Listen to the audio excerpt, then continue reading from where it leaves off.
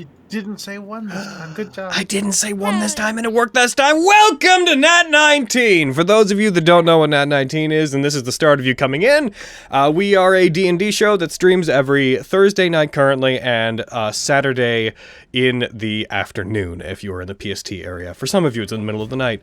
And this game, in particular, is a Devil May Cry based game that we're going to be running with all these lovely nerds. There you go. There it is. I either powered through it before or didn't hear it, but there it is. Heckin. No, I waited. Yeah, okay, good.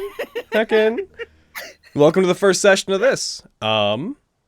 Heckin, please bear with us as we get into our groove with this. Thank you, Spyrite. I want to be dueling today. Thank you for all the incredibly generous donations that we got just before we started stream, and thank you to everybody that's come out to check this out. Because it's the first session, a couple seconds of preamble before we get into the actual game. I would like everybody to heckin' introduce themselves as they were. I'm going to go down the list, starting with heckin' Eric. Why don't you tell people who you is, my boy? Oh, hi. My name is Eric. Eric VA, as some have been known to say. Mostly me. And I do voice acting things for, like, parodies and such on the internet. And and I play with these nerds every so often. He's also a big old hug bear. Mm-hmm. That's true. and you may know me from such acclaimed works as Penis. So. All right, Aaron. Hi, I'm Aaron. I am the co-founder of Project Mouthwash. I voice a bunch of stuff in that. I also stream, but that's just kind of a me thing. I like petting cats, and most of you probably already know that. Sup? All right, Hayden. Then you get to go. Heckin' blow the rest of our credentials out of the water. Let's do this. Hi, guys. Hi, I'm Hayden Davio. I am a voice actor. You guys probably know me, or primarily would know me if you know who I am at all. I don't know why. Anyways, you primarily know me for Priestess in Goblin Slayer. I am Yasuko Koenji in The Helpful Fox Senko-san. I do a lot of just go on IMDb. I don't remember my own credits list. I do a lot of fucking Nat19 stuff. I hang out with these nerds every Saturday and Thursday. On Saturdays, I'm in Vestige of a Fucos, and What's that? now I'm here. It's this really cool other show. We have emotes for it and stuff. But yeah, no, I do a lot of Nat19 stuff, but I am primarily a voiceover actor, primarily for anime with Funimation. Alrighty. And heckin' Anna. Hi, I'm new here. You can do better than that. Come on. Hi, I'm new here. I am Squeaky, mostly full name Squeaky Chiona. I mostly do just art, occasional streaming, and I do occasional voice acting. I don't have any crazy claim to fame since I'm kind of all over the place with my life, but I'm also trying to get into VTubing. I'm slowly coming to life. So it's going to take a bit though, because it's a process, but here I am. Hi. Hello, everybody. Nice to see you all. I look forward to meeting everybody and Cody. Oh. Hello, I'm Cody Hewitt, otherwise known as Summoner Blue. I DM a lot of things on the internets. I've been in every single Nat19 related thing, I think. Oh, you have, haven't you? That's unfair to some people. So you gotta leave. All right, bye. Get out! Goodbye, everybody. I'll be taking over Nicola. Bye. But yeah, that's me. All right, and finally, Spencer. So, Spencer, I'm mainly an editor at this point because I can't voice act for anybody right now. Yeah.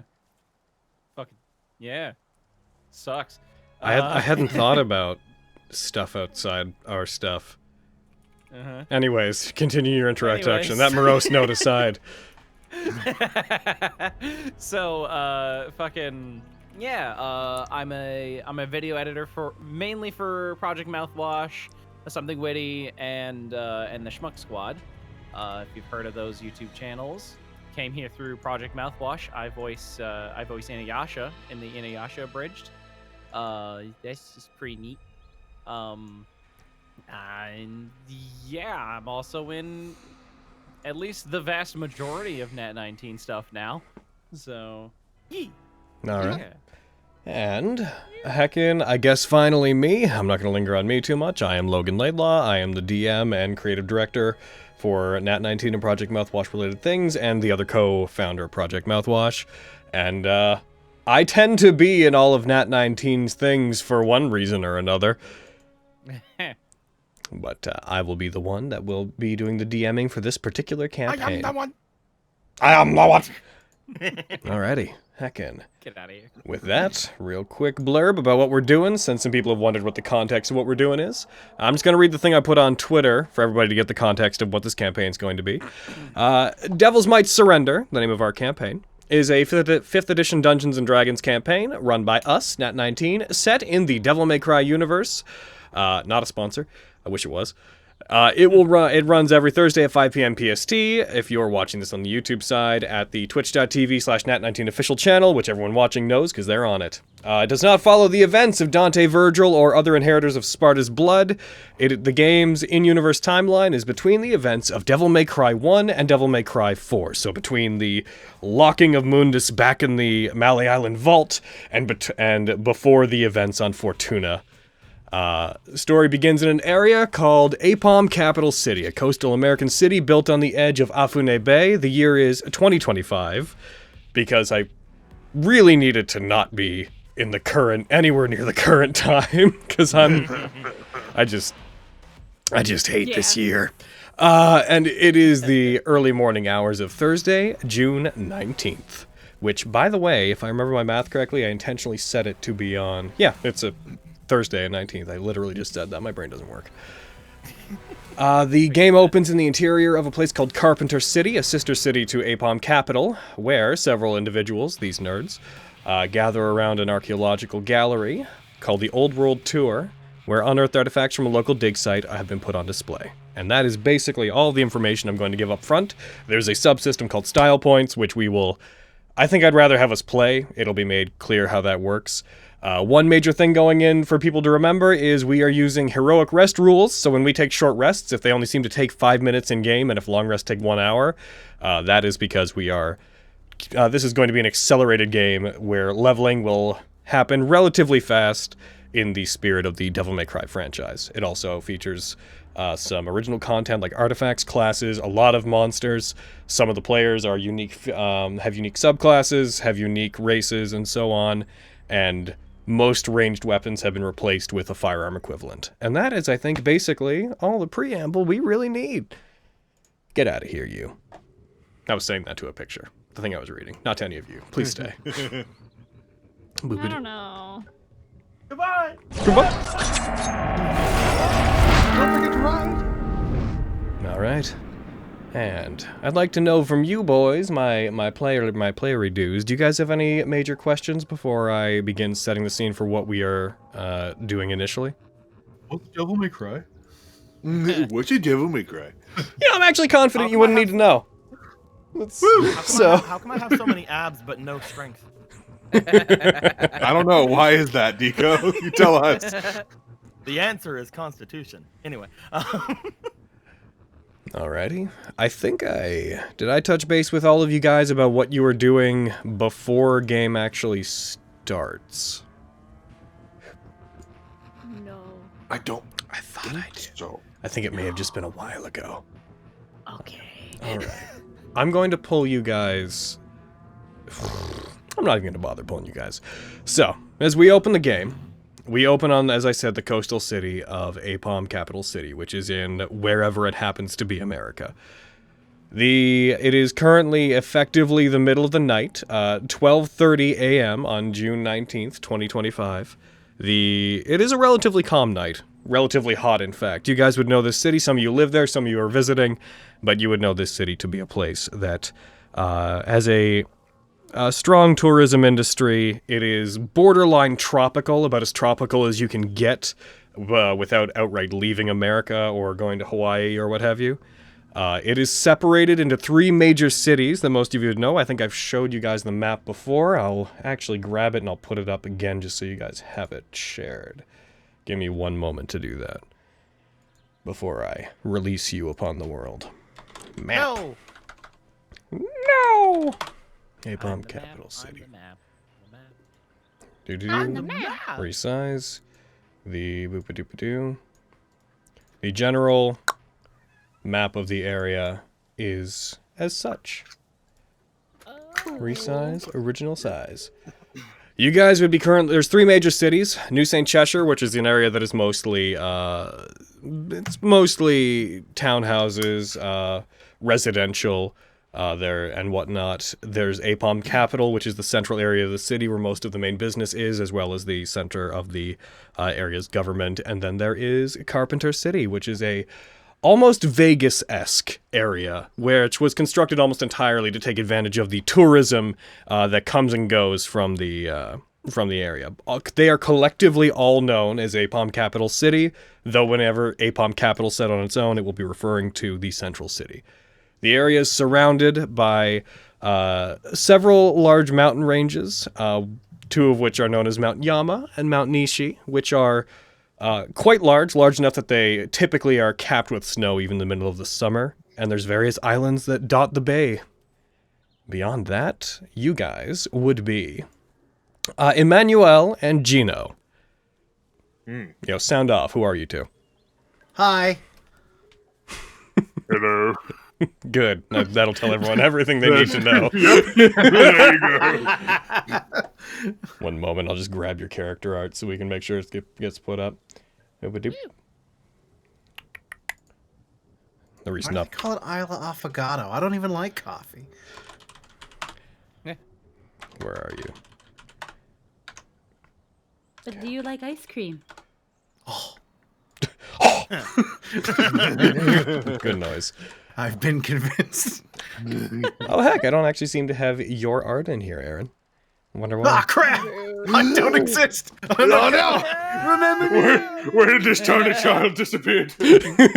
I'm gonna get it. Just a ring laying on the floor. We're not in any major rush, so we would do. I've killed him. He's dead.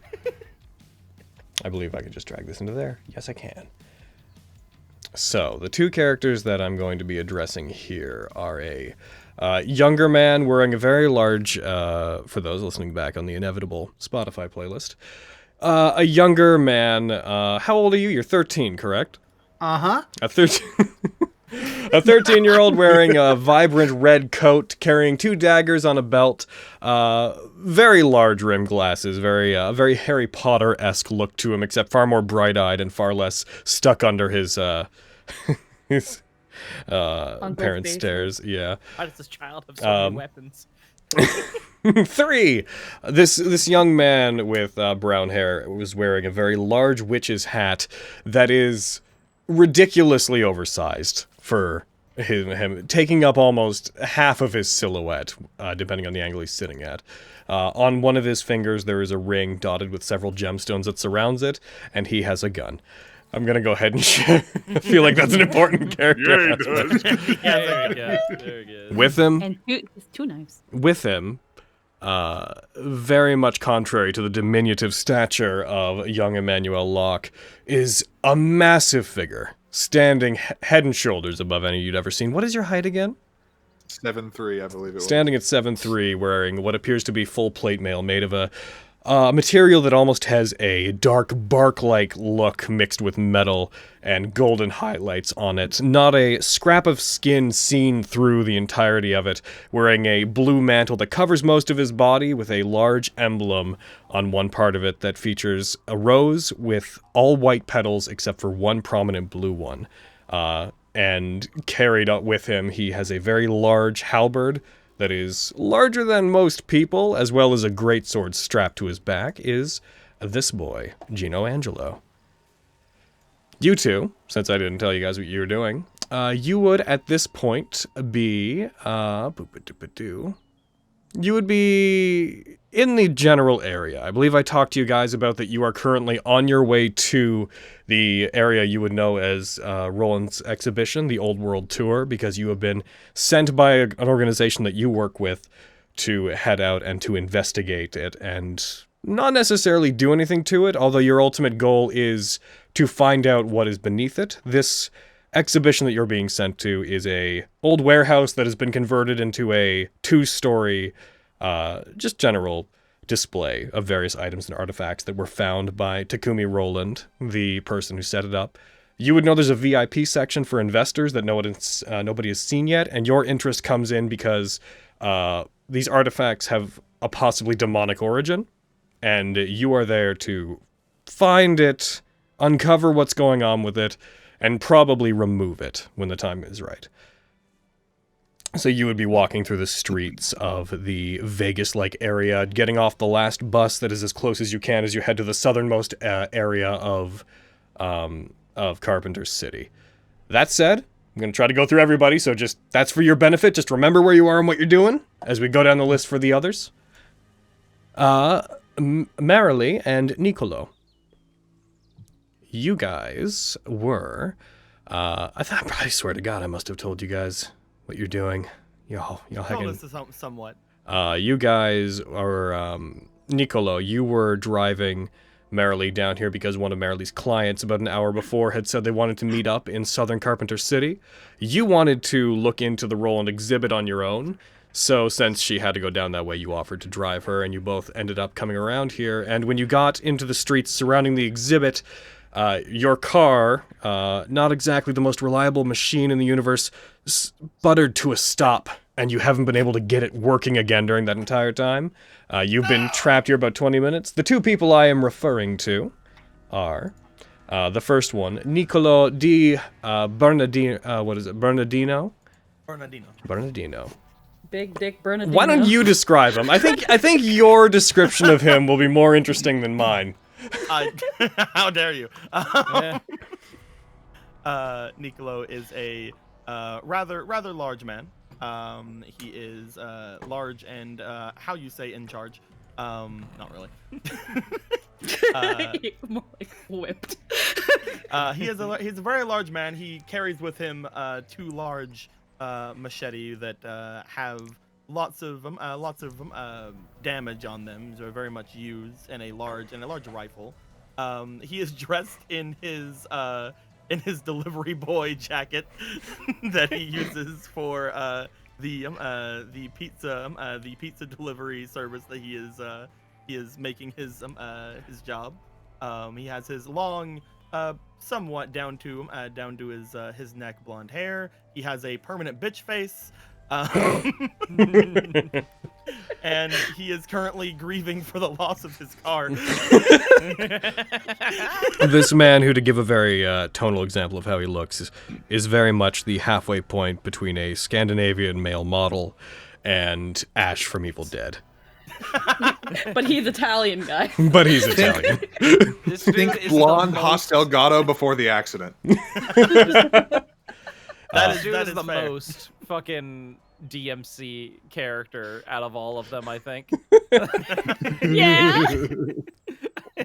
And the other character, since I let him describe himself, why don't you describe yourself as well? With him is... Marilee, first and foremost. Everyone's going to say her name wrong, and I'm ready for it. I'm going to say Marilee, and that's what I'm committing to. Marilee. Well, her name is Marilee Injustice. So get ready to say that one wrong, too. Can't She wait to say that in is... an Irish accent.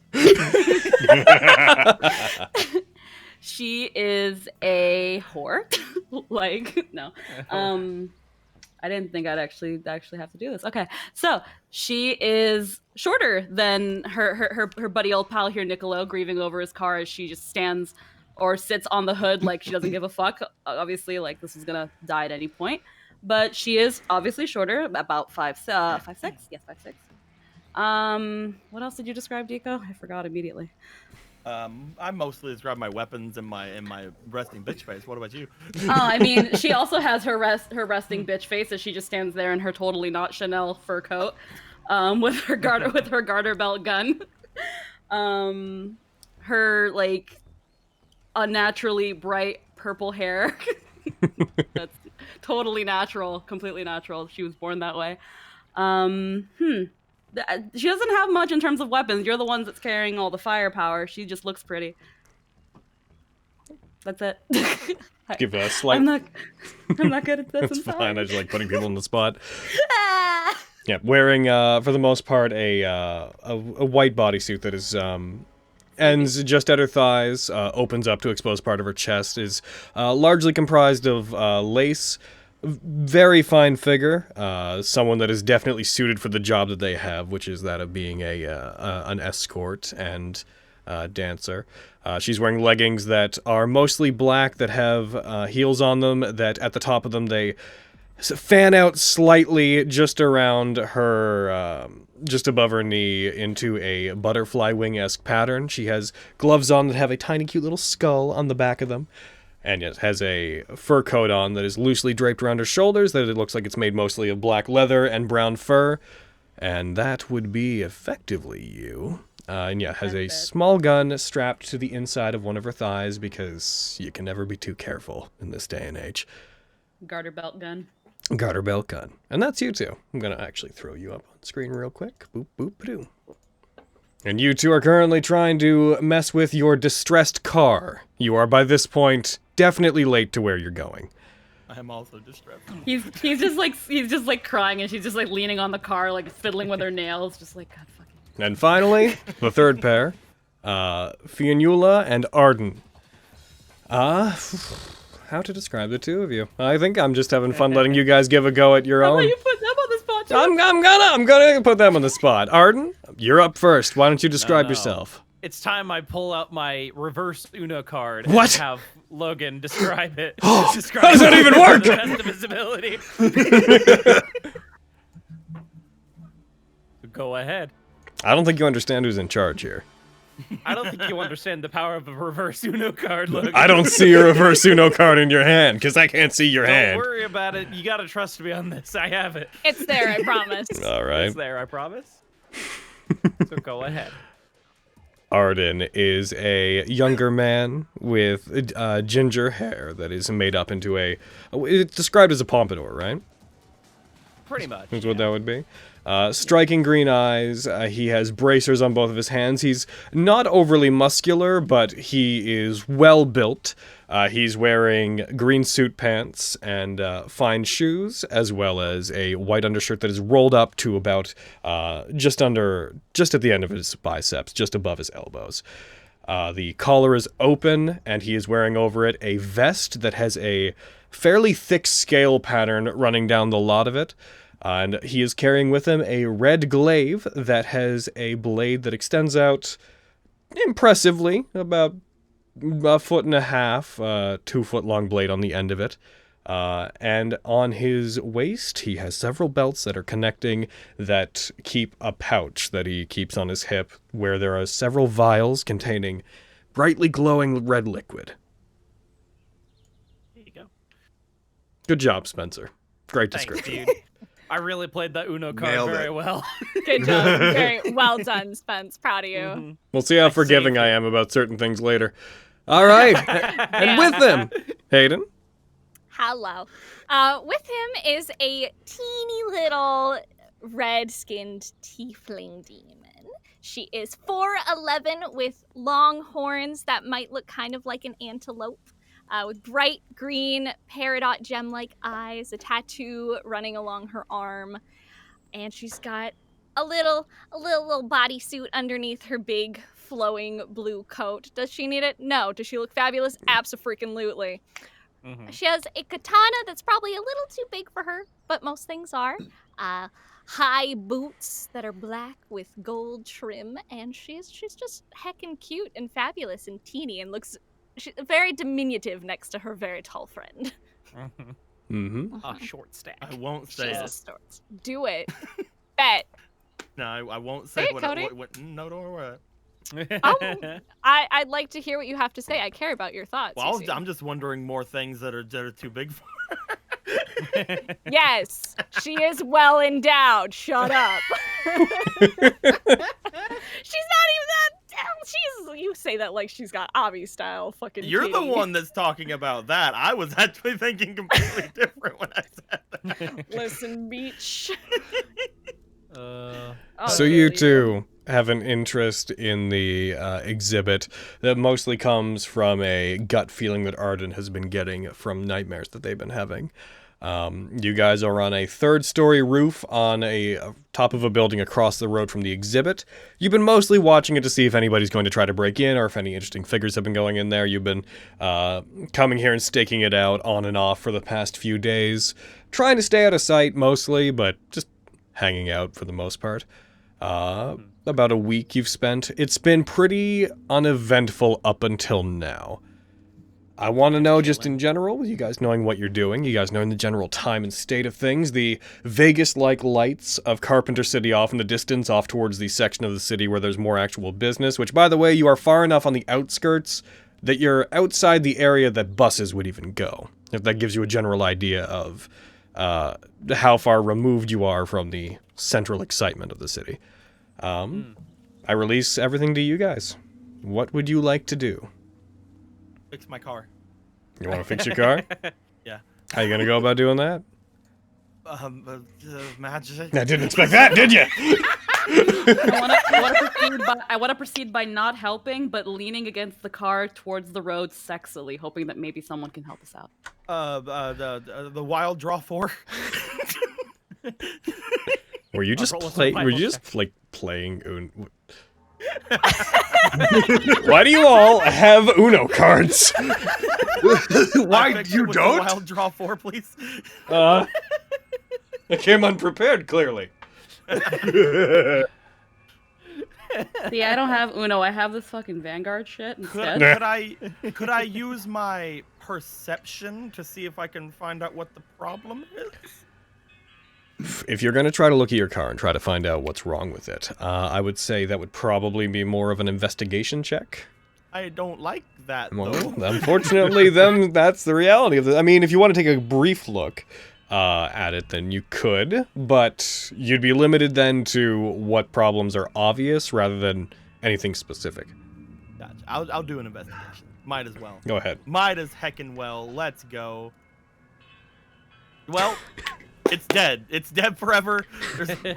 He just pulls up. He just lifts up the hood. Freaking a plume of smoke comes out. It's like, I don't know what to do. Claro que no sabes. Pues, I've got an idea. We're going to flag somebody down. I'm going to ask them for help. I'm going to flutter my eyes. And you're not going to say a word. Understand me? There's a part of him that's like, I'm literally going investigating demon stuff, and you're trying to bring yourself freaking out to the open more. It's like, Do you want your car looks back fixed? to the car. Do you want it fixed or not? Just go do the thing. Okay. I'm grieving. Leave me alone. So what exactly are you choosing to do? I'm going to freaking... Just to make sure one more time. What time of the day are we at? 12:30 a.m. There's no cars in the street, are there? It is 12:30 a.m. in the general outskirts, what I would almost describe as a warehouse district area of Carpenter City. I'm going to hope I get lucky. I'm going to show a little leg to the street and hope I can flag somebody down. I'm going to show a little bit more leg, And says Armando merrily. cars. Gets Hello, entirely everybody, look naked, at my does leg. merrily. So I would say roll me 1d100. This is also a good time. Do you remember how to do that? Can I roll 4 d20s? Because I can't find a So d100 here. you scroll down to the d10 Yeah. Ooh, and you 8. right click on it and it brings up a list of like multipliers. Times 5. The one no. The one you No, want. that's 50. The one you want is one just has a percent sign. Oh. You click that one, it gives you 2 d10s, and you just drop them in the chat. Okay, 1 second. A percentage. That- 2 d10s. Like that? Yes. That? Okay, I'm learning. All right. It says 22. What does that mean? That is, just a random chance to see how well things go. As you walk out, I would say you guys would have been given where you were. You probably would have been taking some of the back roads because you would have been Nicolo would have been trying to take Lay himself low. relatively close to the museum without going directly in front of it. As you go towards it, you don't see any cars as you move around and try to get back to the main road. You do, however, as you move around, merrily roll me. Sorry, how should I be trying to say it again? Just remind me. Marile. Marile. Yes. Okay, I will try, but I'm probably gonna say it. And then lays as in like Lay's chips. Marile. Marile, roll me a perception check. Okay, this is where I see if I can remember this part. Hold on. Yep. I'm gonna click my sheet. Perception. Oh boy, I already lost. Okay. It's in your skills Wait. tab. Skills. Okay, that's why. And then perception's right here. And then there's a little dice. I double click it, and then there you go. 18. 18's pretty good. As you move away, Nicolo, are you going with them as they go to do this? No, he's more smart. He said it was more How smart. far are they going? Off of the street you're on. At the I grieve for my car for a bit and notice she's going further than I thought she was, and I'm following. You see them walk off, Marile. You step over into one of the alleyways that leads between the two streets. Luckily, because of the ambient lighting in this city, it's never really particularly dark. There's always artificial lighting, even out here. So it's not like this alley has a creepy Alan Wake-esque total darkness vibe to it. It's like you feel safe walking around, especially because you have a gun. But as you walk around and you come to this alley, you do see not a car, not anybody driving by, but on the other road you do hear a vehicle stopping and the closing of a door. And though you can't reach them immediately, you do see the shadow of somebody with this large dog walking behind them, passing by the alley on the other side, moving not quickly, but with determination, walking by and out of your view on the other side of the alley. Assuming that you continue trying to move towards that general area, that's Nicolo probably when you'd see them leave and move away and leave the street and choose to follow them, though you can tell me if that's not the case. And she'll keep going. She's already expecting him to be right behind her. I Alrighty. locked up my car. No one will one's steal gonna- my no. piece of shit now. No one's gonna take that piece of shit anyway. And if they do, that means they fixed it. So They deserve it at that point. knowing that that's what you're doing to follow them, in that case, I would say those that are on the top of the building. So Fionnuala and Arden, you guys have been here What for up? several hours by this point. I'd like to know what you guys are doing. Describe I'll what turn- your stakeout is like to me. I imagine Probably- it's Go pretty ahead. chill. Like, you mentioned we've been up there for like a couple hours. There's like snack bags like all around, just Yeah. them snacking and stuff. Like, it laid out a fucking blanket so we don't get dirty.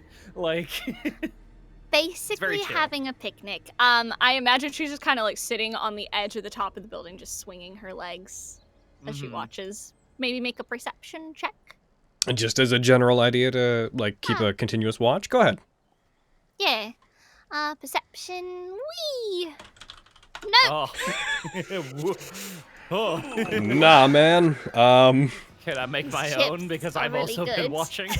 I think maybe you should. Yeah. There you go, 17.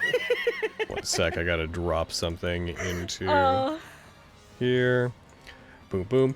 That's pretty good. As you guys are watching Fionnuala, you find that you are, you're getting a bit antsy.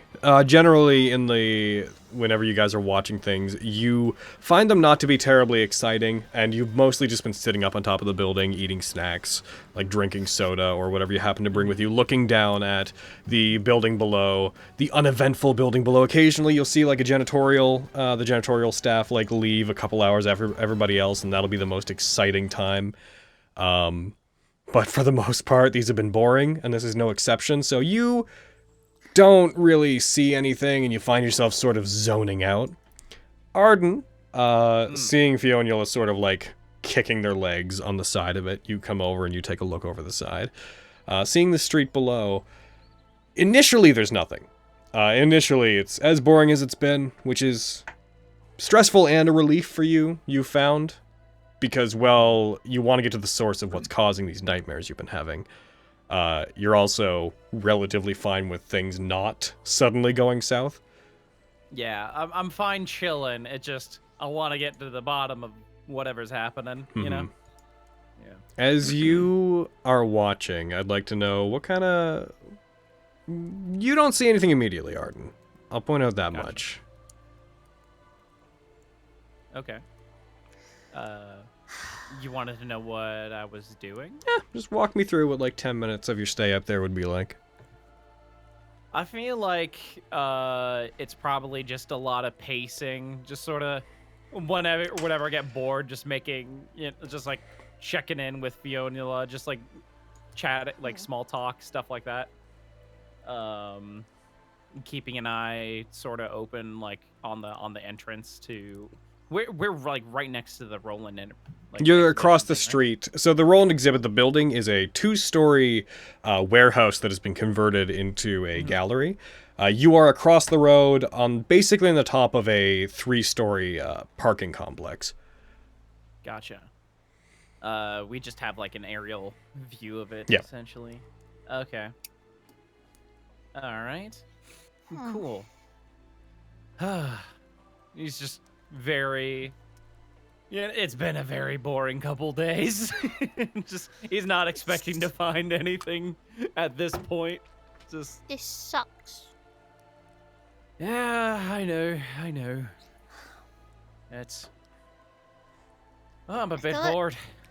I thought your nightmare was supposed to lead us somewhere when we've just been staring at this stupid building and I'm bored. We're out of chips. We're out of... Alright. Yeah, I get what you mean. Well, I guess I'll go and get me more chips. You keep an eye out then. Yep, I'll keep an eye out on the whole lot of nothing that's happening. You got it. Mm-hmm. Oh, he's like put his hand to his eyes, just sort of like. As you sort of massage the area between your eyes and do that, you have a brief moment as you turn where you think you see something out of the corner of your eye. You think you see like a shadow in one of the streetlights moving down below. And at first it seems like nothing and you turn away, then you stop, look back. And you see that where there was nothing previously, there is a figure that is walking down the street with, again, a large dog at their side. But you notice that when this dog steps into the light of one of the street lamps, the dog seems to turn, gives off this wispy, shadowy aura around it, as if the light's sort of dispersing it and, like, causing it to lose its form. Then as soon as it's out of it, it returns. The figure walking beside them, you can't tell much about them from up here, especially because they do seem to be remaining largely in the shadows cast by the buildings. But they are wearing a long cloak, and they appear to be carrying some kind of very long instrument with them, which you could compare to the size of your glaive, almost. Oh, fuck. They're walking this segmented, feather-like cloak fluttering behind them as they're moving down. You also, around this point, roll me another perception check, just because. You get it. Hey, yeah. At 9. Okay, so you do not see the other two people that are following behind them involuntarily. But you see them move over towards and stop in front of the exhibit. Turn, and I will note I've forgotten it again. Marile? Marile. I'm gonna have to say it a million times on my own outside game, but today it's Marile. Marile! Nicolo! Mary! You guys turn the corner, start following just in time to see this figure, about a building or two's distance down from you in front of the exhibit. And Nicolo, you're the first one that clocks there in front of the exhibit you're interested in. You see them stop, put their hand out to the handle of it. They briefly try to pull on it, and it doesn't open. And as this happens, you see the large hound that is with them dissolves into their shadow, seems to wisp inward and disappears through the cracks in the door. You then hear the sound of something bending, and the door shudders slightly. and then the figure on the outside pulls the door open, no longer locked, and walks through. As soon as I would have noticed he was going straight to the thing, I would have been like, Maride! And I would have like kind of like grabbed her and like pulled her over to the side. Like, and then just started staring over there, completely forgetting that he was taking her to a job because, you know, his thing is important now. Por fin me dices que estás enamorado.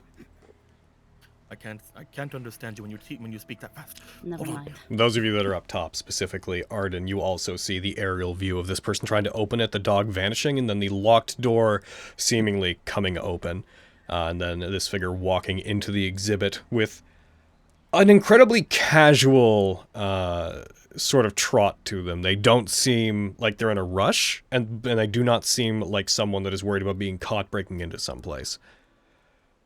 I excitedly turn to Fiona. Fiona, something's happening! Oh, Finally! thank God! Okay, let's I fucking go. excitedly point at what I'm looking at. Do I hear It's right yelling there. from above? Roll me perception, Nicolo. Do we? Do we? I don't notice them. Can I roll perception too? Yeah, go ahead. 18. You both see two excited figures up on top, like, pull themselves away from the edge of the building, and you just hear a very, like, really? Okay, at first You hear the faint echoes that you Go can't... back to the car, but Pero parece que no somos los únicos en solos. Well, I guess we're not the only ones alone here. Should we go back to the car? It's he not looks going to to get the fixed. door, looks to the car. He wants to tell her to go back to the car, but now he knows other people are around. No, stick with me. Okay, fine. I mean, I am your mess to clean up. Gino and Emmanuel. Around this time, you two would be approaching the general area. You'd be able to see the area. You would arrive just after the figure entered into it, so you wouldn't see that happening, but you just come within, you'd like turn a corner and just come within view of it. You've been walking for about 40 minutes because, again, the buses don't come down this far. Noting that to get here, you did, Gino, have to take public transit, so you were yourself on a public bus for a while, which is a great scene in and of itself. But with that said, could you guys just describe to me what your travel to the area is? Like, what is it like? Imagine after getting off the bus, we'd probably just march towards wherever the exhibit is. I'm riding Gino. Hell yeah, I'm carrying him. I cannot walk as fast as him. It's true. Little legs. It's like a little piggyback situation, only you gotta watch out for them spikes. I My hope feet you're are using tired. healing stats. I wouldn't know what that's like. So what's the play? What are we doing when we get there? Are we gonna let them let us in? Are we just I gonna can like... pull out my gun. You could do that. That's not a bad idea. So we just want to go straight for the intimidation tactics then. That's what we're going with? We could go in the back door or something. Just You're sneak the in, I adult. guess. I don't know how old I am, man. Oh. Well, then I'm your big brother now. Oh, boy. Hi, Ed and Al. Anyways, yeah, we could like check the back door or something if we want to be sneaky. Although, yeah, No, we no, should go through the front door. I feel like sneaking. I Is don't a know, good... man. I feel like I'm pretty sneaky. I feel like I back can door manage is it. all right if you're confident. I'm confident. I think we can manage. You can blend into the shadows. Oh, that sounds fun. Let's do it. And we move along. I've learned that I'm the straight man of this game. Oh no! Oh no, it's too fun. Okay, so you guys are gonna go around and try to go in the back? Yeah, You would know that this place being a repurposed warehouse, you know there would be your typical like large shutter doors in the back for like delivery trucks and whatnot to deliver things to. Going around the back way, you guys basically, the moment everything starts to converge on the front, you guys happen to comically turn and walk towards the other road around the buildings. Just as several figures all emerge from the darkness, you walk around, you pass by a car that you pay absolutely no attention to, because it's just a car, parked in a weird place, but it doesn't seem out of place. You guys come up to the back of the building where there is a door. There's a set of stairs leading up to a door and on each side of the door, there is a large, like, you know what warehouse doors generally look like. A fairly massive, like, set of metal loading dock. How do you guys want to try to get in? Like, moving up to it, you would trying to open the door, you would find it's locked. And there would be some kind of mechanism locking the shutters as well. So what's your play here? We're doomed. I didn't think this far ahead. Okay, I have an idea. It could work. I don't know what will happen, though. What's up? Let's try Do you trust me? I trust you. Okay, we need to go, like, a ways away, because I don't know what's going to happen here. Okay, cool. Let's do it. I do it. I do the thing. Okay, I point my ring, and I use it on the door. I'm sure this is where I immediately regret giving you this at level 1. Yes. All right, go ahead and roll 1d100, please. All right. Oh my god. So, given the general size of the road, can you just both make a Constitution save? Yeah, man. Sure.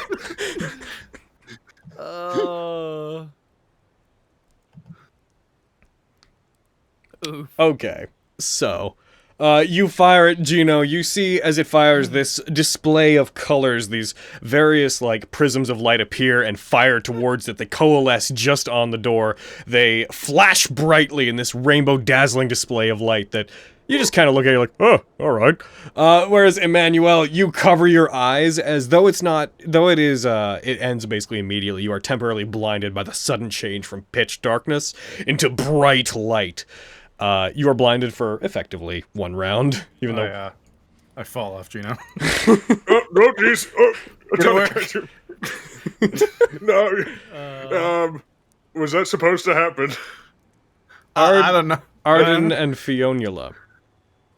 What's up? Yes. You guys, after seeing what happens in the dark, see a bright, arcane flash of light from the other side of the building that, given your angle, you can absolutely see. You would probably take it as someone has just set off a flashbang or an explosive in the back of the building.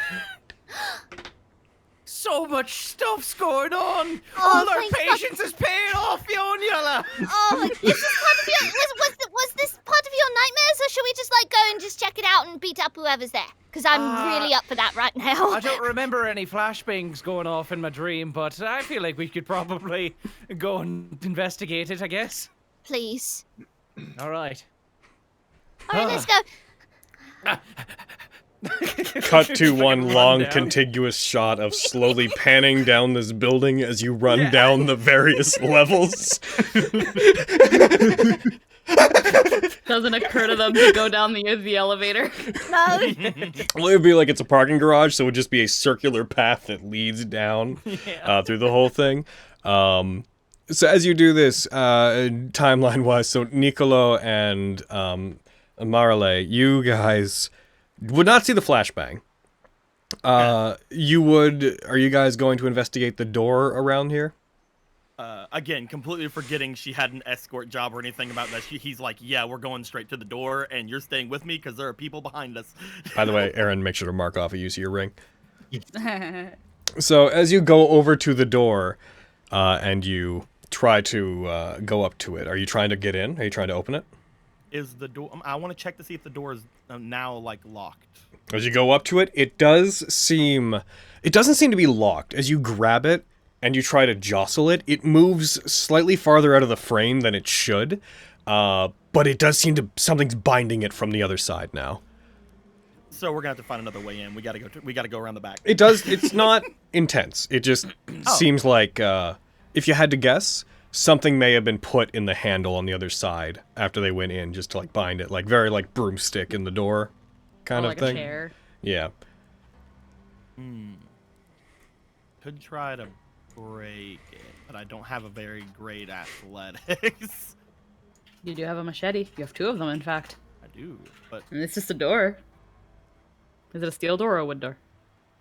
This would be a metal door, because it's a warehouse entrance. It would have been... normally, this would be like a glass door with like a metal frame that you'd be able to like see in through. But there's currently, in both the front windows and on the inside of the door, there are black curtains pulled across them, as it is after hours. Hmm. The only thing I can think of is either finding another way in, because again, don't have very great athletics, and don't want to just start hacking at something in the middle of the night so that somebody inside hears.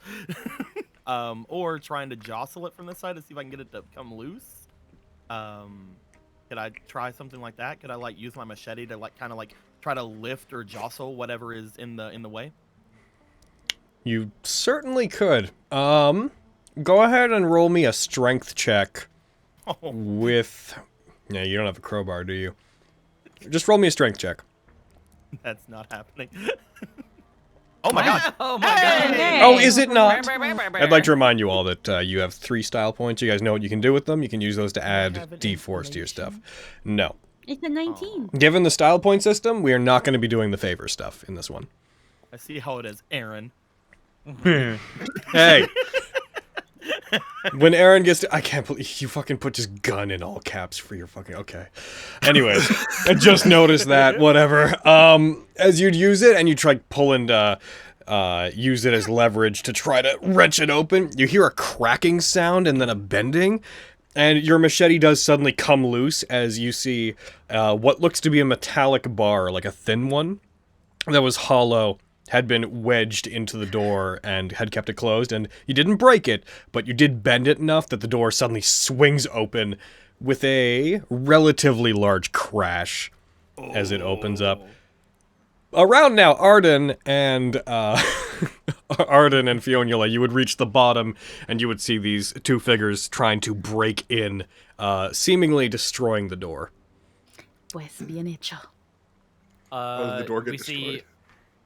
we see Cody and Hi. Squeaky's Yes, characters. you do. Okay. Oh, I didn't see them before. I don't know. But there was a flashbang on the back. Do we go should talk probably to go- them? Should we go check out where the flashbang came from? Yeah, that seems a bit more, they seem to be preoccupied with that door or whatever. Yeah, I think they're opening the door for us. So let's go see. Yeah, what the let's let sparkling shit them do wants. that. They're gonna hate it whenever I lock it behind me. So Gino, Angelo, and Emmanuel, you guys are recovering from this. As you do, as the magic fades from what you just did, you hear a crashing sound that sounds like something was jostled loose inside the building. Did we do it? I think that sounded like we did it. Did you open a door elsewhere on the building? I could do that. I don't know, maybe. We should go check it out. I have no idea what this thing does. Are you guys moving All around? right, You guys moving okay, around to yeah. the other side? I'm gonna carry him to the other side. I would like... So, let's do this. Squeaky and Gino. I'd like you guys to whisper at me. So type /W, and then what is it? I believe it's GM. /W space GM space, and then type left or right to tell me which way... Or no, sorry, Squeaky, you're not going around. My bad. Okay, what am I doing? Sorry, Arden, let's do you. Whisper at me with which direction around the building you're going.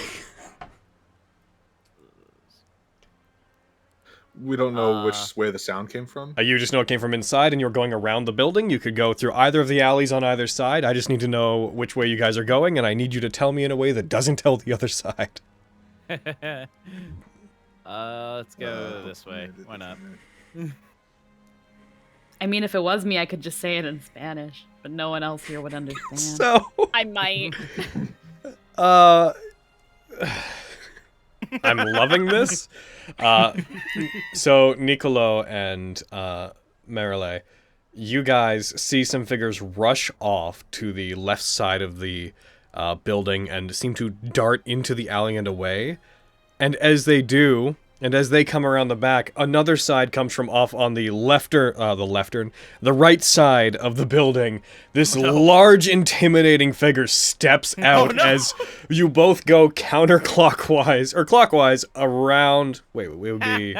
I grab Marilam, we go in. Yeah, clockwise. You both move clockwise around the building, switching positions as you guys end the up... night security's here, I need to grab Marilam. You guys duck inside? Coño. Looks like all the crazies are out tonight. Including us.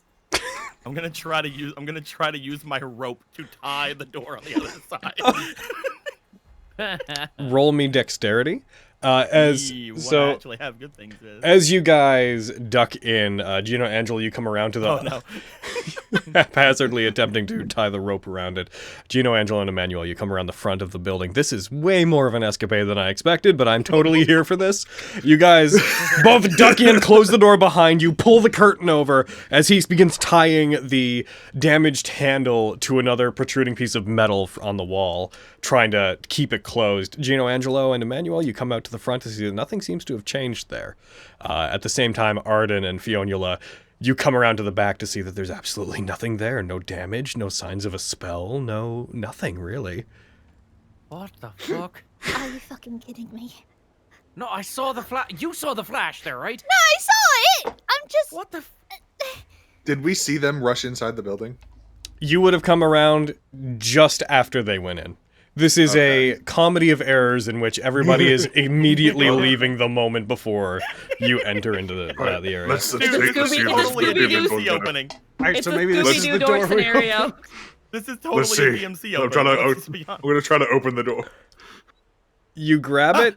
As you grab it, those inside, you see the shadow of a very large figure step out in front. Like, through the curtain, backlit by the streetlights, you see a massive figure walk up to the door, reach out and begin jostling it. Gino, Angelo, as you grab it, it seems to just kind of, as you casually grab it from your side and shake it, it seems to be open, but is stuck on something stopping it from opening. And as you just casually try to move it and shake it inside, the rapping, almost overwhelming sound of the door shaking, almost in a horror movie-esque fashion, begins to sound out, reverberating in the empty building. Marley, hide! Oh, I think it cracked it, but it didn't open it all the way. Should I get my gun? It's always you might want to have your gun ready. I have my gun ready. Look for like some random ass table or behind a curtain to just. I'm gonna shoulder the door and try to get in. I'm gonna tell you guys what the first floor looks like as you get in. As you enter into the first floor, there is a brief, just narrow area that goes for about 10 feet in, and then it splits off with a hallway going down the right way and the left way. Down the left way, you see there's some lights that look like dim lights left on for probably an exhibit.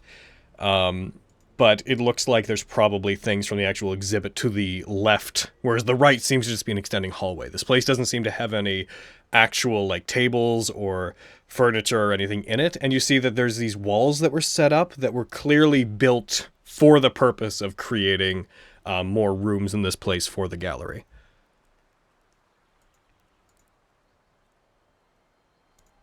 So, with that information, I'm recontextualizing. What would you like to do?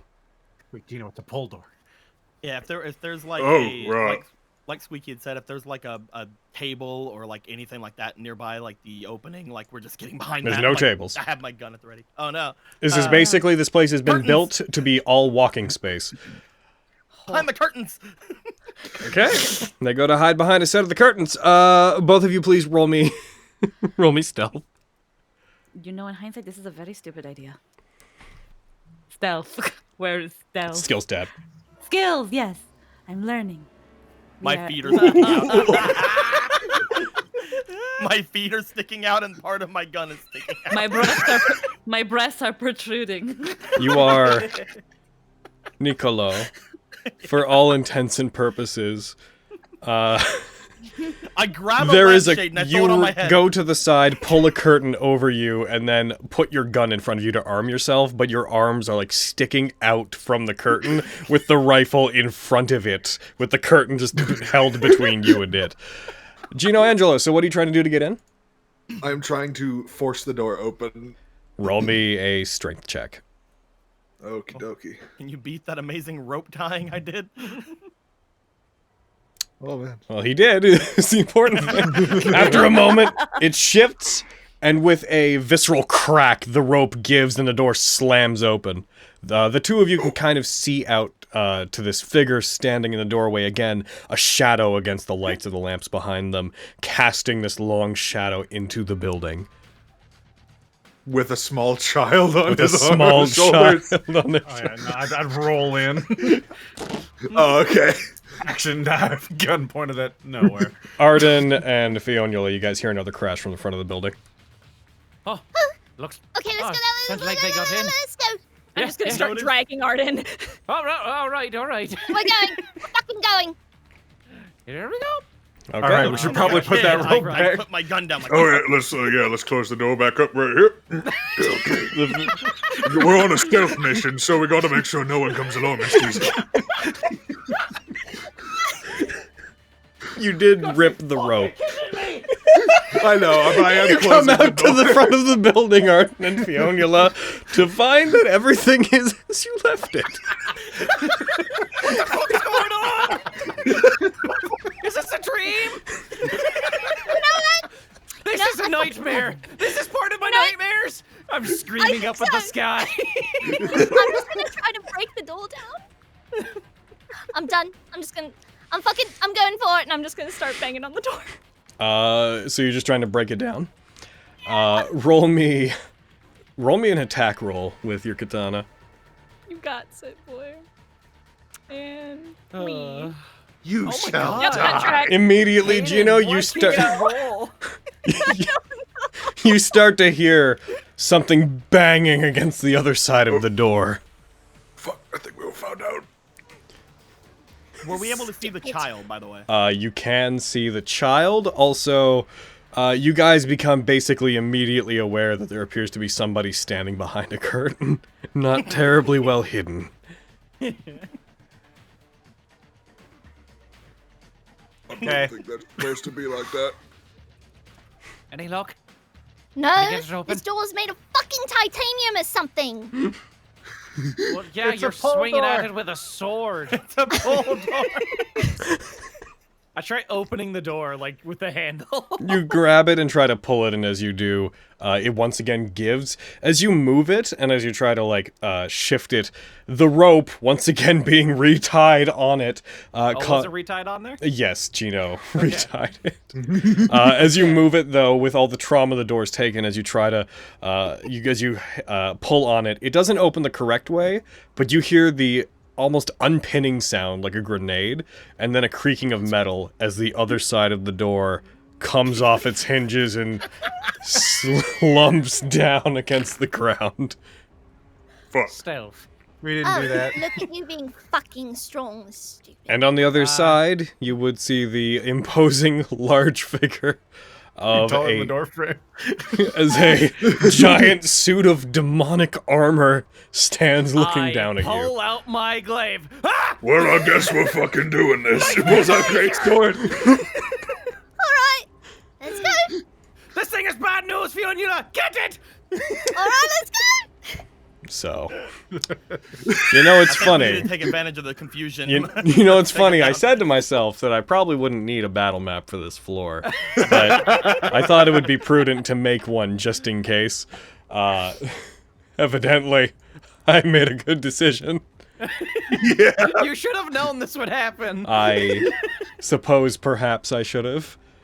For the sake of what we're looking at here, so you two are like, baba. You guys would be standing just outside, so you would be there, and you would be there. As you guys enter into it, I'm going to just define the hallways here.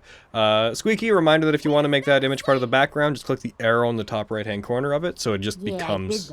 Yeah, that makes it easy to manage. I remembered that part. I also remembered not to zoom in all the way. Don't do that. That's a bad thing to... So I'm just going to Map's reveal... not even loading for me. It's just a great. Scroll Very down. bottom of the map. Scroll all the way down. I found it. Okay, we go. So I'm just going to reveal that much of it. So, you guys I'm gonna say, where would you guys be? I'd say that you guys hid behind curtains on the windows, What is our amazing hiding so spot? you guys would be basically around there, hiding behind curtains against a window. I mean, no one's found us yet. I'm going to say, I will say, Technically, Aaron said hi. Emmanuel and Gino are aware that there is definitely somebody there.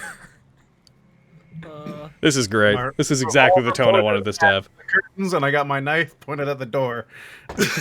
I'd like everybody to roll initiative for A child pointing a gun at me. for a combat encounter I'm not even gonna have to participate in. Hell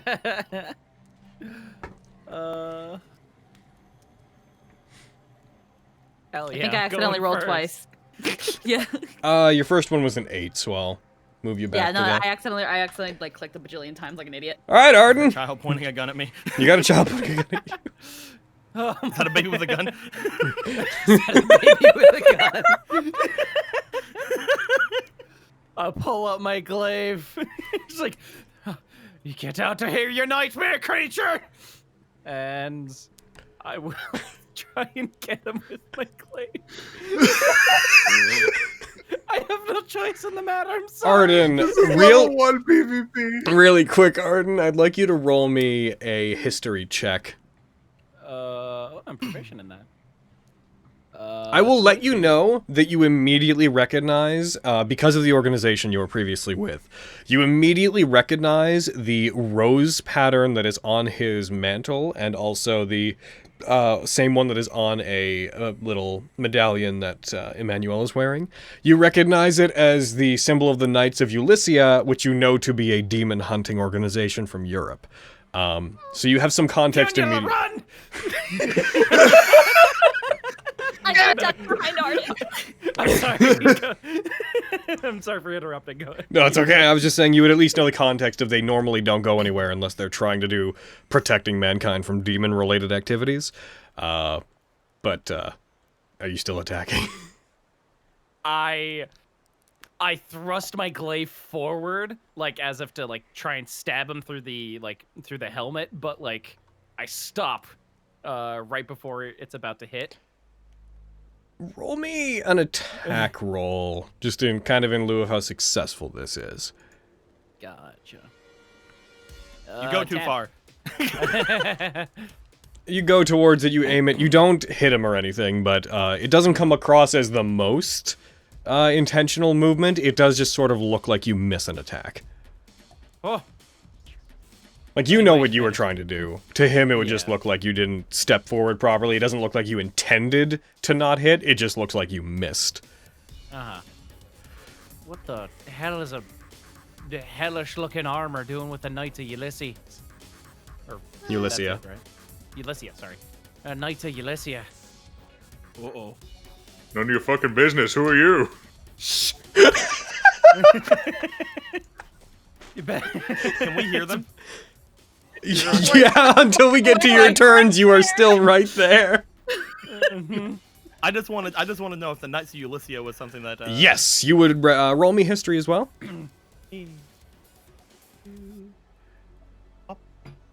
You would have basically considered them to be a rival organization to yours, in that they were basically your opposites. Whereas your organization was all about, how to put this. They seem to want the same things as you, but your higher ups seem to consider them enemies. Okay. Ooh. Harley, run! I'm kidding. It's a bunch of people with weapons. Emmanuel, run! Quickly, run farther into the building! I love how each strongman in the group is like, small companion, run. I'll hold them off. I'll hold them off. I'll hold them off. Hold them off. But anyways, yes. So you would recognize that much. Okay. I will look nervously at Fionnuala and then back to Gino. We have business here. What business do you have here? What business do you have here? You know, I don't really know. Well, then it sounds like you don't have business here. I do? It's hard to explain. What? what's your business here before I stab this through your fucking helmet? I'd like to see you try it. But also, we're investigating demon things. Police, get in the ground. You should listen to him. He's a wild card. You don't even know what he's going to do. Emmanuel, it's your turn. I cast mold earth on the wall and make police. Meanwhile, this Marty just like whispers, and all of this just to fix your fucking car. This has nothing to do with the car. So the technically the walls aren't earth. They are technically a mixture of concrete and such. However you do that, and we'll say for the purposes of what we're doing, you create the impressions of cops sort of in the walls. Yeah, that. That was concrete, that'd be stone. But you're the police? Wait, who gave this child a gun? And a knife! And Very good question. Yeah, he has a gun and a knife. What about it? he's a child! Is that not normal? Have they not seen anything on the internet? Fionnuala, what's up? I'm going to start drawing my sword and just kind of like look at Arden. Who gave that kid a knife? Kid, shut up, squirt! Or two? Excuse me. If you're investigating demon stuff, I'm gonna have to stop you from investigating them. No. No. Yeah, I said it. Nicolo. Yeah, well, you make shitty cops. What are you doing, Nicolo? Hearing about who these people are, seeing the baby with a gun, and probably noticing that I'm not very well hidden since he's pointing a gun at me. I will slowly start to make my way out of my hiding spot. And I'm not going to point my gun at the kid. I feel like that's probably something he wouldn't do. But he will draw his machete and basically like point after like lower your weapon. What? Who the fuck are you? You hear a voice. There's another person. Wait, It's the there's curtain another guy. person. That's pretty Okay. popular. I'm just pointing my gun off to the side for no reason. I'm pointing at the curtain guy. Oh yeah, forgot about him. I'm not going to hurt you. I need you to put away the gun. I really don't wanna. I don't get to take it out a lot. You shouldn't. Ah, I feel like me and your friend are here for a similar reason. So maybe we could stop the people in front of you together. What? Come on. What did Aaron say? I said, what? I'm here to investigate demonic activity as well. I think they're doing what we're doing. Oh, I'm going to duck behind Arden. they seem pretty chill, I guess. Just At which point- maybe we'll put the machete down, but yeah. He will start to walk. He will lift the machete up just to show, like, I'm not planning on hitting you. And he will try to look around at the people at the door. Like, he'll try to pass by Emmanuel, if Emmanuel will let him. Will Emmanuel let him? I'm a kid, man, yeah. I will just basically get here. I will look out toward the others. And just, again, look down to kid. Look over toward person still hiding, and then I will point my machete down over toward the door. Are you still prepared to stop? You're under arrest. Now you're outnumbered. We have curtain guy. What? Gino, your turn. You want to lower that there stick, buddy? I like squint at you. Just You got no plans to destroy the world or at least the city, right? No. Why would I do that? Yeah, we're not allowed to do that. I work. You're not here. allowed to do that. Yeah, we're supposed to die or something before other people. I don't know. Huh. I'll look at Fiona like, just like, give her a look that's like, maybe we should put her. Gino, they're not playing Mexican standoff right. Marilee, your turn. She just peeks out from under the curtain, like, ¿Qué carajo que está pasando? And she's just gonna just get out. Okay. All right now. What? God, I'm so confused. Nicolo, what? I thought we were going to just fix the car. Why are there so many people? The car was an unexpected. I came to do this. I was going to take you to. Don't worry. Hello. Más secretos. Pues. And she's just gonna, if I can, move over here and then just look at these two chuckle fucks over here. You're so pretty! Holy crap. Oh my god! Claro que sí, dígame que el mundo da vuelta. Anyway, hello. Just what is going on? Everyone here seems to be a party for some reason. I was just trying to get to work, wasn't I? I don't We're fucking just- know. Well, listen. My friend was just looking for things because he was having nightmares and he was really scared and we just wanted to see what was going on and then there was a big explosion and now there's all these and you guys are trying to kill us and you're Ulyssia and I go... Okay. Respira. Finally someone with an explanation of some sort. Okay. That's We're why making the you're other kids sad. I don't think we should play this game anymore. I'm gonna put my gun away. Okay. Nicolo, demon activity. Another one of your secrets, whatever. You two, Boy and Lata. Demon activity. You two, Nightmare on Elm Street. What else? Talking to me. What's she talking to you? Sí, la lata que mueve. I think I Sometimes heard she- yes in there. sometimes She, I don't. Sometimes she speak a little fast. The tin Right. can. Yeah, she's talking to you. Excuse you. I'm Who even excused. are you? She's the curtain lady. Someone who was just trying to fix my friend's car by finding someone. The curtain? No. Okay. Okay, look, we didn't think this through. This is partially my fault, but it's also partially his fault for not telling me. Looks at Niccolo. Shrugs.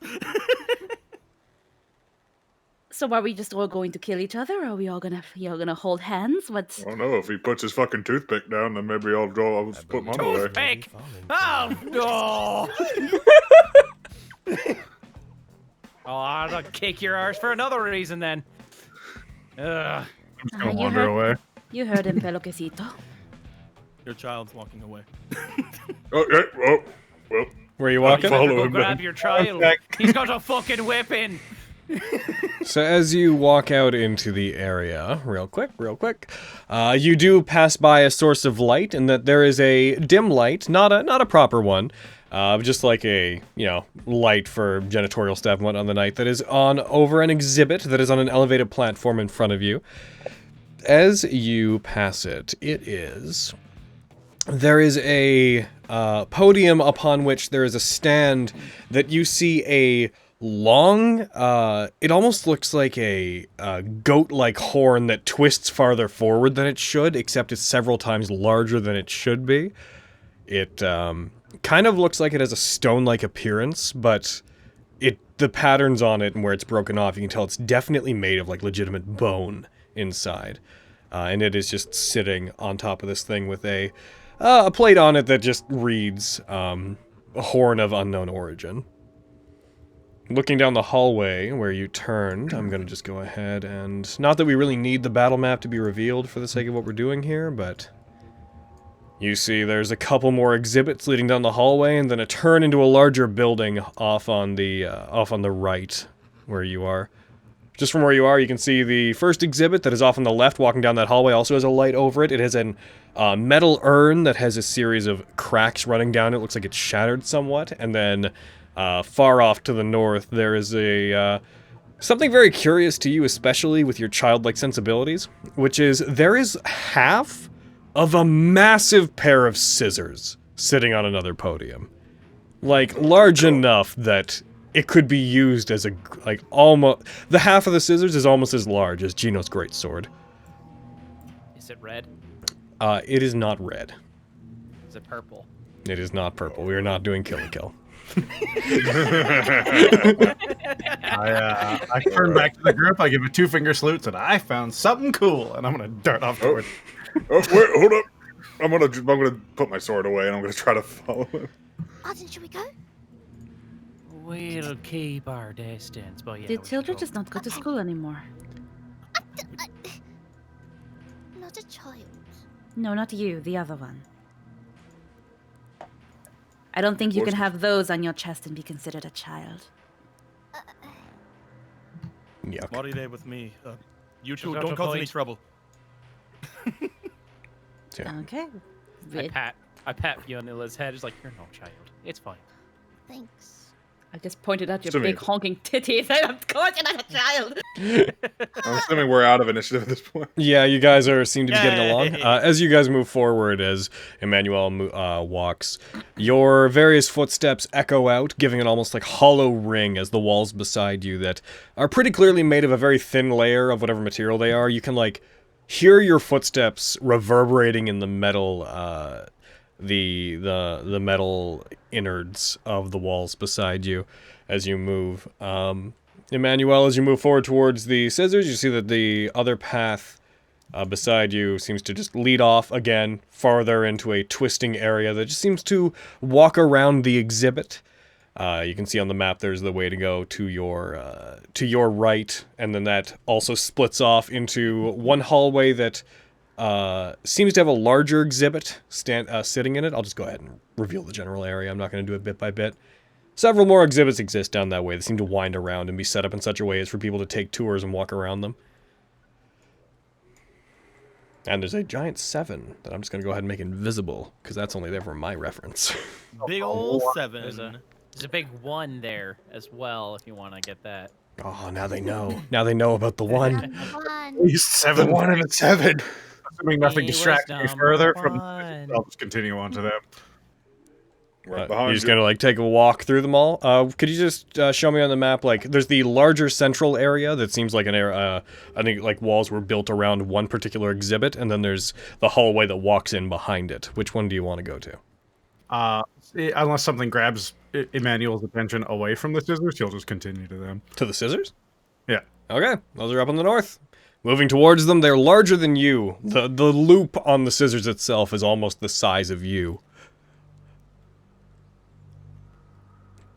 The rest of you, as you follow along, would... What's your phone?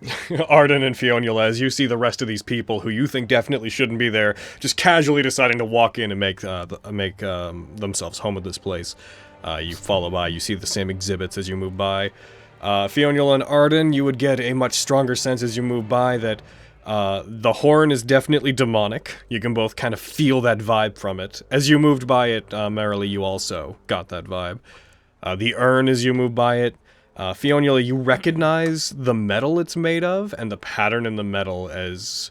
You don't know exactly where you've seen it, but you know that you've seen it before, and not in the human world.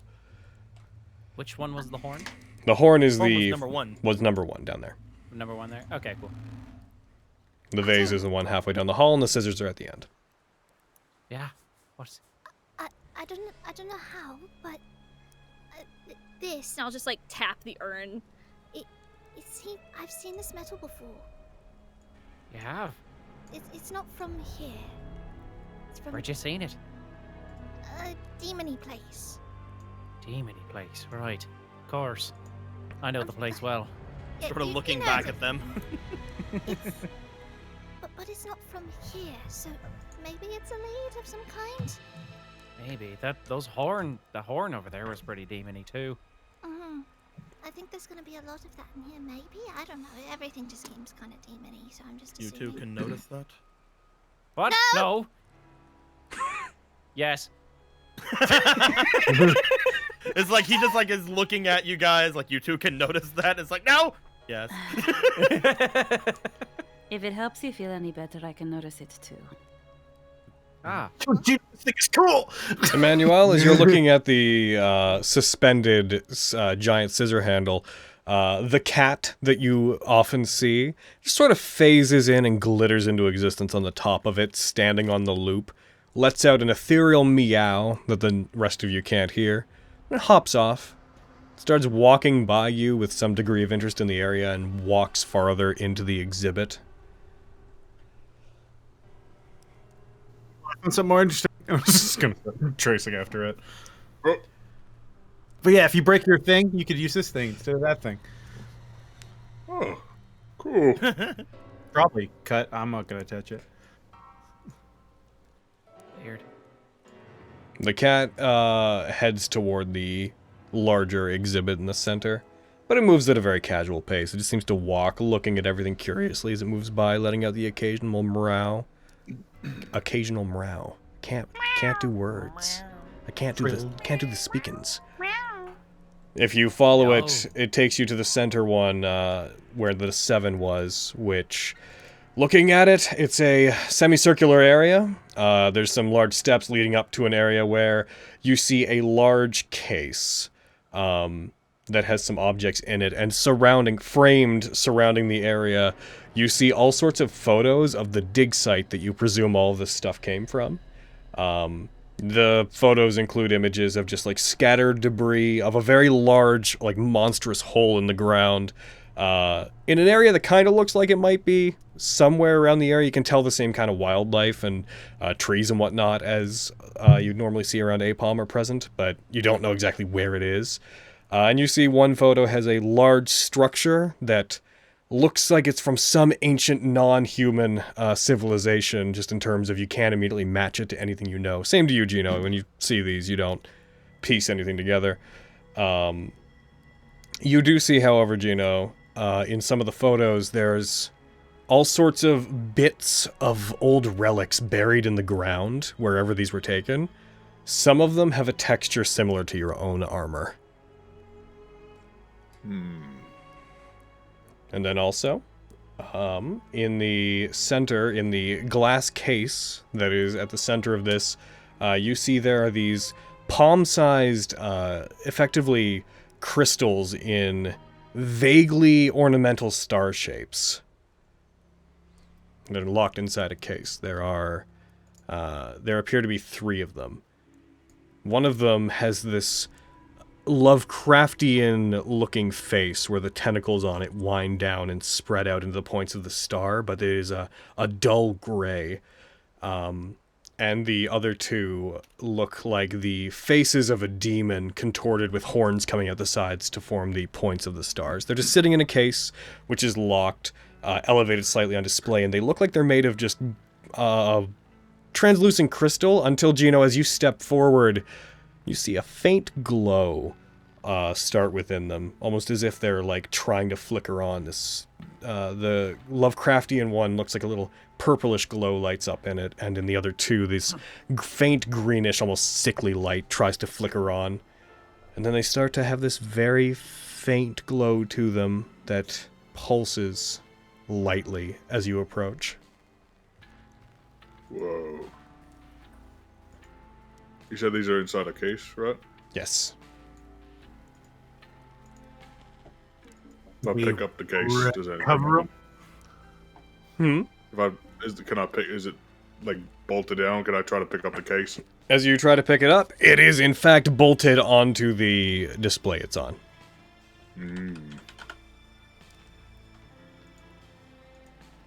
These weren't doing this a minute ago, were they? Well, he like looks to Emmanuel. Huh. Huh. I was looking at the picture of the hole. Oh, yeah. Open that up. Gino, given your expertise, could you roll me history or religion? Either of them. History or religion, skills. Sure, man. Oof. So you can't really tell anything about them. I will, however, share these images of them with you. Heckin' baboom and baboom. Oh. These are what they appear to look like. Oh, That's sick. Neat. I love that. I'm gonna think turn these and are notice really that those cool. guys have moved now because they're out of my sight and there was somebody that came in here before. So yeah, I think you would should like try to make use my the way thing to over open towards it. them. Have you know I'm somewhat of an expert in opening things. Oh yeah, I know. I saw it a minute ago. Go for The it. hammer on my revolver. Oh, I didn't see the purple one. That one's really cool too. What? Oh yeah. I just moved. I moved the picture. Are you? What are you doing, Aaron? I am trying to open the glass with my gun. In what way? Oh my god. The gun part of the gun. With the gun? Are you shooting it? Is what I'm asking. I think. Roll me an attack roll. Oh no. Bang! Roll me a damage roll with the gun. It's only glass. As you fire it, you guys hear a gunshot in this enclosed space. It rings out. The bullet goes through the glass, shattering it. You see the lights above the exhibits flash and turn red as this happens. There's no alarm that goes off immediately, but they all turn red one after another. The bullet sort of bounces around because of how close you fired it. Gino, you feel it kind of ting off one of your horns harmlessly as it stops. The glass is shattered and they are now available. I want to pick up the What green are the one. two of you doing? Recovering. Stealth mission. Ladrones. You're not being very stealthy right now. There's someone else in here. What are you firing a gun? There's someone else in here. All right. This fucking kid a gun. Who gives a child a gun?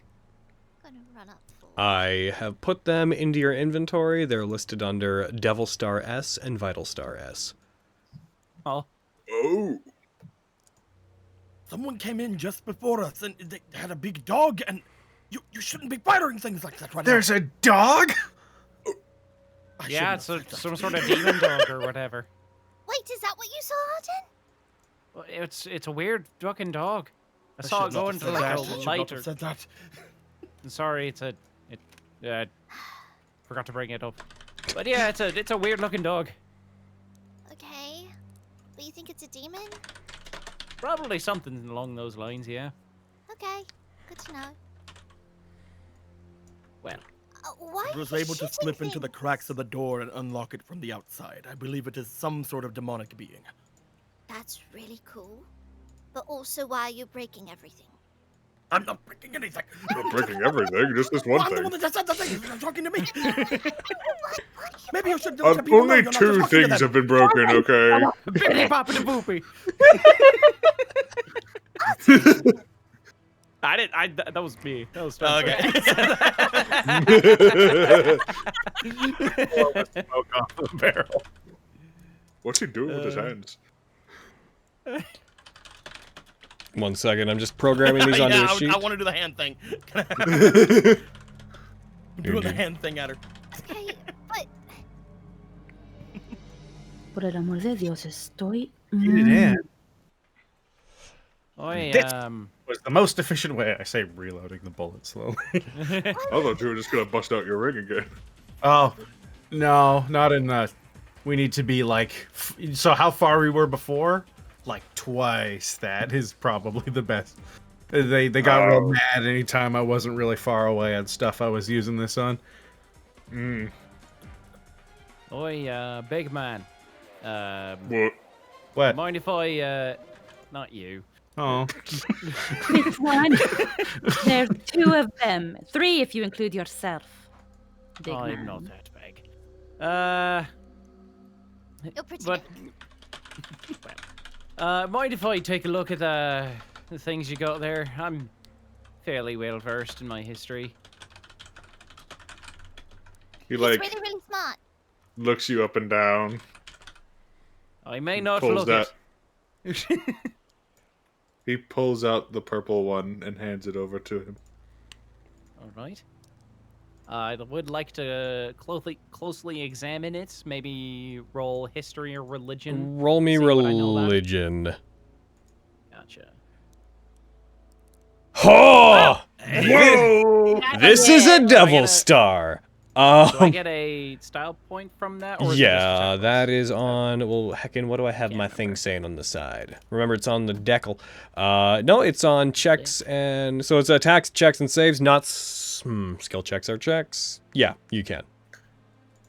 I can't. You can. I will say for the purposes. can. I will go back and forth about which types of checks you can use it on. You know, so Wait, you you don't don't go do like any I'm gonna with run real 19? fast for no reason. I want a style point. But for the purposes Cool. of this one, you can have one. Although the problem is you already have your maximum. Oh right, yeah. You I can forgot only we have a proficiency maximum. bonus +1, so you are at your maximum.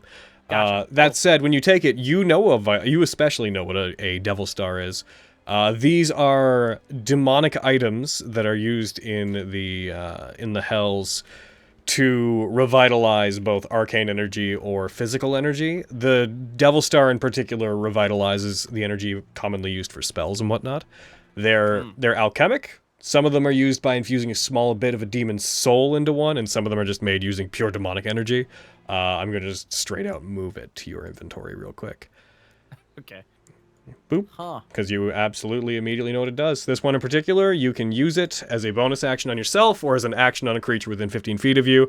When you use it, it has 3 points that you can use to gain a equal amount of spell slots. You can split it up to make those slots. So you can make like a 3rd level spell slot, a 2nd level and 1st level, or 3 first levels. Gotcha. Mm. Okay. Do I have to attune to it? No, it is a consumable. You have to crush it in your hand to use it.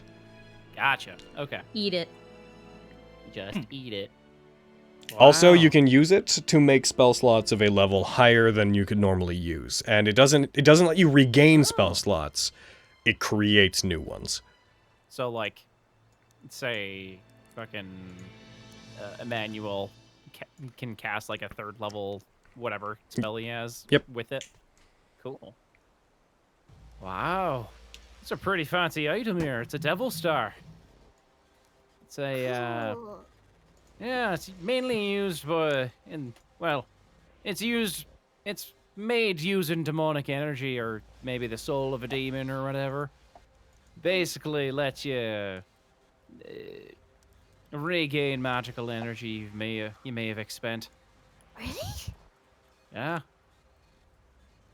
Pretty Was I cool. have- Huh. That's really cool. Would I have any idea what this is? You feel like you've seen these before, enough that you would also know that the No. green one is a vital star. Same basic deal, but it recovers hit points. Interesting. So the other one makes you feel healthier. Yeah, those ones. Seems like it. They Heals your give wounds. they give 2d4 plus 2 hit points, which you can use either as a bonus action on yourself or as an action on a creature up to 15 feet away from you.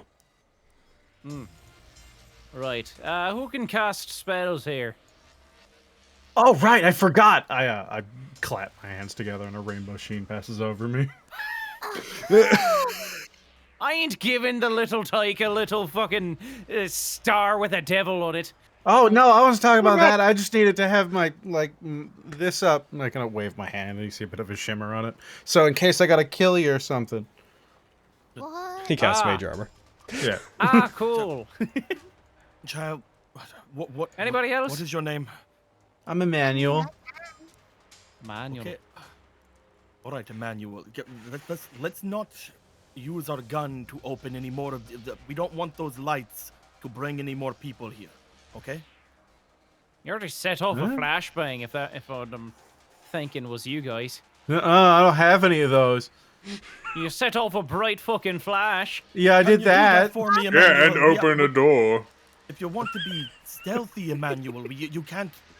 You want to be stealthy, right? What nobody saw. I'm seeing it right Oh now. wow, you're you right. don't count. You're complicit saw. in this. You're right, Nino. Saw your sparkles. No. The child is perfectly right. Nobody saw. 5 nobodies saw. Well, that's just mean. What? What? I That's Well, not somebody, not a Well, nobody. somebody else who deeper in here might have heard, is what I'm saying. So There are other people here? can we not shoot the gun until? I agree with To be the fair, demon hater over there, whatever you are. Demon hater. Or no, you're the demon liker. I know They're that. the demon haters. Yeah. Who's the demon hater? I point at the suit of armor and the tiny child. Oh. Okay. Demon. What? What? Yeah, They're you're part of the talking Knights about of how you- Ulysses, right? They just told me that's what I am now. Ah, You're part of an organization that is notorious for hunting down demons. Are you not? I mean, I I guess. guess. I don't know. I mean, that's what they told me we're supposed to go get demon stuff, and that I'm not allowed to leave. Yes. Then that is exactly what that means. Then. I mean, you were in one. I guess too. I don't. Are you a demon? I don't like you. Voice to Mary Lynn. You mean you I'm in the bad version. Don't say anything. We're hiding, Marion. We're hiding. Claro, escondiendo. He scares me. Some people can still hear Spanish.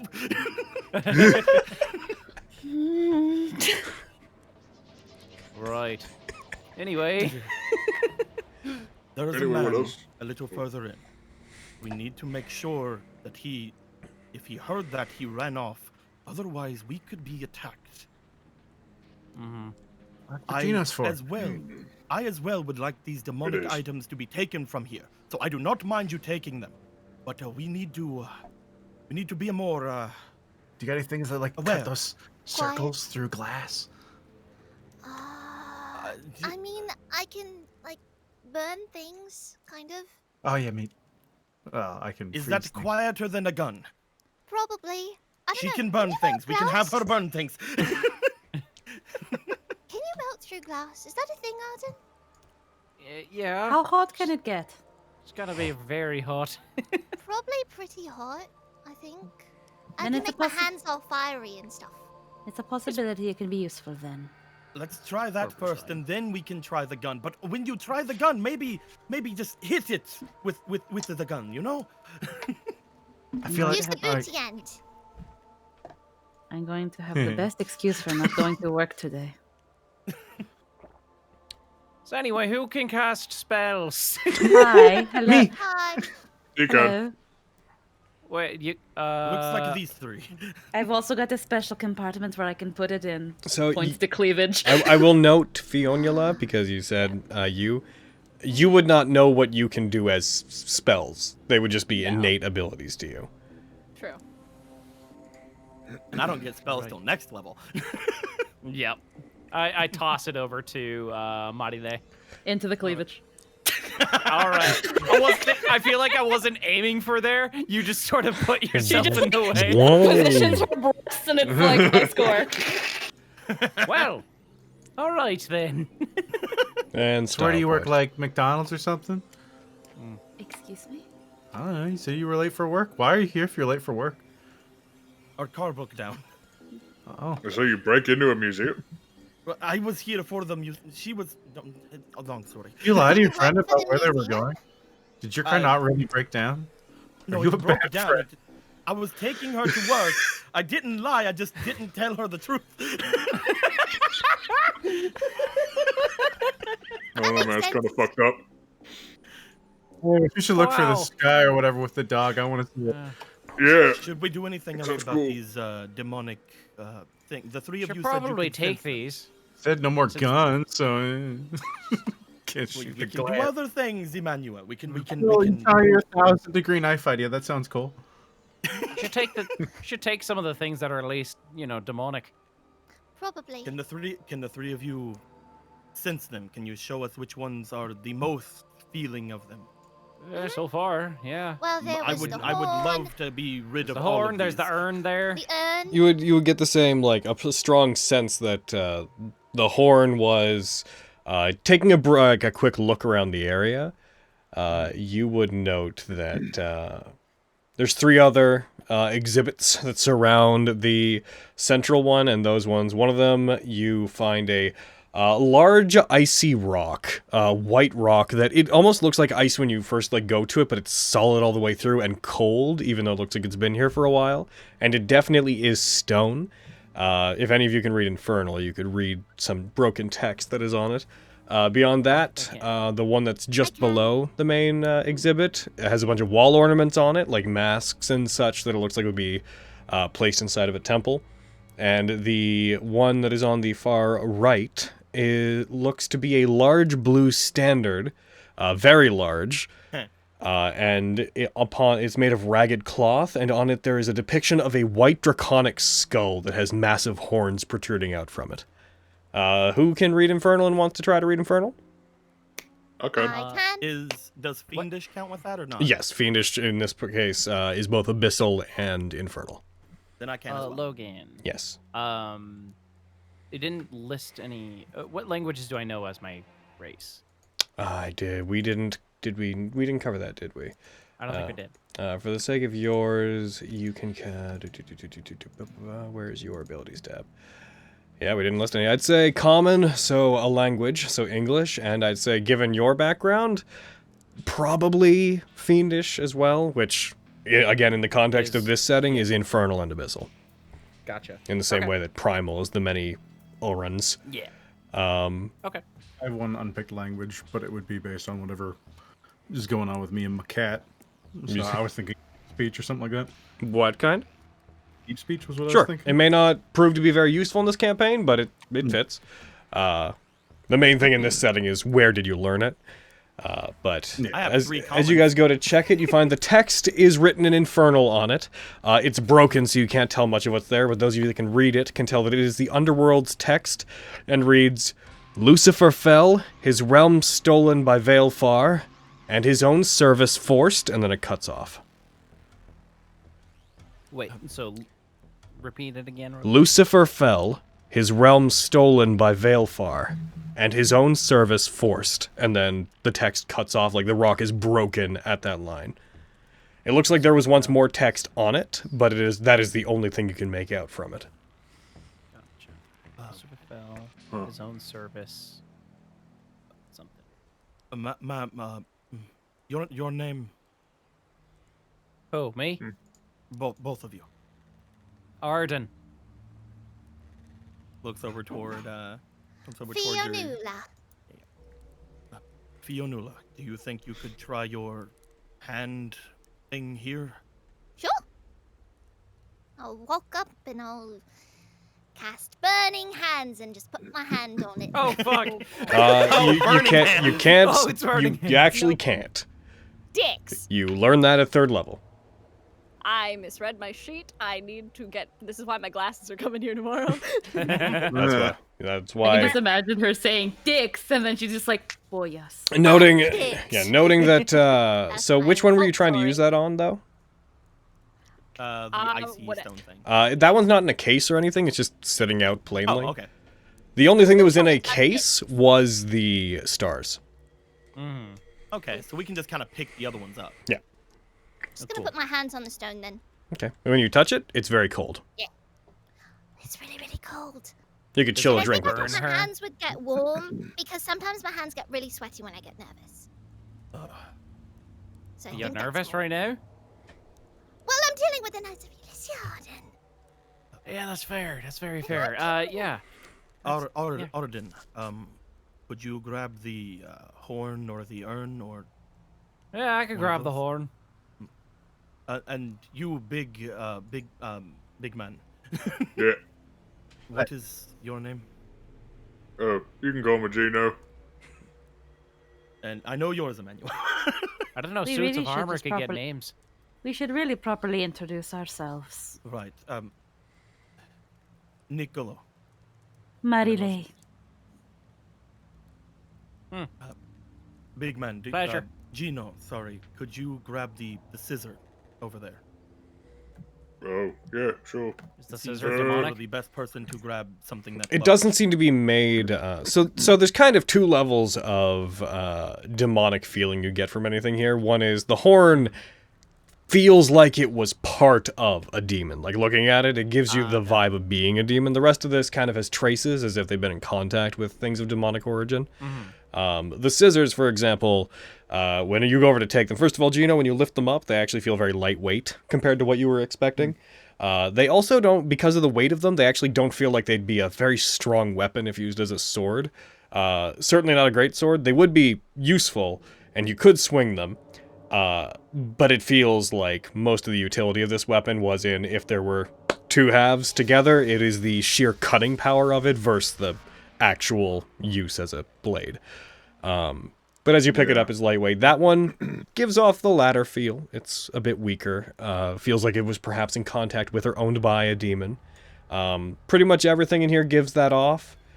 The only things that feel very strongly are the stars, obviously. They feel the most demonic and seem to actually react to you guys approaching them. And the demonic horn. How big is the urn? It's like water urn sized, like the kind of thing you might see as like it's like pitcher sized. Okay, so I'll like motion to it. If Mariole wants it, she can have it. Yeah, I'll take it if she doesn't go pick it up. You can have it. I will pick it up because again, he just wants to get all these things out. That's his entire thing. He's like, get these away. We're hiding. Take them away. Yep. As you take it, there's no real change. Again, the lights above them have already turned red. And you said there was two other things. I'm guessing they were like these things. Various wall ornaments on the southern one that look like masks and like ornaments that you might see hung around like a shrine. And the other one was the standard. The very large, almost, it's almost a tapestry how big it is. Are these giving off anything for you? Are they? They have the latter feeling. Perhaps been in contact with a demon, but nothing direct. Not strong feelings, but they've been in contact with some demons. We could probably leave them alone then. Unless any of you want to grab them. I don't want to carry around a rug with me all the time. Yeah, same. I don't really have the pocket space for it. No, it would probably crush you. Well, I'm pretty strong. I don't think Yeah. it'd Do crush you want any of me. those masks, Emmanuel? I mean, I'll hold them. I don't care.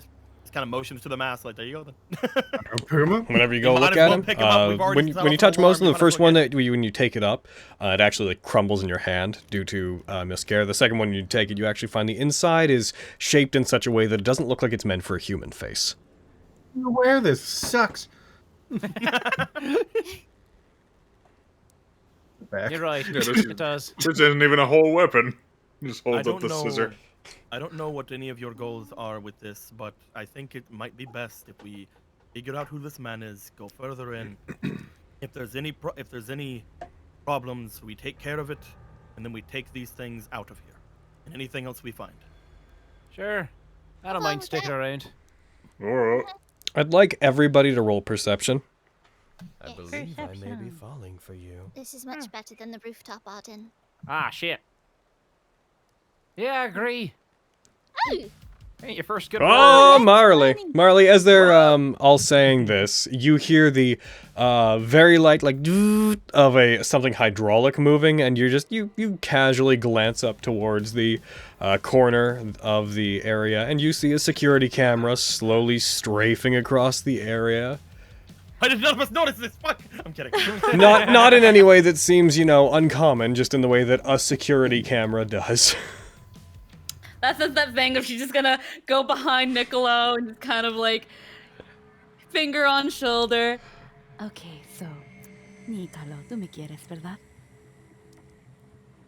You love me, right?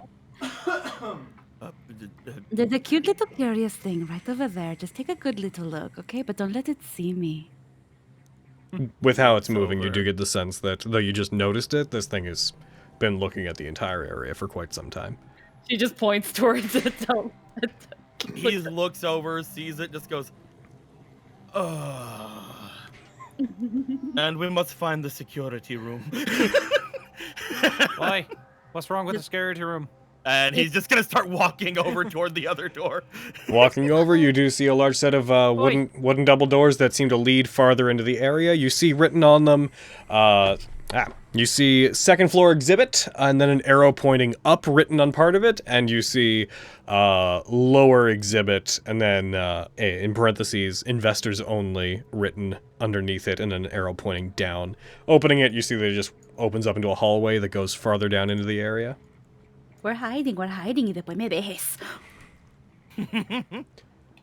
What she said. Operating under the vague assumption that you guys continue forward, you see two more sets of doors that one of them is open. When you get to the end of the hallway, you see that it's already opened up into the back, the loading area.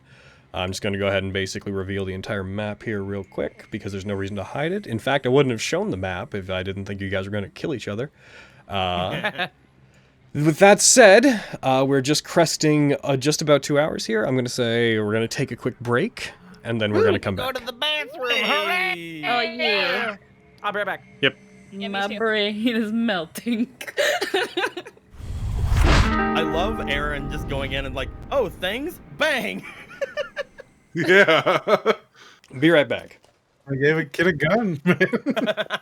Yeah. I'm sorry that it ended up being the approach of, I thought you were just taking me to work. What is happening? That also might not partially be my fault because my brain hemorrhaged at some point during all that. Ooh. But no, I like this direction. I thought you were just taking me to work. There's more secrets. I didn't lie to you, I just didn't tell you the truth. That's just as bad as lying, hijo de gran puta. Pretty fucked up. Can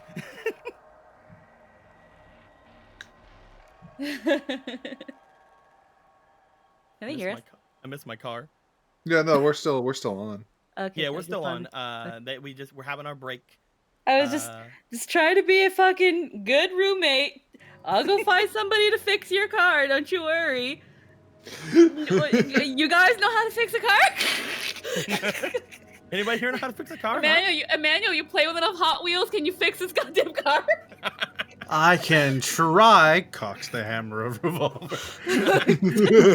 Don't shoot it. I will Raise his ring of I will wonder. stuff you into the deepest crevices of my cleavage. Don't you dare fucking shoot this Lightning bolts your car.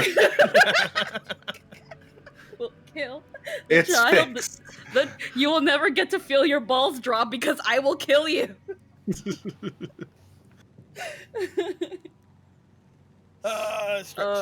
I love Gino. I love the fact that Hayden forgot she couldn't do burning hands. I love Gino. I love that Gino just reminds me of Ronan in armor right now. Or armored Ronan. I love it. I love him. I love him too. I had only the vaguest of ideas what he was going to be before I hopped in today. Now I'm like, this is who he is now. And there's our boy Arden. Arding. Arden. Arding. Arding. It's like Every it's time I do, Arding. I was trying so hard to do like a casual roll. I think I did it, but it was like, okay, Arden. You did it a little tried bit. to do I was like, a that's casual- definitely. I tried to do like a casual roll, and I didn't want to. I was expecting someone to point it out, and no one did, and I was like, oh. And I'm back. Like Ardin, Fionnuala, Arden. Emmanuel, Gino. Imani. That's what I'm going to call you now. Imani. Isn't that Imani. cute? Imani. Adorable. Adorable.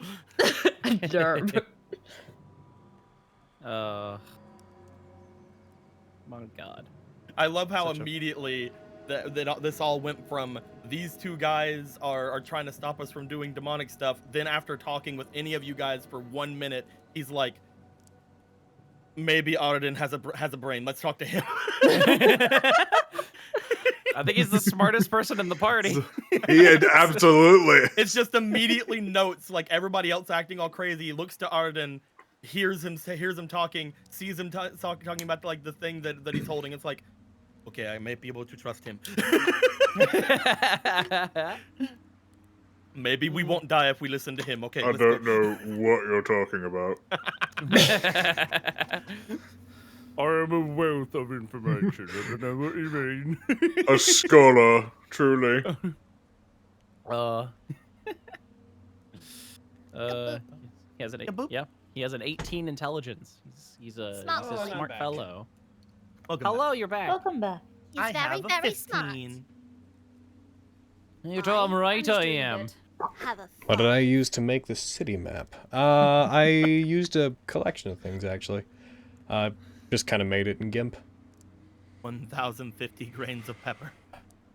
What? Thank you, Army. Of I One turned for on all the thing bits. because we're on the break, and I just saw somebody give us bits, and it was 1,050 grains of pepper. Oh, I'm a bit weak to what some of the stuff you guys are doing.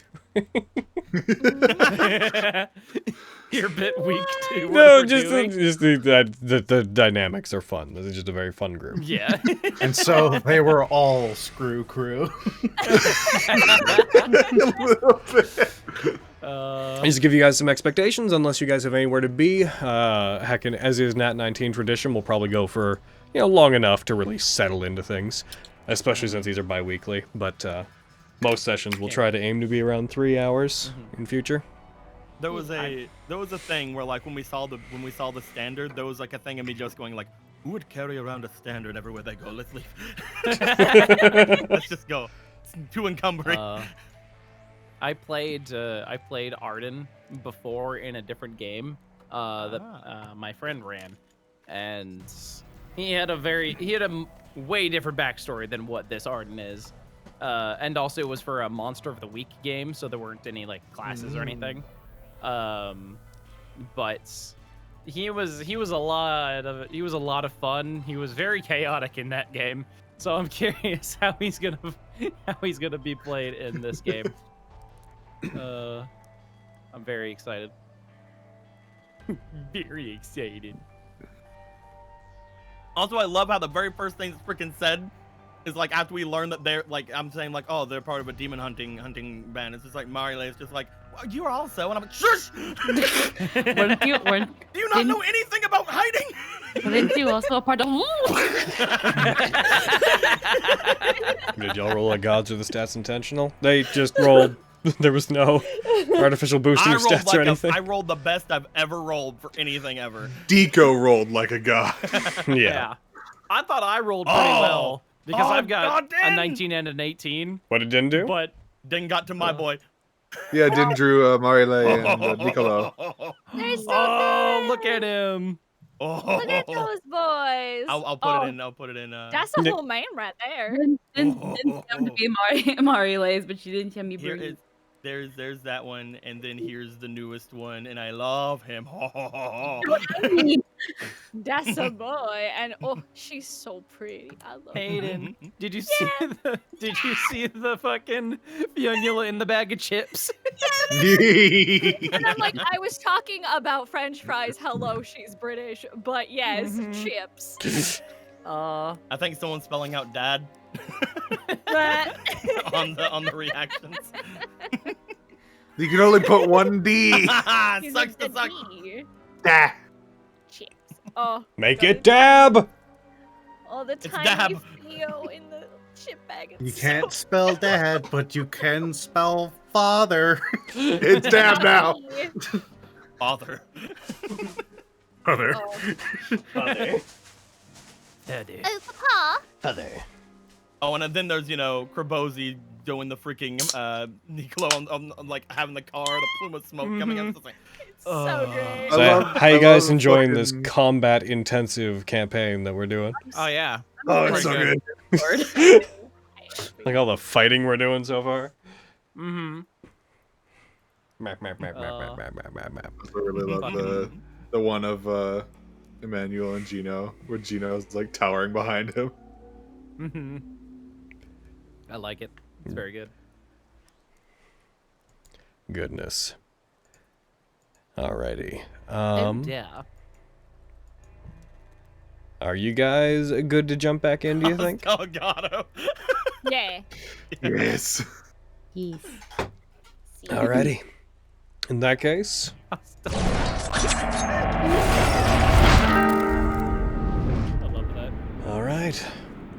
I also really like the heckin' stinger for this. This game, just so anyone that's watching, if you notice that the other campaigns all have their own heckin' big old stingers, they have them because I made this one and was like, oh shit, they all need to be like this. Alrighty. So guys, throwing us back in, I believe everybody's here. You guys enter into the back, you open up the doorway that leads into the rest of the area. It is not locked, since it is assuming that, you know, nobody would be getting in here after hours. Going into the back, you see the loading bay, which is the doors to which are up there. So there would be a door there, which would be the one that you were trying to break into earlier. There is a set of metal doors that resemble an elevator, except this looks like a cargo elevator as you move by it. It's much larger. You can tell by the doors it's meant to help things get to the other floors. And there's a set of stairs going up to the next level, and a set of stairs going down to the level below, to the basement. And the two words were, up was the second floor of the thing, and down was what now? Up is the second floor of the exhibit, and down is the VIP area of the exhibit for investors. Gotcha.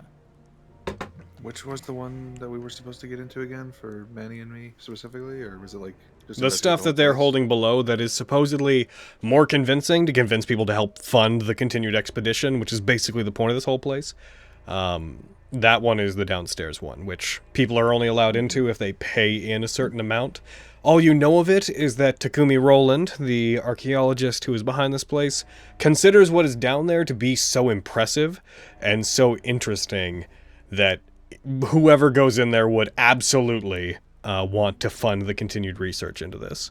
Whereas all this other stuff is kind of just the public interest finds. Well, that's the most important place. Downstairs, you think? That's what, yep, I think. I mean, I would hazard a guess. Can I open the door? Well, the stairs there are the ones that go downstairs. Oh, I thought there was a door right you there. You would be like up against like the loading bay doors there.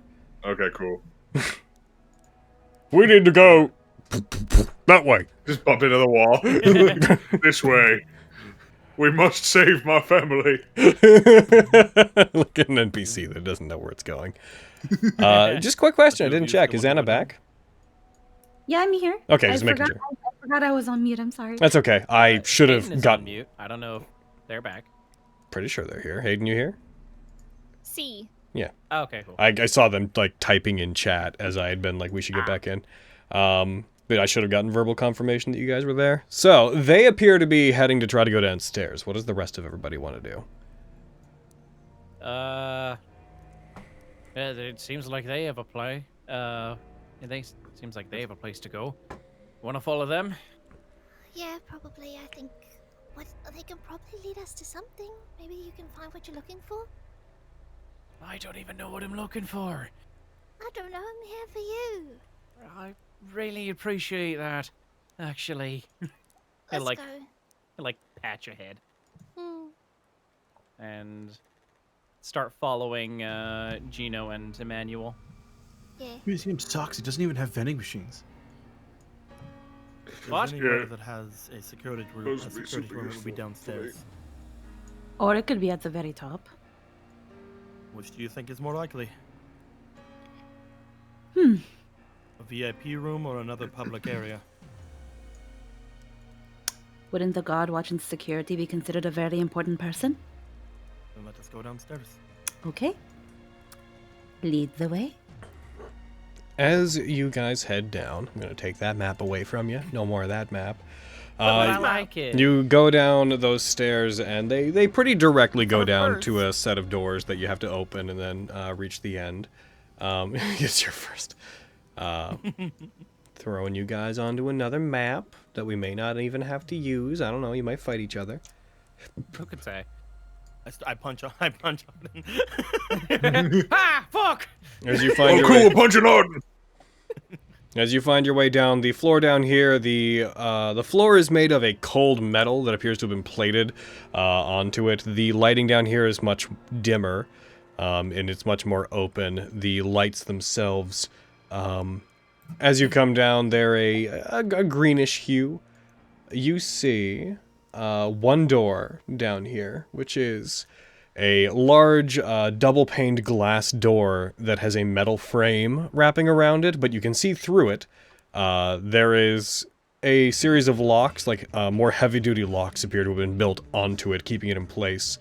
You can see through it, however, to see that on the other side there is a hallway that the glass somewhat blurs what's on the other side of it, so you can't see too far down, but you can see there is some kind of other exhibit down there. There's brighter lights, and you can see the vague rectangles of like monitors, glowing monitors inside.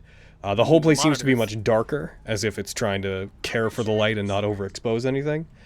The hallway that is off to your the east seems to twist up back in the way the elevator was. Upon just seeing that there's monitors down there, that immediately piques my interest. Looking through it, going over to it, you see that there's the walls there also seem to be made of like thick double-paned glass. Looking against it, I'd like you to please roll me a perception check, both Gino and Nicolo.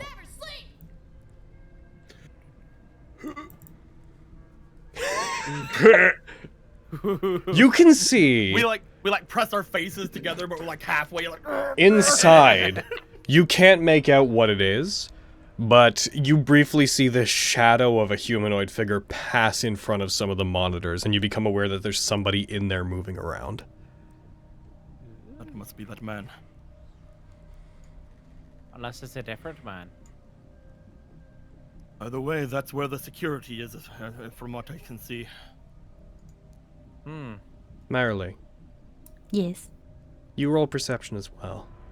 Okie dokie, 1 sec. See if anybody can get higher than what we I rolled. remember now. You think you can beat our perception roll? Okay. Yes, I maybe. Did I? Did I beat it? Yes, I beat both of them.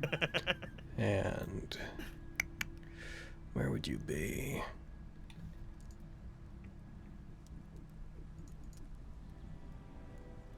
Ooh, shadow dice. Shadow dice. Shadow dice. Did he roll fall prone? I'm actually going to turn on. I wonder if I did this. 1 sec. Default. If I change that to none, then I roll. Still shows it for you guys? 1 sec. Manual entry. Oh, that's the wrong one. None. I'm checking a thing just to see if I can, like, make it so you absolutely I don't have instant dice on. Fuck. I think I just found a way to cheat Fantasy Grounds, though. Anyways, you don't become aware of anything. As you are standing in the, this dim bluish light down there. This place doesn't seem like it was actually made for the public. It's not terribly inviting. It seems almost industrial. This place gives you all the vibe more of a safe than it does of a public exhibit. Ajá, para el público dicen. Bueno. What? This, more and more as I'm Excellent. looking around this place, it doesn't seem like a place that was be generally for the public. Honestly, there's not even a vending machine. I imagine the floor above us is more for public consumption. No, yeah, no, this is like secrety-bicrety stuff. I mean, that doesn't mean this place has to look so droll. True. Does anybody have any ideas on how to open this, or shall we go with the We'll method? break it that open. What? Yeah. we can, like, Emmanuel, should we go with Emmanuel's method? Can we try to lock I this? was just fucking shoulder checking the door. As you go to do so, Gino, I would like everybody to roll initiative the moment you do that. Gino, as you go towards it and as you go to shoulder check it, there is a growl that comes from the door, and Marilee, you're the first one that picks up on it as a wisping cloud of shadows erupts from the seams of the door and forms together and pounces out at you and seems to hit you and stop you from getting it as you are attacked by this dog-like figure. Fuck. Oh. Which pushes you back, but is also going to strike you and move you back from it, and starts stepping towards you, growling as a shadow mastiff. Oh. Shadow Mastiff. Finally. A shadow mastiff. Look at that paw. Larger than a regular dog, this thing forms and Put a starts collar on it. growling at the lot of you. And Put a collar on it. combat is going to begin because it is immediately going to begin pouncing, and it strikes towards Gino. However, Merrily, you are at the top of initiative, and we are in combat. Oh, yay. Puta madre, why am I first? Are we considered surprised? No, you're not considered surprised. It used any element of surprise that it used on you, it used to stop you from trying to slam into the door. I went to meow. Ah, man, now it's time to look at things and learn again. This is Doggo. What do I do for Doggo? You beat it up. Well, yeah, you beat up the Doggo, but I'm thinking of what's a good way to beat up the Doggo. I can Hurt his feelings. Mock it. It was clearly Give the it a runt. good old bam. It was clearly the runt of the litter. Let's see. Insult it to death. I could insult it to death, or I can do it a little zap like a shock collar. Really, really quick. It's going to disappear here for a second, and then it's going to reappear on the combat tracker. Don't mind that. Are you thinking shocking grasp? There you go. I've got Thunder Wave. Ah. Oh. That's not a zap. That definitely is a thing though. It's a boom. That's a boom boom. That's a boom boom. Is it? Okay, how big is Boom Boom? It's a 15-foot That one cube. would I be. think you also have to be next to where you use it. We might want to hold off on this one. This is where my brain. No, just take all the time you need to get used to it. Yeah. I'm going to put it to sleep. No. I'm thinking about our trial and how well that went. So we don't use this. That's a story. Okay, we're just going to insult it. We're just like, hija de la gran perra, coño. Well, it doesn't have to understand. So go ahead and do you remember how to roll the saving throw on it? The saving throw. No. You go onto your sheet, go to where the spell is, which is Vicious Mockery. The little magnifying glass. You remember? The little magnifying glass, and then there's save. Yep, and then drag that onto him. Ah, I'm remembering. Yeah, it fails. It doesn't know what you said, but as you say that, it stops and it stops growling, looks to you as you distract it, and kind of cocks its head to the side. As it does, although it is affected by the spell, which, by the way, go ahead and roll the psychic damage against it. So just drag the damage button onto him. Wow! Your new personal best! 3! Whoa! 3 damage! Also, one sec. There's an effect that you get to put on it because of that. So go ahead and drag the disattack effect onto it. That'll make the next attack it rolls have disadvantage. As you say that, as it cracks its head, though it is hurt, you hear this like sickening, almost like muscular, bone-like cracking sound as it moves its head. Yep, Okay, that's on it. All right. Spanish is one of my languages, so I'm gonna understand what she said, and I'm gonna look back at her like, really? Is that your turn? You can still move, and you still have a bonus action for things that use it. I can still move. I'm going to move behind him. You say that as it turns to you and its head cracks to the side, you just duck in behind him. Gino? Alright. And he's gonna pull out his great sword and he's gonna swing. What's the swing in the boy? Yeah. That's a hit. Heck yeah, boy. Hiya. You roll damage, you strike it for 12 damage, though as you hit it, you do notice the blade partially passes through it, like part of its body separates into shadow as you go through it, but it doesn't separate quickly enough, and you do cause some damage to it, but it was reduced down to 6. Okie doke. And we're level 1, so that's about all I can do, I think. What class are you? Yeah. I'm a fighter. Good action surge if you want. You don't get that yet? Oh wait, no.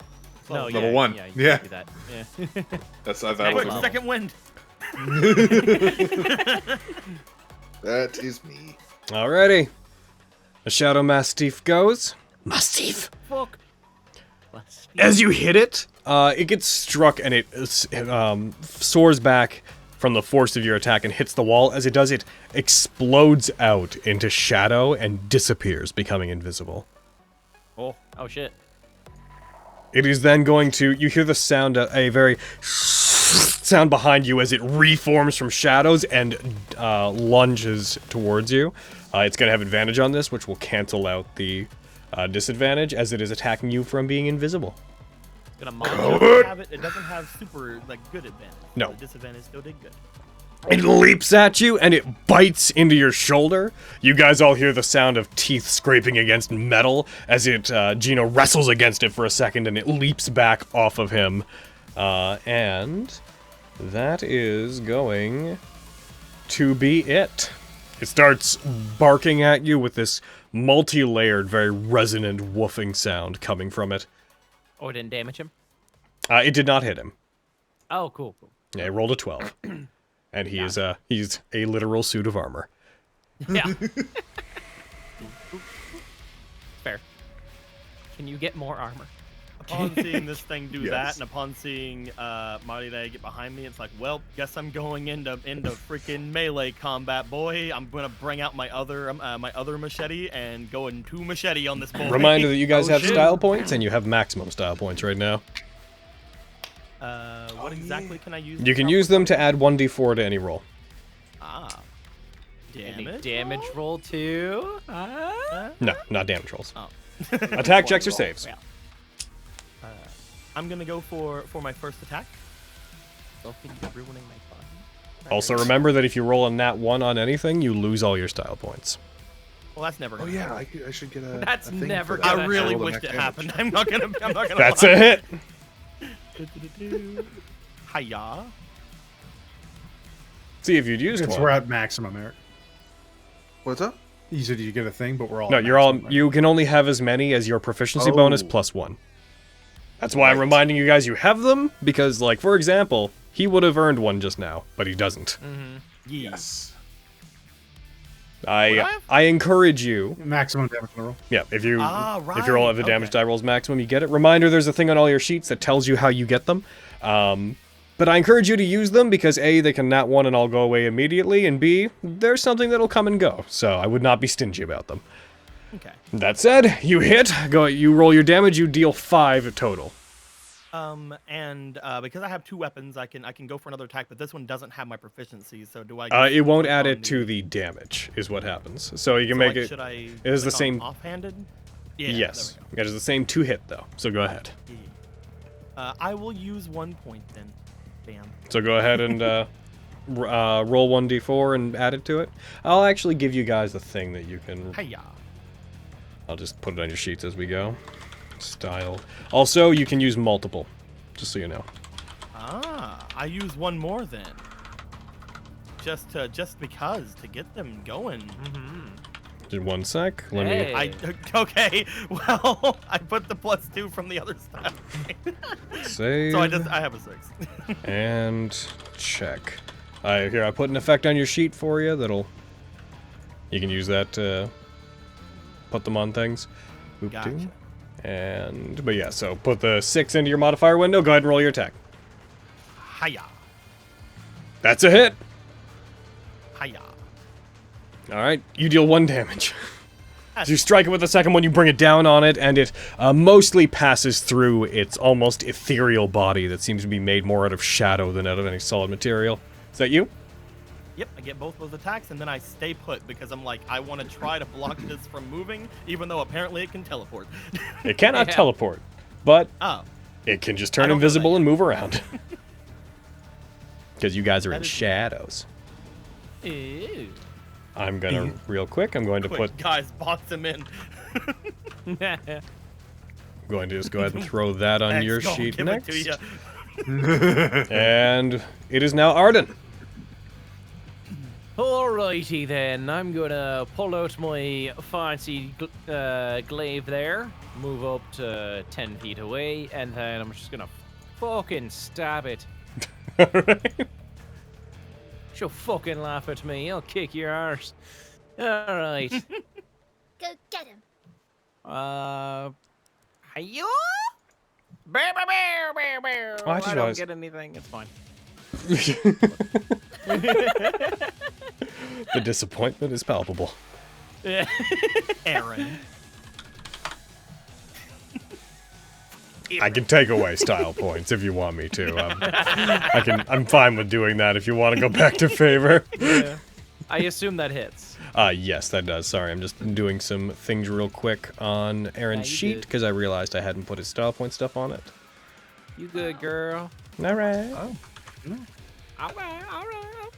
Okay. All right, and All right. heckin' damage. Stabbed. You do another 5. Stabbled.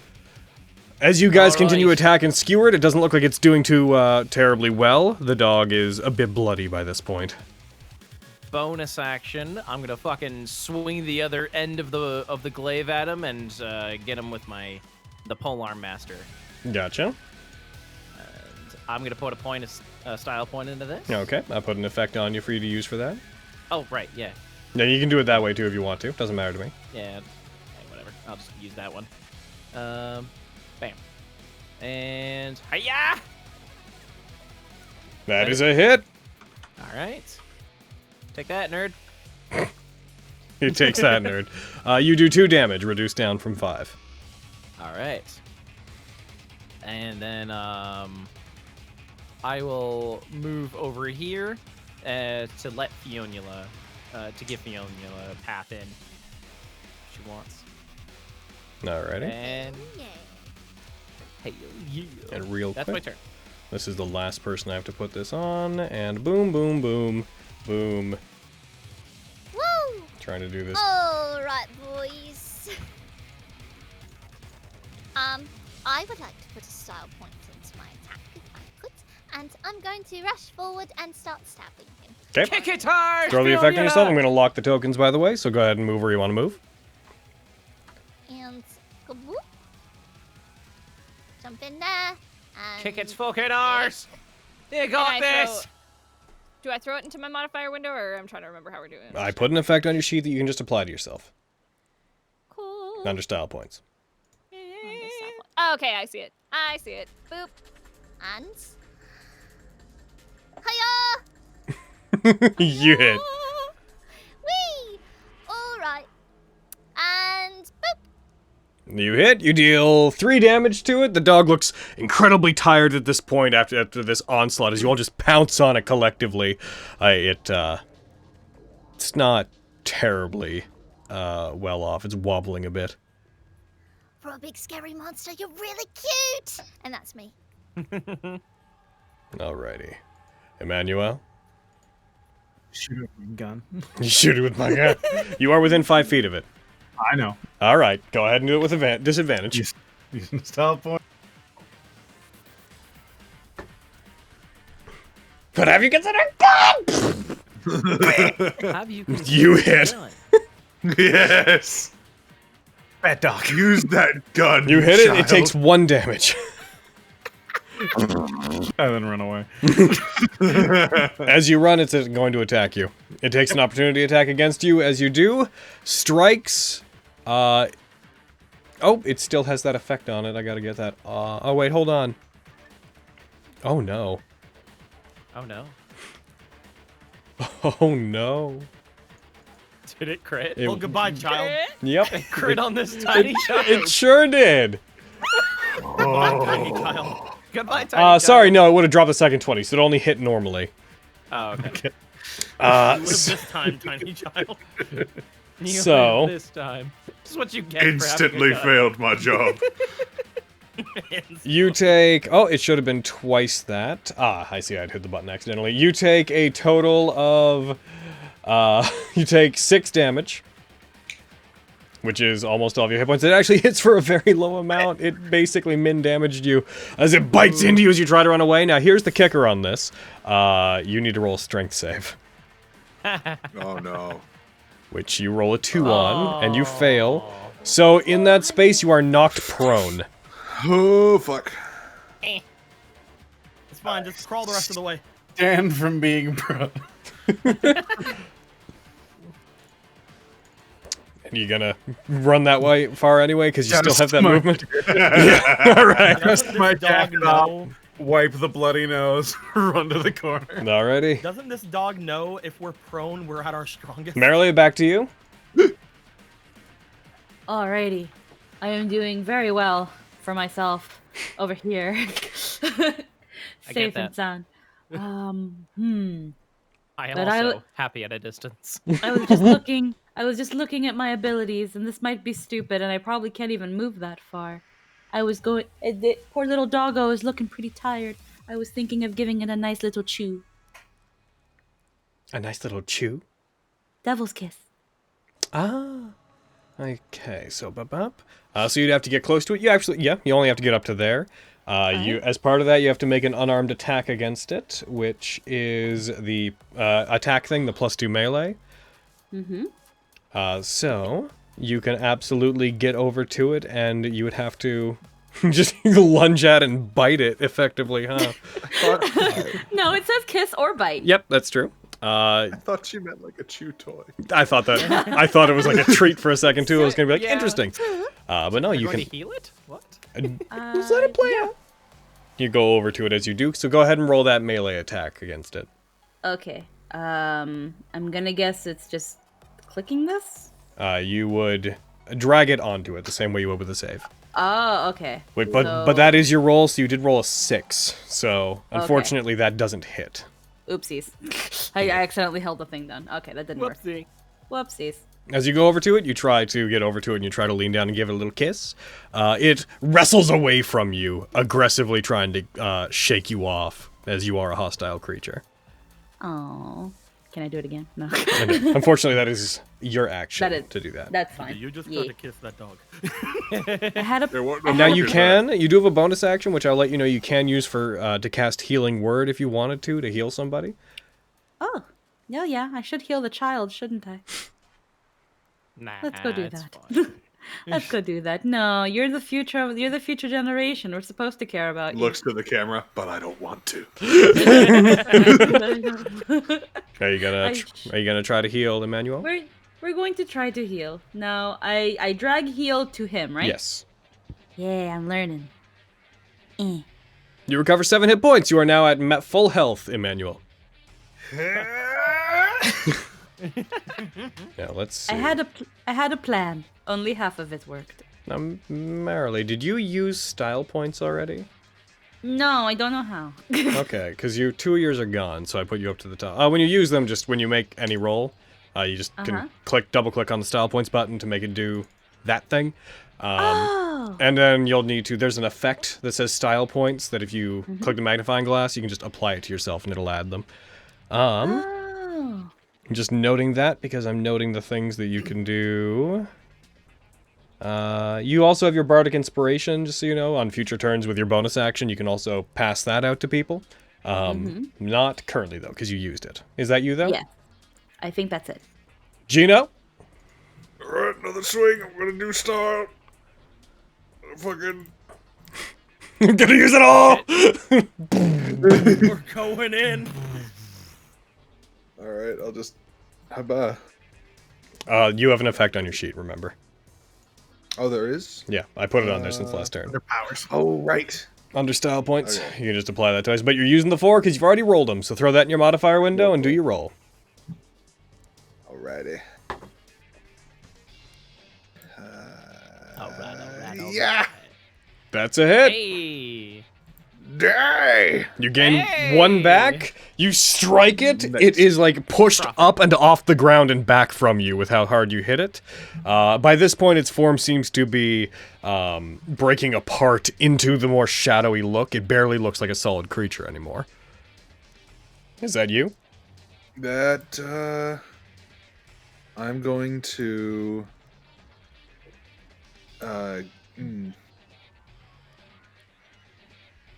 Yeah, I guess that is me. Alrighty. The Shadow Mastiff is going to go, and it is going to take a bite at... Shadow Mastiff. Mastiff. I know, it's Mastiff.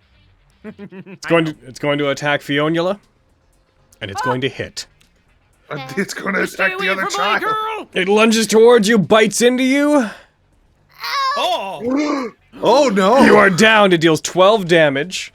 As it bites into you, you are knocked to the ground as its fangs crunch into bone. It is then going to use its bonus action to, as it's biting into you, vanish into shadow. And it is invisible. With that said, let's see, you reduce to 0 hit points. I'm gonna check my own rules here for a second just to make sure I'm thinking consistently with stuff. Yeah, since you were reduced to 0 hit points, Fionnuala, you do lose all your style points. Aw, too bad. That's fair. I was going to ask, can she use a style point? That's part of how it goes. Nicola. It's gone. I didn't even have time to Falcon Wing deflection. It all happened so fast. My bad. No, it's okay. I was like, bah, bah, bah. I was like, okay. Never mind. Don't worry I about don't it. think there's anything I can do to try to find it yet. I don't think I'm that good of a ranger yet. Just not that good. Yeah. My massive stats. What's the point of having all those stats? What's the point if of you having can't find one massive Shadow stats? Mastiff? Is there any? Can I like basically like lower myself down to a point and like try to look around or listen for where it is so I can tell them where it is? Roll me a perception check.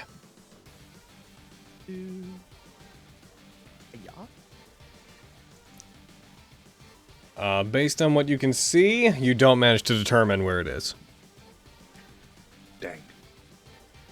That'll be your action to have done that, by the way. Yeah, I know.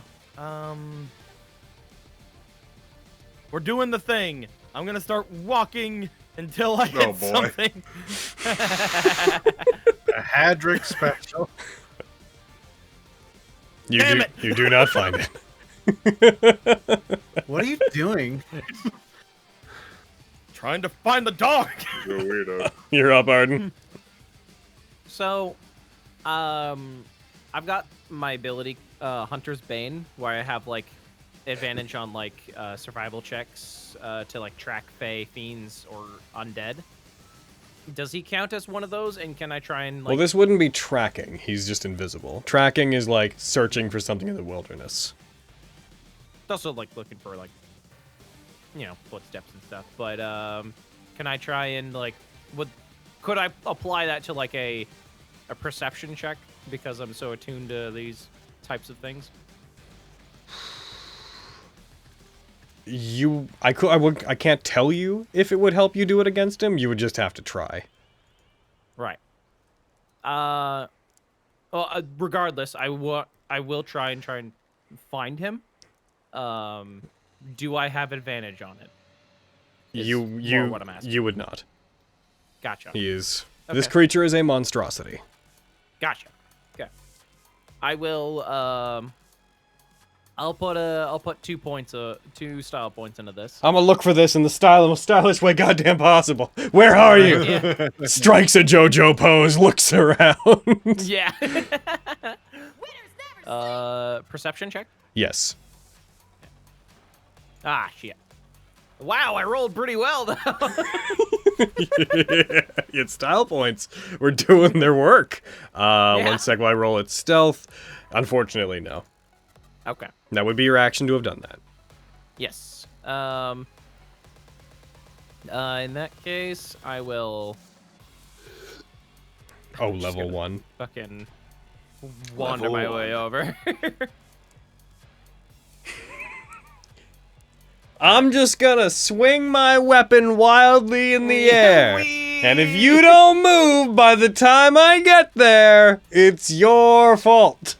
I'm using my glaive as like one of those like those sticks that like blind people have to like find surroundings. All right, Fionnuala, go ahead and roll a death save. Wee.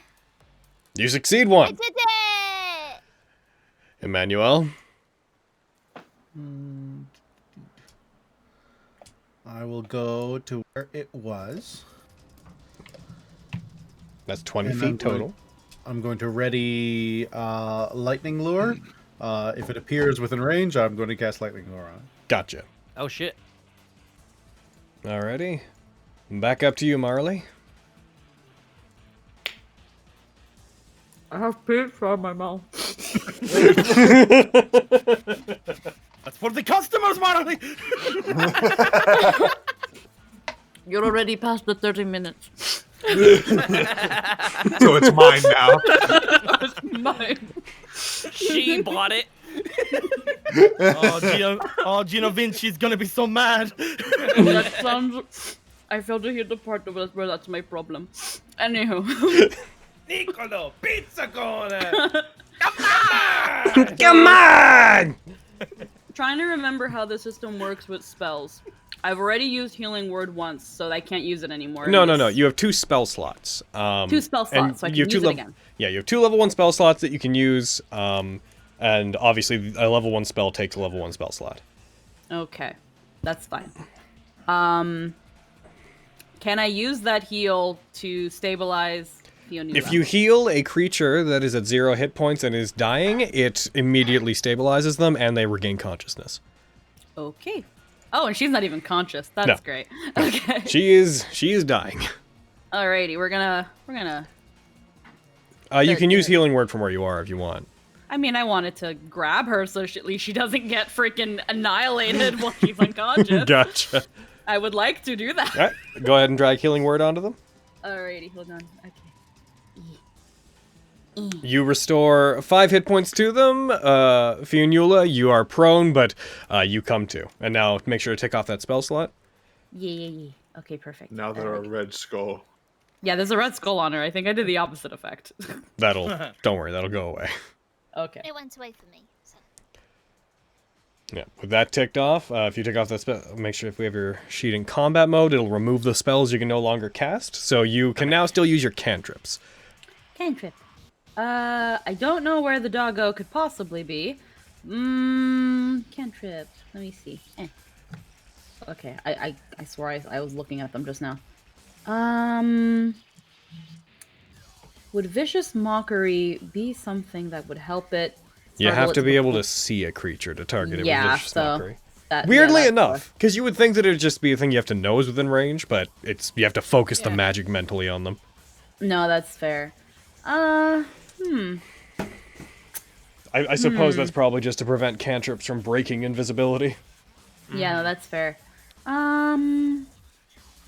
I am not sure if I can do anything. For your action, you could ready an action if you wanted to, which means you declare what the trigger is, and then you hold an action. And whenever that trigger happens, you use the action. So you could say you hold Vicious Mockery for when it becomes visible. Oh, okay. Yeah, I'll do that. Cool. And then when you use it, you have to use your reaction to do it. Noting that if you concentrate on a spell, as a held action, you have to concentrate on it so something could hit you and knock you out of it. But since it's a cantrip, you're not really losing anything. So cool. You're doing that then. Okay. You are holding Vicious Mockery, I assume, for when it becomes visible? Yes. Alright, Gino Angelo.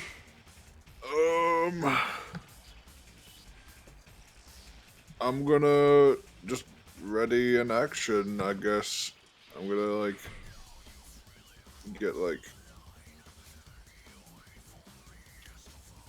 oh yeah, I'll just stay where I am, and I'll ready an action to swing with my greatsword at it if it comes in range. Alrighty. In that case, it is its turn now, and based on what has just happened, it is going to go for the outlier. It is going to attack from invisibility against Arden. Now, I will say, I'm going to have the attack resolved before reactions, since it only becomes visible when it attacks. So the attack has to have happened. It's going to bite you, it's going to have advantage as it attacks you. It hits. Yep. It bites into you for 2d6 plus 3 damage. You are... Are you at 1? Yeah. Oh, jeez! Ding, ding, ding, ding, ding, ding. Strength saving throw from you. You fail. You are knocked prone as it wrestles you to the ground. Going just in order, Marley, go ahead and roll your... Let's do a manual first, because you held yours first. Go ahead and use Lightning Lure on it if you wish to. A lightning lure. It fails. How far? It gets pulled up to 10 feet towards me, so 10 feet towards me. As it And- happens, lightning wisps from you and like wraps around it, yanks it across the floor, barking as it comes towards you. Takes. Ow. And it 2 takes points of lightning damage. your personal best. 2! Level 1's a ride. Oh, because I only dealt 1 with my 3 earlier, right? So as you do that, it happens. Going down the list, Marley, if you want to use Vicious Mockery, go ahead and roll it as it's bound by these tendrils of lightning that pull it closer. You then use Vicious Mockery, putting your hand out towards it. What insult are you slinging its way? Oh man, I haven't thought about that part because I was eating pizza! I can't help that! God. Frickin' ooh. Let's just throw another puta madre in that shit. Okay, sure. There we go. Let's put another puta madre. I trust that that's an insult. Go ahead. It is son of a bitch. Alrighty. And it's save that I drag towards it, right? Yes. Okay, good. Okay, I'm learning. It nat 20s. It succeeds. Wow. As it's being pulled by the lightning, it does not seem to care about the insult.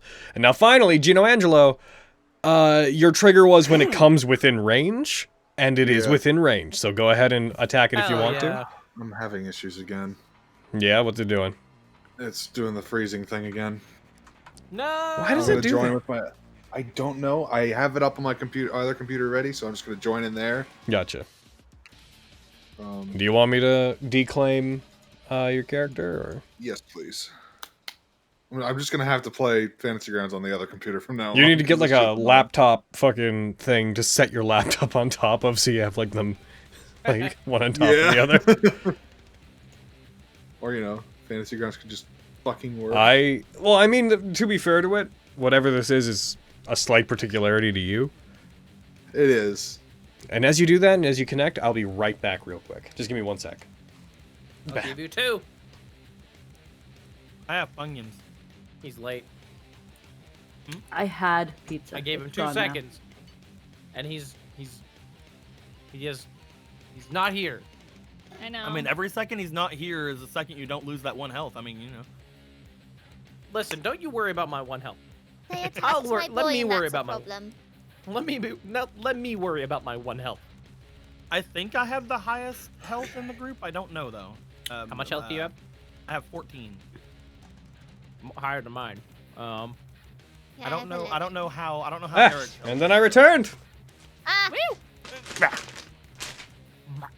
Yeah, and Eric. It's on an old computer, so you might just want to have to roll for me. I can do that. Boo-ba-doo. Greatsword. Yeah. Rolls you roll. Oh, I had it listed as a disadvantage, but you hit anyways. Great sword rolls. How do you want to do this? Yay! Oh man. woo! As it's being pulled in towards Emmanuel with the lightning lure, he's gonna just hold. He's gonna like hold his sword out in front of Emmanuel's face and just like swing it and cleave it in 2 long ways. You do.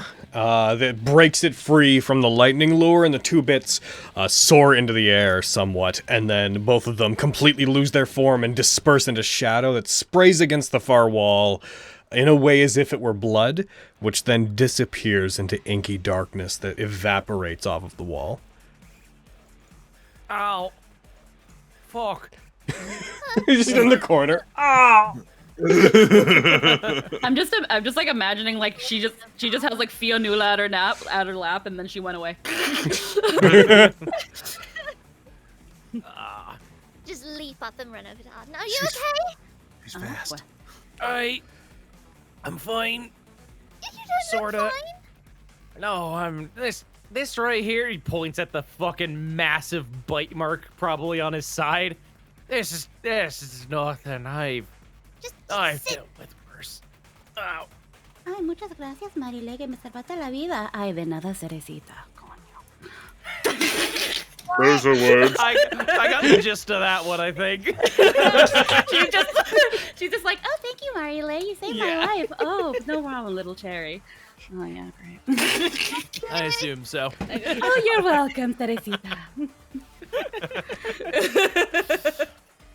We can get you two taken care of in a bit. Oh. Gino, should we continue? Can you give me like, I don't know, 5 minutes or something? I mean, Sure, man. Oh, by the way, Gino, you killed a creature that was above your CR, so you're gonna gain 1 style point back. Oh. Hell yeah.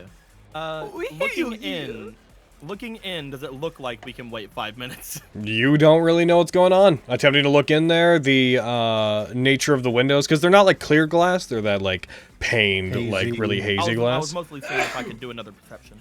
I'm gonna use the one you got before. That'll account for your overall attempt to look through here. Curse the blurry glass. I was gonna say, is it like that teacher glass where it's like the weird wire crap is in it too? It's not so much that. Or a mesh. But, so you, looking in, you do see whatever figure's inside.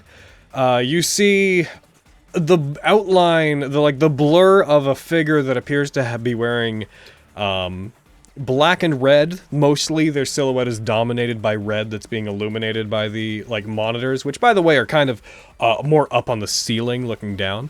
You do see that in their hand there is some long object, that's about 2 feet-ish long, that they're holding and moving around and inspecting, that appears to be glowing, as if responding like a heartbeat. There's this demonic aura pulsing across it.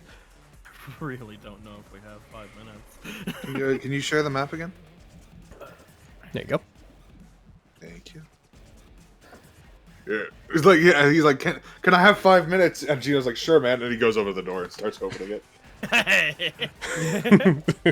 Yeah, sure, man. You went out here. Don't wait for me. That's fine. I'll just catch my breath. Oh. Alrighty. I'm just going to quickly drop a parcel in here. Boom. As you go to try to open it, you do wiggle it and you find that it does appear to be locked. Cool. Well, I'll use my key here. And he pulls out his greatsword. that is not a key. Go ahead and roll an attack. And, Master. action step. Hiya. What stealth? That's a hit.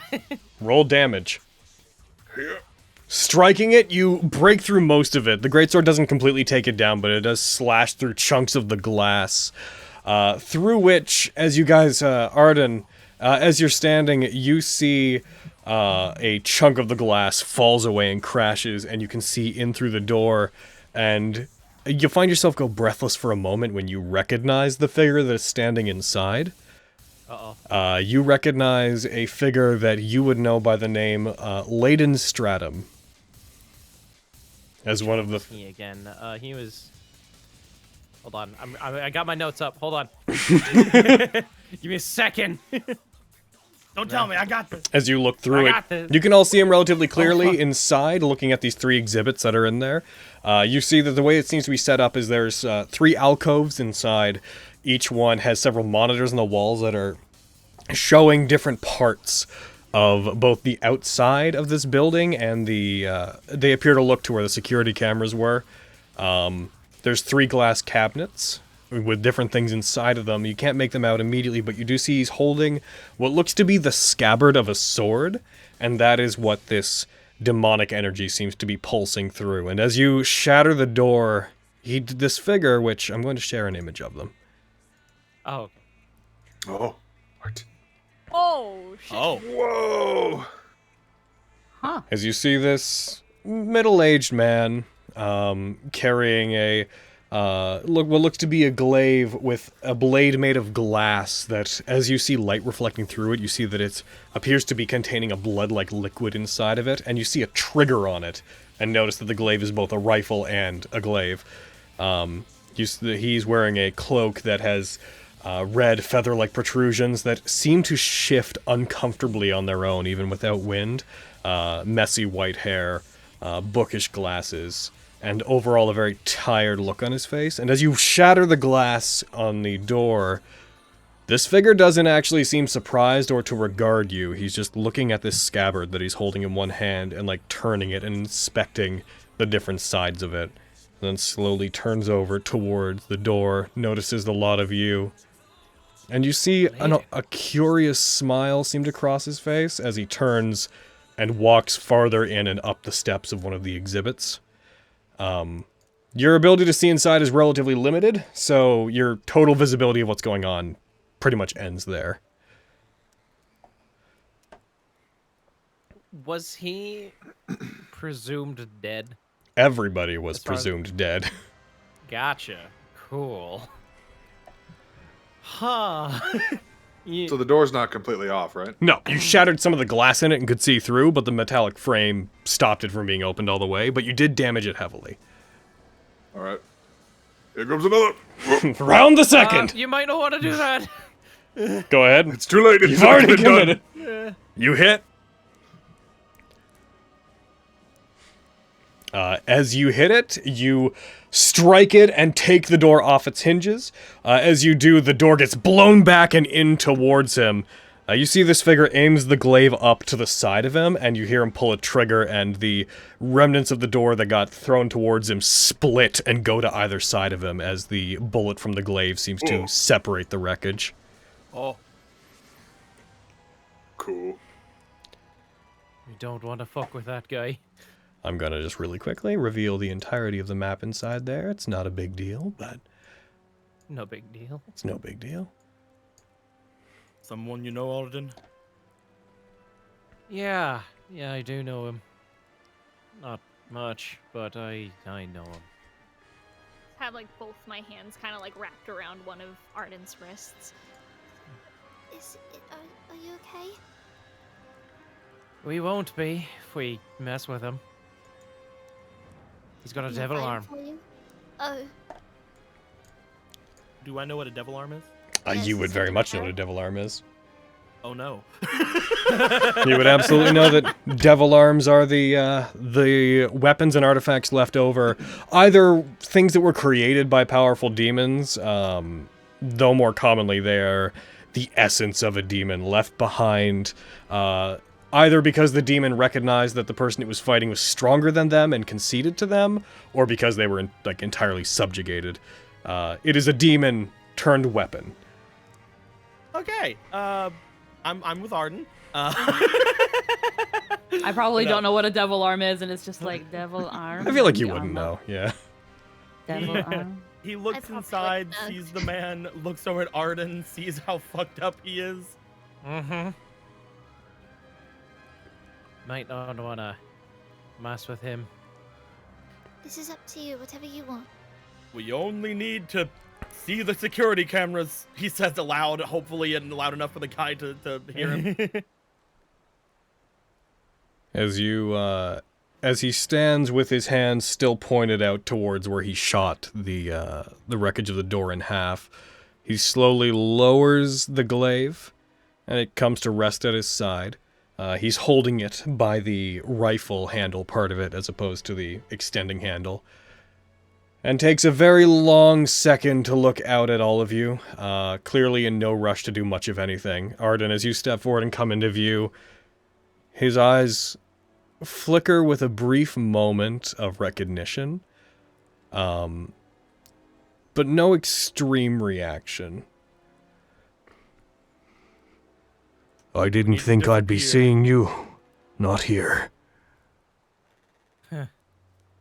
You know, and everyone was presumed dead. It was a bit foolish of me to think you were among the dead.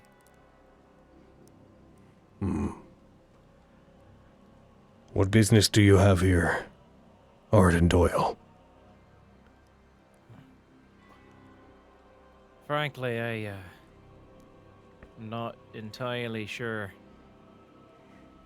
I got a feeling to come here. I didn't know I'd be meeting you. Right. A feeling. Humor me for a second, Arden. Did you perhaps have a nightmare? I might have. Why? What do you know? That's cruel. He looks towards the scabbard and he throws it. This relatively uninteresting looking scabbard, still glowing with this almost like pulsating scale-like energy that seems to just crest along it, disappear, then crest back along it, as if the scabbard is deconstructing and reconstructing. It just slides down to the middle of both of you, as if he'd lost interest in it. Then it would seem we're to be played against one another. That's overwhelmingly cruel. But no matter. You guys feel a brief rumble as the ground under your feet seems to shake. What's happening? He looks to the lot of all of you.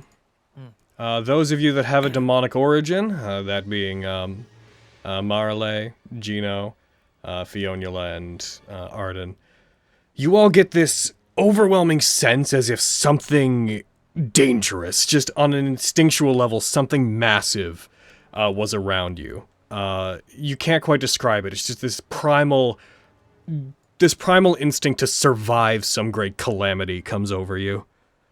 We're feeling someone's spiritual pressure. Yeah, man. Earthquake. Instinctually just kind of grabs Niccolo, just like, Is it coming from him? Or It is is it not. just something? Okay. Does Said it's he like react? all around us. You see behind him, it seems to be coming from basically all around you. You see off behind him the exhibit that he's standing at the bottom of the steps for. So he's like right there. He's down at the bottom. You see that the glass container behind him, which is badly lit, a suit of armor inside, seems to begin glowing. The seams in it, in the same way that the seams in Gino Angelo occasionally glow, they seem to begin glowing this faint red, and he looks back towards it. There seems enough demonic energy's been brought together that the artifacts here are recognizing home. That's fortuitous. Maybe that's why you were brought here. Interesting. Come closer, all of you. You're scaring the items. Stranger danger. Just gripping Arden's jacket. What do you want to do? Well, I don't think we have a choice. We need to do what he says. He puts his hands out. As any of you take a step forward, he seems to put his hands out to the side in a very welcoming gesture. You do get a very sinister vibe off of him. The moment you step closer in, you see the armor that is in that case, which was propped up as if to be held up because it couldn't stand on its own. The glass shatters as one of its hands breaks out, and it reaches with a claw towards Layden from behind him, as if it's trying to grasp towards him. It's been a while since you felt demonic energy, hasn't it?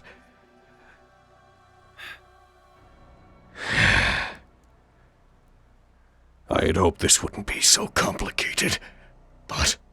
Arden! Aye. Are you ready to learn where you came from? I sort of silently stare at him, give him a look like, what do you mean? A very large show is about to begin. And I can't imagine that the opening act is going to kill you. So, sit back and watch. And learn about the pits of hell that you were tracked from. You guys see on the monitors, as you move forward, as the rumbling under your feet intensifies again, and you see one of the monitors shake and come loose from the wall and shatter on the ground. You see one of them is depicting things outside. One of them is security cameras that are aimed out towards the city.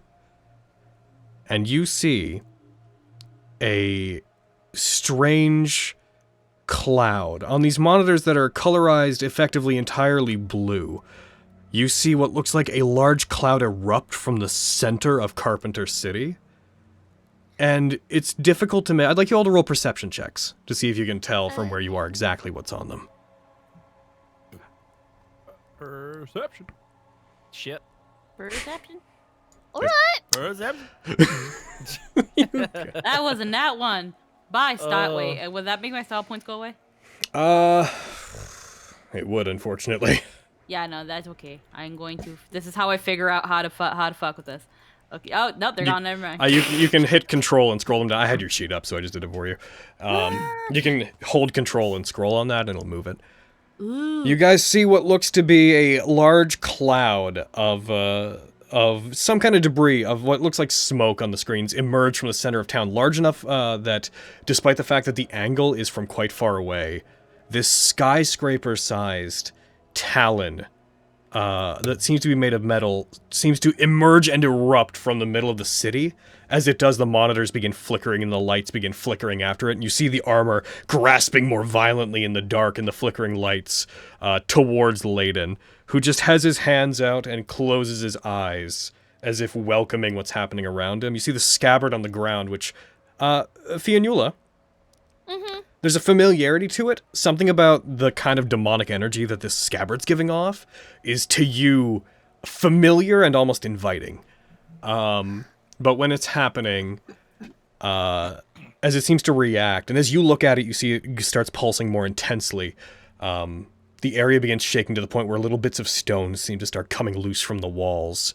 A large crack erupts and splits the ground between the lot of you. Not enough to distort the area, but just splits the ground underneath you, forming a rip, and you see it slowly tearing open as the basement seems to begin falling apart. You see on the monitors this talon erupts, and again, like a skyscraper in size, just sits in the middle of Carpenter City. And you see a similar eruption on these cameras pointed out towards the other cities across the bay, as there seems to be a similar eruption in APOM Capital, and then all the lights of the city go dark instantly, and then all the lights of New Cheshire across the bay also go out.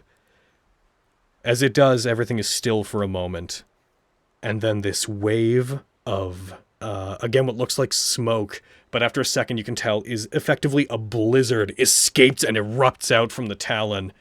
And as it sweeps over the camera, you feel an earthquake begin to sweep over the area as well, as what's going on up above you catches up with the basement. And that crack in the ground violently shifts, spreads out like a web across the area, and the building begins to fold in on itself. I'd like to know if any of you would like to do anything about this. Layden is just standing, arms out, not in any distress in the middle of the basement. I'm gonna try to fire at the thing behind Layden. All right. I'm gonna walk up to him with my fucking sword drawn. I'd like to try to dart forward and grab the scabbard and like pull Arden out of here. Okay, going based off who's closer, Fionnuala, I'd like you to please roll me a dexterity check, quickly. Yes, sir. Oh no. No! That's enough. You were close enough to it. He threw it kind of around to where you are. You dart forward, you grab it. As soon as you do, it calms down. But you get this brief flash of, in your head, of like, this demonic energy, this pulse. You detect that it was fear for a second. The scabbard appeared to be reacting to things that were around it that frightened it. And when you take it, you can tell that the things that frightened it are Layden and Arden. Specifically. And whatever it is, in this moment where the signal ends but it kind of courses through you, you can tell that it was calling to something to retrieve it. To get it out. I would like now to resolve you're firing at the armor in the case. Yes. Roll me an attack roll with your rifle. I'm gonna put a style point in. Gotcha. Get him. And boom. You fire it. I'd like you to roll damage, and I'll apply it to it separately. Hi-ya. Nice! Gain a style point. Hell yeah. As you fire it, it fires past him. As it claws its way out, it almost breaks out, its upper body breaking through the glass. This very thick glass, and it reaches out. You see it reaches down and seems to unhook this like sickle-like grappling hook from its side and hurls it towards Layden. As you shoot it, the shot causes it to go off-center, and the sickle just goes off to the side and digs into the wall as it slumps back against the back of the cabinet that it's stuck in. And you, Gino, are moving towards it. Moving towards Layden. Moving towards Layden. All right, you can get a full 30 feet of movement in. I'll put a token down to represent him real quick. Assuming that he is right about there. What would you like to do? I'm gonna... How far is that? How far can I get exact? I can't get 35 feet. Get there. I can get there, yeah. I'm gonna get right there then. All right, give me 1 second. I'm just gonna... Do you have a reach weapon? I do, actually. Oh, there you go. I'm just gonna very quickly throw a couple things on him. Boop-a-doo. As... A boop-a-doo-boo. A boop-a-doo-boo, ba-doo-doo-doo. Okay, I just had to throw a couple things onto him as I'm not saying that he's a bad guy or anything, but he has some stuff you can't see. Right, so you're getting over to him, you rush towards him as the walls around you begin to crash and stir. You actually see, as you rush by, one of the... So the exhibits, you would be the only one at this point that gets a proper look at the three that are down here.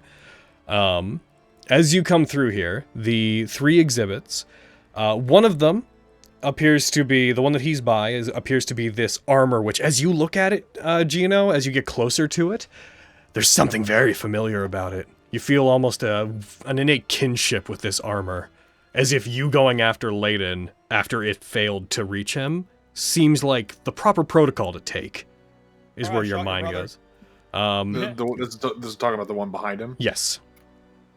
As you pass by it, you see that one of the exhibits was broken open, and it appeared to have been where the scabbard was kept. It is shattered, and he took that. The other one, which is off to the side, you can recognize there, it was another one that had active, brightly glowing, 2 more vital stars and a devil star, that appear to be in better condition. As you move forward, you also notice that off beside the armor behind him, there is a table that appears to have what looks like, a violin case-sized case that appears to have been like opened up, and there appears to be a rifle sitting in it that is bolted into it that it looks like they were trying to restore, but you don't get a good look at it for how quickly you're rushing forward. You can go ahead and roll your attack against him. Okay. I just wanted to give you a general idea of everything you're seeing there. Yeah. Alright. Target. I'll just drag it on him. Fucking. Hey, y'all. Oh, man, I lose my styles. You Not do. my styles. As you rush towards him and you go to attack him, you bring your weapon up, and the TVs that are all around the area that we're monitoring the outside flicker out, and you strike down. And when you do, when they flicker back on, he is off to the side of you, standing a bit behind you, seemingly just gliding past you. Doesn't even look like he's going to try to strike back against you. What are you doing? There's no point in fighting here. Besides, I believe this might be good for you as well, Angelo. He puts his hand out. You see some energy crackle along it. And he is going to cast a spell that is going to target you. It's going to target Nicolo, Marale, But I helped you. Emmanuel, and I'm Fionnuala. your friend. Wait, is it targeting me? Nope. What? He puts his hand out. You see energy crackle along it. He puts his hand up, and this flash of energy rockets towards the 4 of you. He does so with very little effort. That's gonna be bad. Oh no.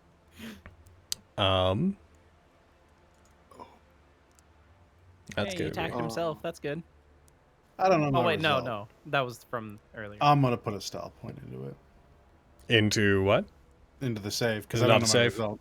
Oh, it's not? It's an attack roll. Attack roll. Oh, no, we're all Did he just dead. fucking steel wind strike us? Oh no, we're all dead. So, the heckin', who...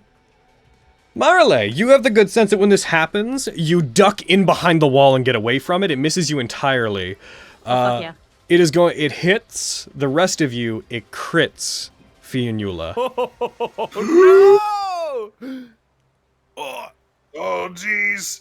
Fionnuala, it strikes you, and you are once again knocked out as he does this attack, and all of those around you are struck by it, Arden. Things almost seem to slow down, as if it looked like he was trying to clear everybody around you out.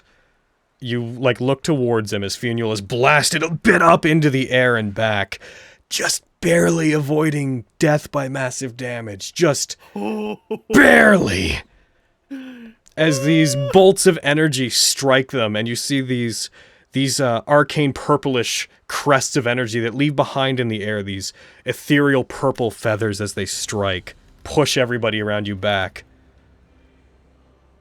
We're the only ones that need to be here for this, Arden. You feel a crack separate under your feet, and the ground seems to separate, and the middle of the area, it heaves upwards, as if the building is folding in on itself. They're unimportant. You stay alive until the end.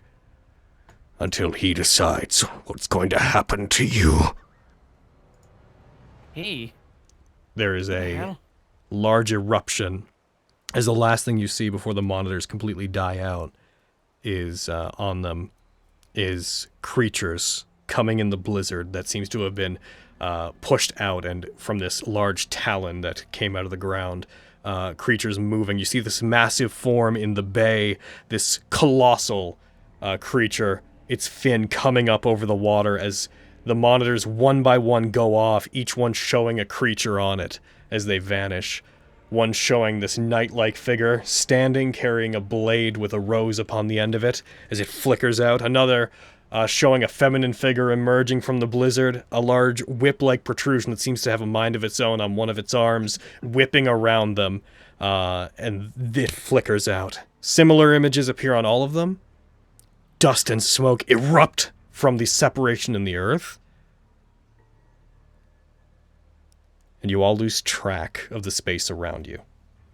As the earth gets tossed and turns, and this earthquake that's happening rips apart the area, I'd like to know what you'd all like to do to avoid being crushed by the ground, and also, Arden, I'd like to know what you would probably like to do about Fionnuala's body being whipped around in front of you. Hi, I'd like to grab her. Roll me, let's say athletics. Cool. So how is the place crashing around us? It has been reduced to chunks of earth that are now being tossed, and you are all falling.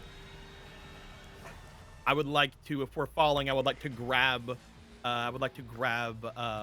Marley, and I would like to basically shift in a position where I'm falling first. Emmanuel, would you like to do anything? How much clearance do we have beneath us where we're falling? Do I not see the bottom? You're not sure. As you're being tossed around, it's not so much that a hole opened up as much as it seems like the ground seems to have just been ripped apart. Like plates of earth are moving around below you. As you fall, you would feel yourself being battered against different pieces of moving earth and then sliding down, then battered against others. So it's not so much that there's an end below you as much as you're caught in an ever-shifting tectonic event. I'm gonna use the ring. You gonna use the ring? What are you gonna use the ring on? I am going to use it. I am going to use it on a space beneath us, as far down as I can see. Whatever the first object I could see that is reasonably not within blast radius, I am targeting. As it continues to shift, you all get blasted and burst around. Before you resolve that, the last thing I want to do is have... by the way, you catch Fionnuala. The last thing I want to do is two things. Nicolo, roll me an athletics check to determine how well you catch Marley. Oh no. Style point. That's what they're there for.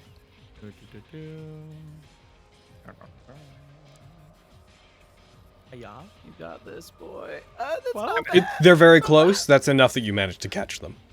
And then Gino Angelo, I want to know what you're doing. You're still basically right beside him. You saw him offhandedly blast everybody over there down. Almost reduced Emmanuel to unconsciousness. He's at 1 hit point. What would you like to do? Can I move at all, or am I falling? I would say where you are, you would have a second if you see them all, the ground under their feet crashing and shifting. You would have a moment past them of being able to move properly, but you do get the sense that it's about to collapse under your feet as well. So whatever you do could be preparatory if you wanted it to be. Because the idea I had in my head is I wanted to try to rush towards Emmanuel, try to grab him and stab my halberd into like some earth or something to avoid falling. Roll me athletics. All right. Get out of here, Megan. Athletics. I wish I had style. Oh! Nice! There you go. Get a step. Yeah. Heckin' yeah, you Asking do. you shall receive. You roll a 20, get 2 style points. Nice. It's 2 for nat 20s, just as a general cool. through line. As you rush forward, you rush past Layden, who lowers his arm. You jump, and as Emmanuel's turning and getting like blasted and shifted, you reach over and you put your arms around him as the earth gives way. You all fall, and after a couple moments of the ground shifting and battering you all around, and all of you trying to carry your tiny buddies, you all find that you're shifted, slide down a slope of earth, crash through several what appear to be like mesh grates as you feel you're now below the city streets. And then, as you are sliding down towards what looks like a large underground reservoir, you can see water in the distance as you have entered into some large underground tunnel. Water as far as you can see in the darkness that initially is viscous and liquid, but after a second, through these large tunnels in the side of the chamber you're in, mist pours in and down from the outside and seems to instantly freeze it solid. At this point, you can see the most solid thing you can, Emmanuel, which is the ice that you're all hurtling towards as it seems to be immediately frozen solid. Look at that. As you go towards it, I'd like you to cast whatever you're doing with your ring. Your cat appears and like runs down your arm and leaps forward towards the ice as you cast it. Go ahead and roll whatever effect the ring's gonna do. That's slow. Wow. Take this ice. Maybe it'll slow our descent. I'm gonna be so nice to you right now. You use slow, and as you do, it creates an area where the magic doesn't. This ice doesn't actually freeze over as quickly. Also, the brief blast of the magic forming causes you all to fall just slow enough that you hit the slushy water, and you do not immediately take damage from the fall. Hey, I would have been in a very bad position. The ice continues to, this mist that comes down, rakes across you, billowing past you, and you all feel like you're suddenly in, like, blizzard-like conditions. It pushes the water as if it was an active force. You are all pushed down towards down underneath the water towards a drain, that you can see the ice that you're in, the water that you're pushed under, begin freezing solid as it seems to chase after you. You're pushed down, enter into a drain, and after a solid 30 seconds of this water trying to catch up with you, freezing as it's going, you are dropped into a subterranean chamber where you hit a grate. The water leaves, the ice, the mist chasing you doesn't seem to catch up with you, and you are left wet and cold in this dark tunnel underground, what looks to be just like some sort of sewer service tunnel.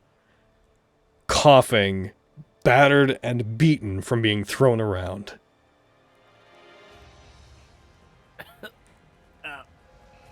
5 minutes? 5 minutes. What? Oh. I would like to roll in a medicine check on Fionnuala. Go for it. You immediately get up and start trying to tend to the wounds that they have. Medicine. Bah. Damn it. That's a fail. Fiona, could you roll me a death save? Yep. They succeed one more. Upon us getting up, and I'm look over Marley to see if anything's up with her. I look over and I see that Arden is having trouble. I'm gonna rush over to try to help as well. Okay, go ahead and roll a medicine check. Because I have pretty decent medicine. Having said that, I'm gonna fail, but you know. Yeah. I haven't. Yep. Oh my goodness. I didn't have any style points to lose. Is it possible for me to try it? I haven't. You can try a medicine check, absolutely. Alrighty, I will try. Everyone's gathered around Fiona. That's a fail. My God. Thank God I don't fail death saves. Yeah. As I do this. Gino's gonna put Manny down, and he's gonna walk over to Fionnuala, and he's gonna crush the green star over her. Okay, go ahead and apply the healing to them. Okay. This is the time for it, so. Yeah. Alrighty, that's on my action. We need to keep our elixirs until the final boss. Acceptable losses is what I'm hearing you say. Oops. You don't have to do the save. You just have to do the healing. I just clicked the one. Oh, the uses, and it did all that. Right. So make sure that for stuff like that, go into your options and a thing where it says combat automation default actions. Make sure you click that till it says none. Options. It's like the second option. The thing that says combat automation default actions. Oh. Make that okay, none. So none. Okay, cool. But yeah, you heal them for 5 hit points. Fionnuala, you we didn't actually apply it to you. Yeah, there you go. I just did.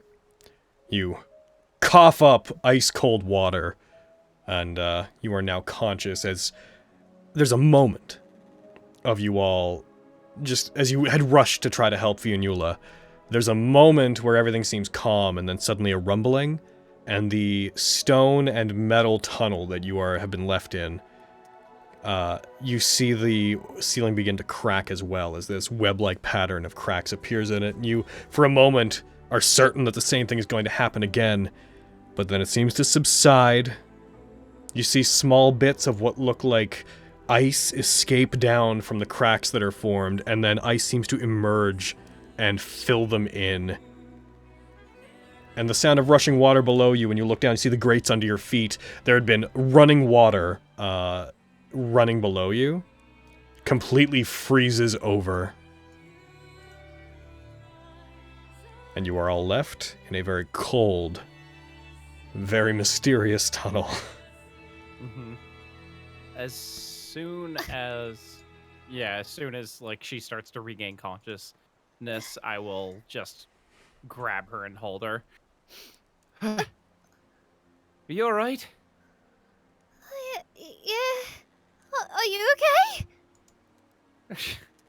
I'm fine. I'm just hugging him back super tight. Who was that? That was someone we don't want to mess with. I think it's someone I really want to mess with.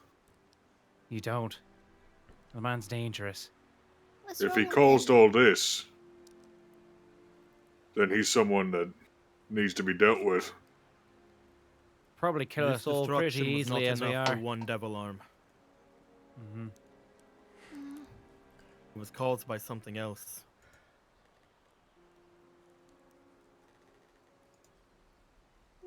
Do you know what it could have been?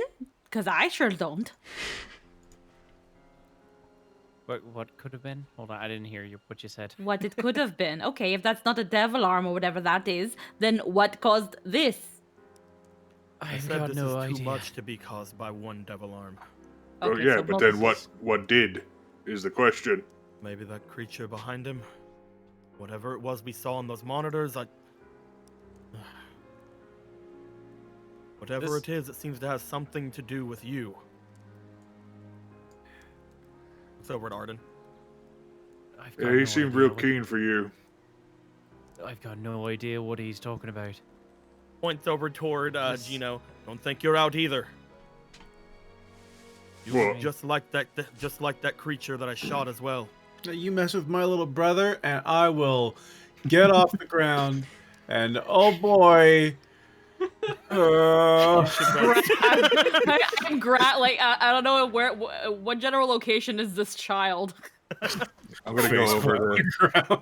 I'm gonna go over to Manny, and I'm gonna use the other use of the star on him. No, it's fine. Just give me a minute. I'll be okay. We just need a couple minutes to get her. Yeah. To catch our breath. Question for DM: do the spires like look familiar to me whatsoever? The large talon-like Yeah, the protrusions. Mm-hmm. Yes. Roll me a wisdom check for your memory.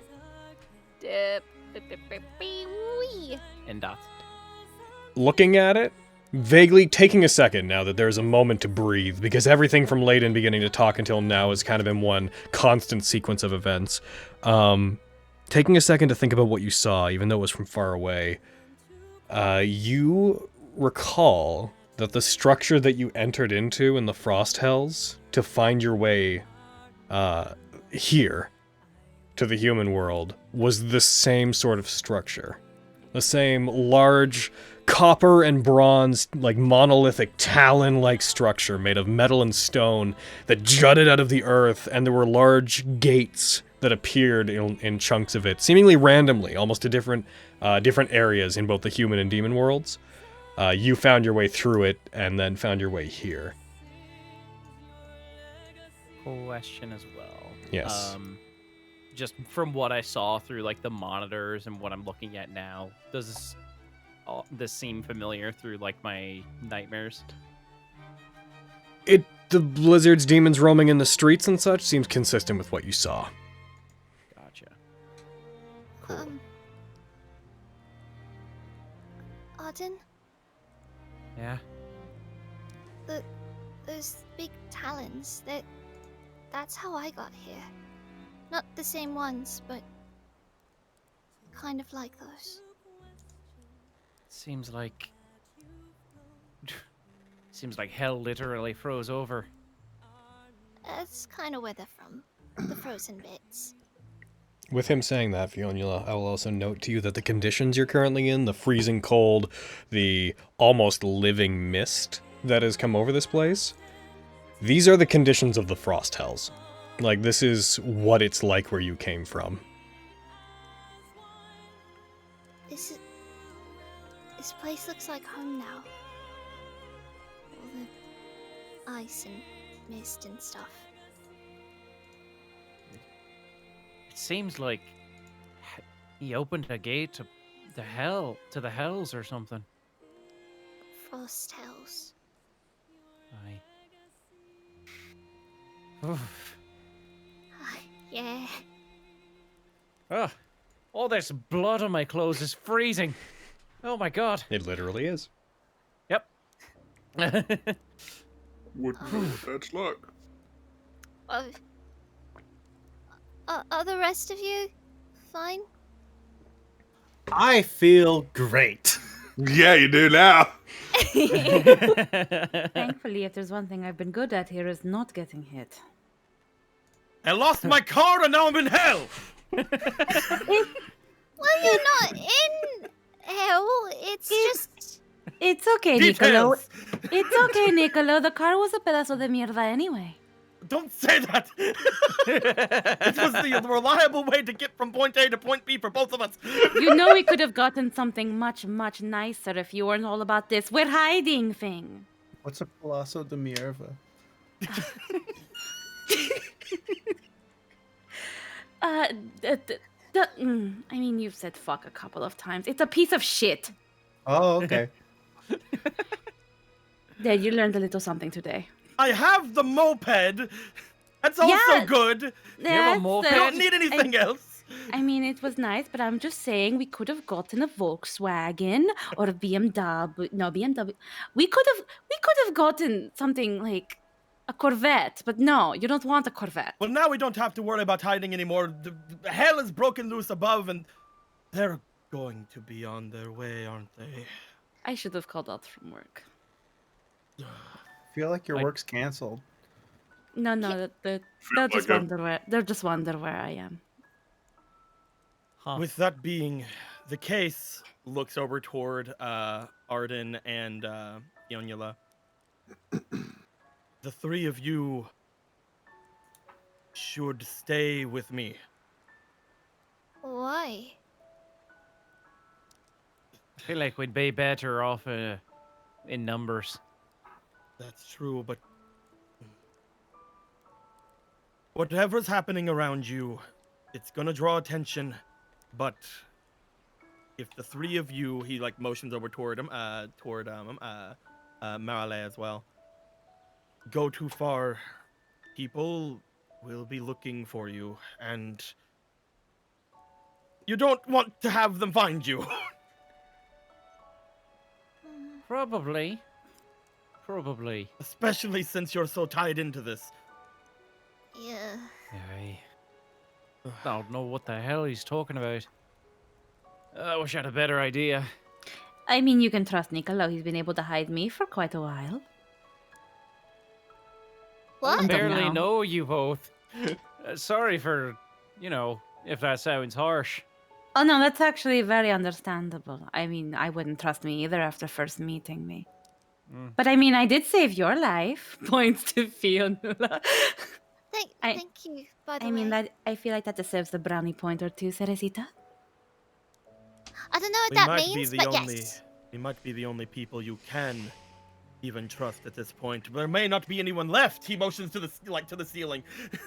Oh. I feel like we should try to get above ground. I feel like that as well. Probably. I feel like we should get some rest first. Yeah, you look like shit. I feel like shit. Yeah, well, you look it. The only way out is through this grate, it seems. You guys are in a tunnel. Never mind, there's a tunnel. He turns around. There's also that way. It's like I turned him around, just like, oh, there's so much more. 5 minutes, and we move out. Bless, it's a good thing that I brought my coat. Are you guys married? Married? No, you think I'd marry him? Oh, you're talking about cars and stuff. Fucking burn. It's complicated. She's my roommate. Oh. We live together, yeah, that's it. Nothing. We're just friends, nothing else. Okay. And nothing. Sure, wing. And nothing more.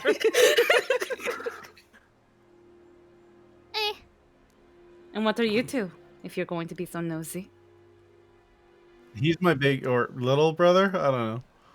I mean, I meant those two, but okay. Oh, okay. Well, they were the ones that asked us, so.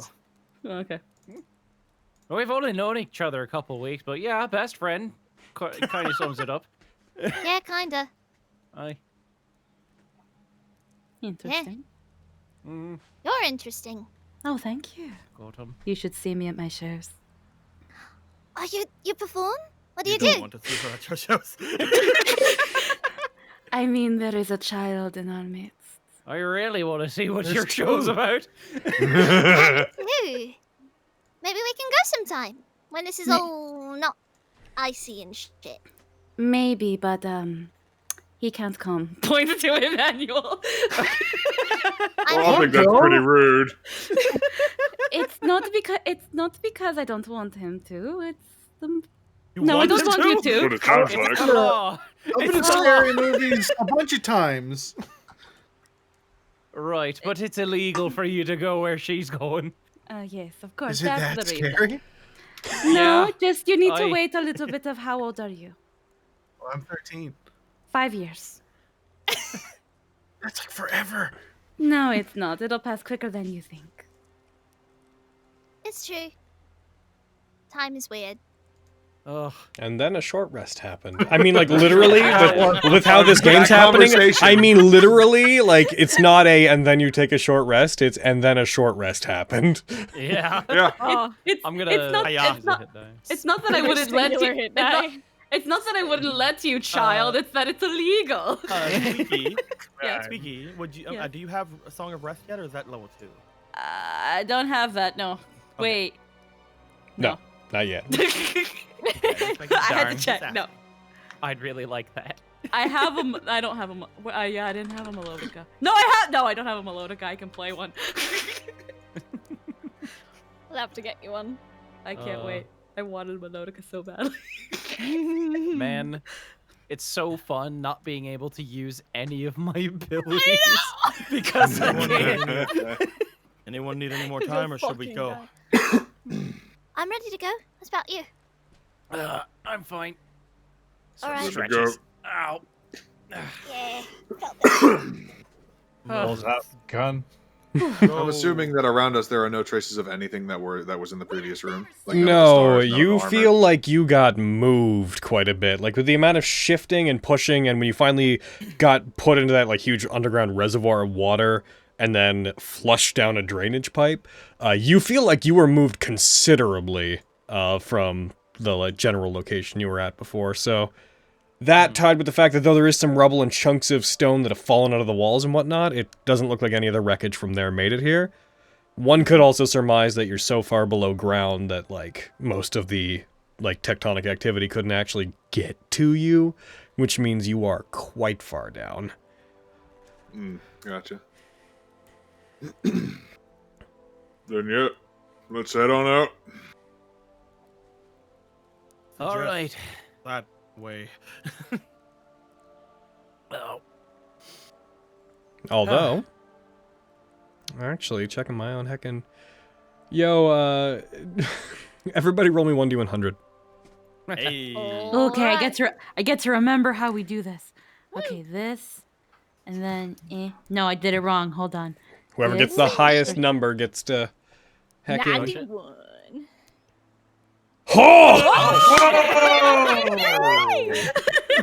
Goddamn. So, you know what? Just for the fun of this, just because you got a 100, as you guys are moving, the icy grate that's up above your head, the one where you guys came down, the water basically froze just after you. So the water, like this solid pillar of water that you would have come down through, has basically frozen into just a solid cork in this massive drainage pipe above you. However, part of it cracks and falls down, and Marley, landing in your cleavage, you do feel several objects collide with you and just snugly secure themselves in there, and specifically the two the two vital stars and the devil star that were in the same room as Layden, they fall down into and just land between your breasts. It's just like that. Oh, Coño, ¿qué era well, Excuse me, hold on. Take us in the cleavage. Let me get in there. Did ice fall? What the Right. What happened? Algo se me cayó por las tetas. Pulls whatever just fell Really? into her tits out. where's that deep? It fell in my cleavage. How convenient. I hate when that happens. I know, right? But hey, Is it this not is... cold? Oh, it's a common problem. I mean, that's why I... Yeah, you would know. Yeah, exactly. Anybody want these? So you now have, in your possession, you now have 2 devil stars and 2 vital stars. Anybody want Wow. I will take a vital if you're offering. I would also like a vital. My breasts of holding. Since I can My actually be up for a while and maybe can get you guys up. Alrighty. Maybe Yeah. give one to Arden. Yep. Yeah. Those two called them, so I'm giving the vital stars out to those 2. 1 to you, and then 1 to heckin' Nicolo. We're gonna go for another leg of this. Like I said, we'll normally stop a bit before we have today, but we're gonna let this first game just play out a little bit. Hell yeah. Heckin', so there's a vital star. I will grab the effect from the other sheet to put onto yours, just so that you removed them, didn't you? You outright removed the heckin' vital star effects. You might as well keep those, just because they only have a once effect, just so if you ever get more, you can throw them back on. 1 sec while I figure out who's got them on their sheets now. Dang it, now I gotta fucking... You know, you've got them. Just keep track of the fact that you got them. No, it's not. I can't. I gotta do it. My brain won't let me not do it. They gotta be on there. It's fine. We'll walk, and we'll have our tiny mansion game while we walk. Do some role playing while I program this. Oh boy. So what was that thing that he tossed over? It was this, and I'll pull out the scabbard. I made sure to grab it. I didn't want him to get it. It seemed kind of like it was afraid of I got that feeling Arden. too. It was Like scared it- of you. The thing was afraid. Yeah, it was scared of Arden and the other guy. Is it a devil arm? Ah. I don't think so. It's just a scabbard. Devil But it's arm? got some weird magical properties. It's like a demon that turns into a weapon. It's pretty cool. Oh, are you a devil arm? No, but they are powering me, so you know. I think the bigger question is that a devil arm? Points to the ring on Emmanuel's finger. Yeah, what How is did that? you do that? The hell is that? Earlier? That Oh, was this really is cool. this is my ring. It is. I can't. You, take it off if you want. Will it explode? No. I'm gonna inspect it if possible, if he lets me. As soon as he takes it off and hands it to you, and it's in your hands, your fingers pressing against it like pass through it, and it disappears in like a wisp of smoke. After it does, it seems to just reform on. It seems to reform on him. Yeah. So they took me because they couldn't take the ring. Cool. That I'm makes gonna sense. run up and just like grab his hand and just like look at it like really close, like my face like right up against his hand. Like that's so neat. Can I touch your horns? Sure. Just go ahead. I've wanted to for like an hour. Okay, go ahead. Touch your horns. They're really nice. Pretty cool, huh? Mm-hmm. It is a very pretty ring. It looks like it could be Tiffany. Who's Tiffany? Luxury brand. Oh, I thought they were a devil. Yeah, no, I was gonna ask the same thing. I mean, with the prices, they might as well be. Okay, everything's programmed. I'm good. Ha ha ha! I don't get it. Arden, I don't get it. I am also not very well versed in whatever she's talking about. Okay. Very expensive ring. Yes. Okay.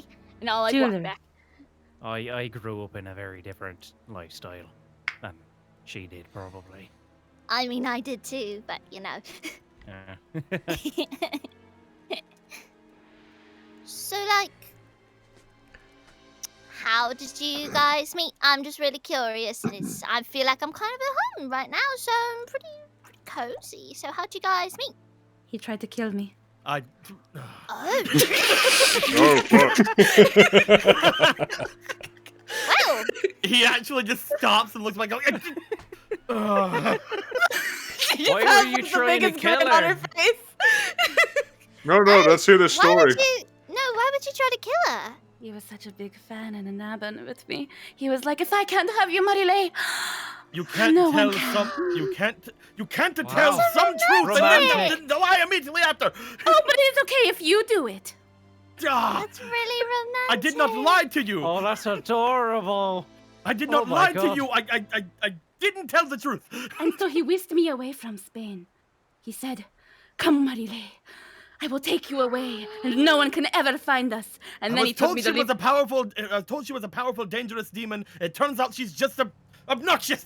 And then he took me to live in a dump. We have to hide.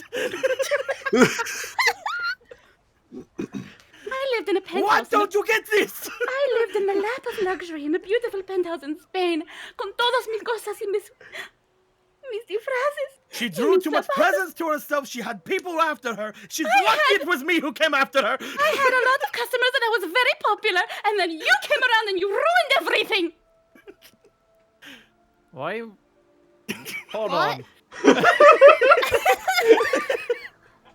Why were Did people you after kidnap you? her?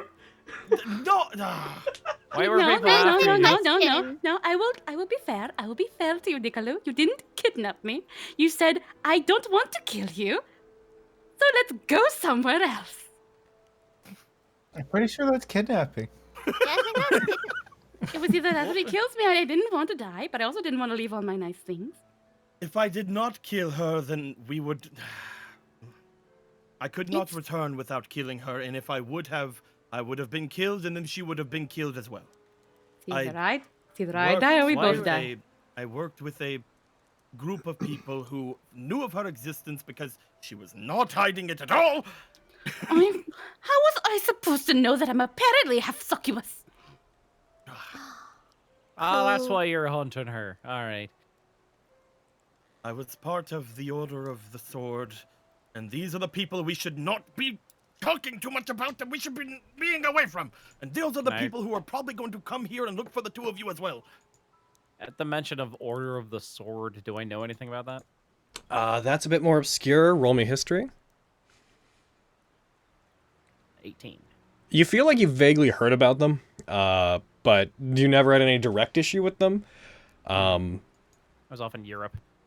Yeah, what you've heard of them is they're an organization of self-described demon hunters who kept themselves isolated off on an island called Fortuna.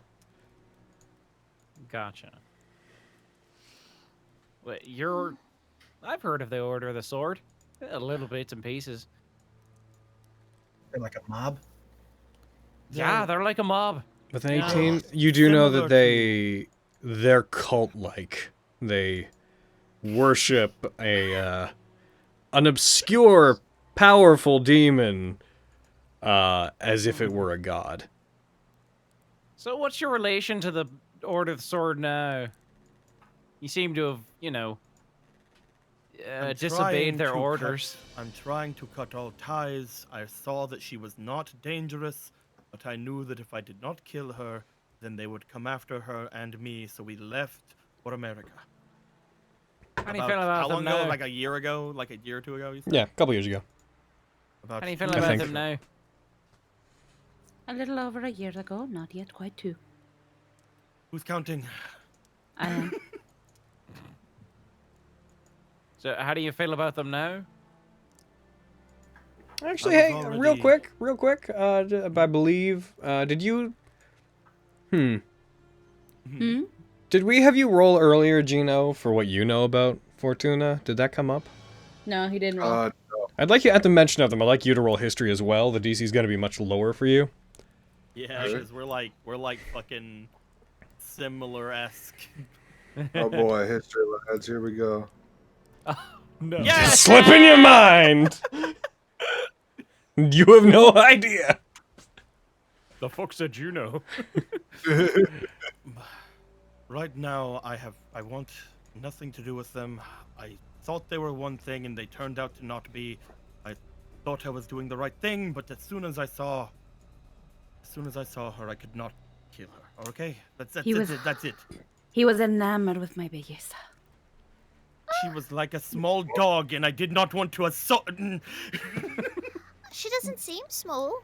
You should have cute. seen what he saw me in. It was so ravishing. He looked at me. It was like he fell in love. And then he broke everything. Wow. I like her. How are you gonna pay her back? Marile, What? are you alive? Yeah, I'm fine. I paid her back. She just went from fake crying money yeah. This is a good time for me to ask, what's your marching order, guys? I'm up I at will the front. probably be with the big boy. I'll probably be with Gino. I will be right beside Arden, probably second after the two I'm of them. probably in the middle. Behind Niccolo. So behind Niccolo is going to be an issue for the described order. So what I'm looking at is Gino and Niccolo in front. Then Arden and Fionula in the middle. And then Emmanuel and Marley in the back. Yeah, she'll go to the back. It's fine. Okay. Tiny feet. Okay. Good to know. Good to know. I just know that I have a really good. As you guys are walking really through, good passive perception, so staying in the front is really good. For what me. is your passive perception? 18. Damn. As you guys are walking through, as you guys are continuing to walk, you find the area that you're in appears to be service tunnels that are probably connected, you figure, to the sewers in the city. But they are very old, and they're well maintained enough, but it's a lot of metal drainage pipes and like grating and large chambers that were clearly used for drainage. But as you move through, you see that they've basically all been frozen solid, as if the water moving through them that had been cascading through them was frozen immediately without even a chance to settle. You guys do, as you are moving along, you come to a very large chamber that looks like a very large pit that was used for drainage. But on both sides of this large chamber, the massive pipes that would empty out into it have just become waterfalls of ice that pool into a large a pit that is itself about 20 feet down from you, has just basically become a large skating rink. Passing over it from where you guys are, there's a graded bridge, just like a service bridge that moves across it. And looking up, you see icicles hanging down from the ceiling. The general situation of the city appears to be that it's been thoroughly frozen solid. This is gonna be safe. I'd like to know, as you guys go across this, is there any precautions you want to take when doing so?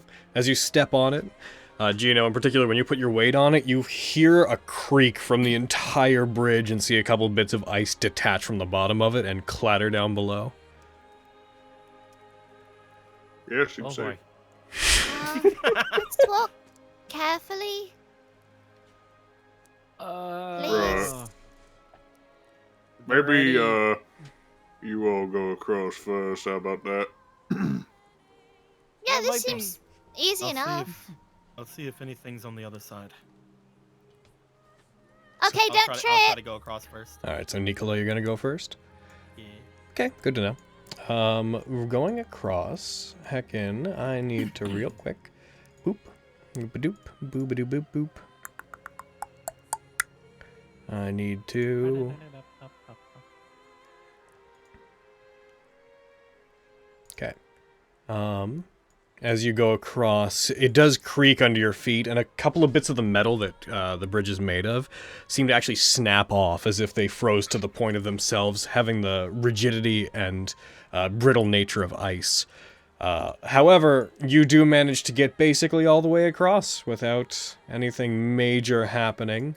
A couple of times passing under the large icicles that are hanging down from the ceiling, you do worry that they could fall at any time, but they don't seem to react to you. I'll look around on the other side, I'll draw my rifle, and I'll basically wait to see if anything happens. Start calling them over. No. Probably go one at a time. Yeah. Who wants to go first? Ready to shoot whatever the fuck is... I'll go. Who's going Be next? careful. Yeah, I'll go. Ah, demon, shoot! Could you roll? All right. Could you roll me a perception check? I sure can. Ba-doop, ba-doop, ba-doop. Perception. Wee. Oh. Nope. Okay. Good day to be Fionnuala, clearly. Yep. As you go across, the bridge shifts slightly under your weight as you do. As you get around to the middle, Fionnuala, and as you are watching... Nicolo, since you're keeping watch, could you roll me a perception check? Mm-hmm. Yeah. Ooh. So you see it then.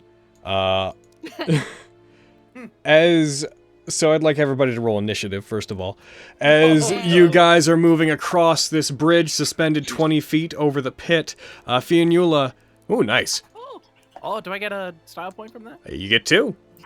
Hell yeah. Oh my goodness! Oh, that's funny. You get 2 style points. Hey, hell yeah. As you guys cross over it, you hear a bit of ice fall from up above you, Fionnuala, and clatter down in front of you.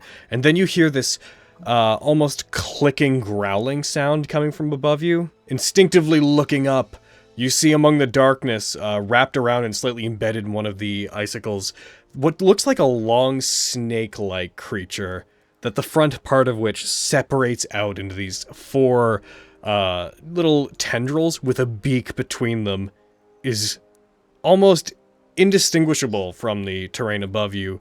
Sitting, you only see it quick enough to be aware that it drops down on you. As you are going to be attacked by a creature, and then we're gonna go initiative. Cause heckin', yes. Because I was ready, could I shoot it? Because you're ready, you won't be surprised in the first round, is what's gonna happen to you. Oh, shit. Alrighty, boop-a-doop-a-doo. As this thing falls, it is going to attack you from hiding, and also have gotten to go first. Boop-a-doop-a-doop. It is going to go for a beak attack on you, Fionnuala. It drops down on you, and I swear if you critical. Okay, it didn't. It hits. As it falls, you guys see this creature come down and bite into Fionnuala. It's Rick! It's Rick! My name's not Greg. As it bites into them, it'll only get the one attack on them as it flails its beak, digging into Fionnuala. It's not quite the size of a person, but it is quite long and entirely foreign in nature. Those of you that are here, you'd immediately recognize this is a demon. This shouldn't be here. Marley. It looks funny. It looks funny. Okay, so spell slots, do those come back? On a long rest, not a short rest. Okay, long rest, not a short rest. Okay, I guess I'm gonna tell it that it fucking smells. Gotcha. Noting you do have the Devil Stars, which you could use to get spell slots back if you wanted to, but We'll hold off on that. Sure. Just the usual fucking. Wow, I can't thank my brain. That's all right. Freaking gilipollas de mierda, coño. Okay, there we go. We'll use the vicious mockery. Okay, roll against it.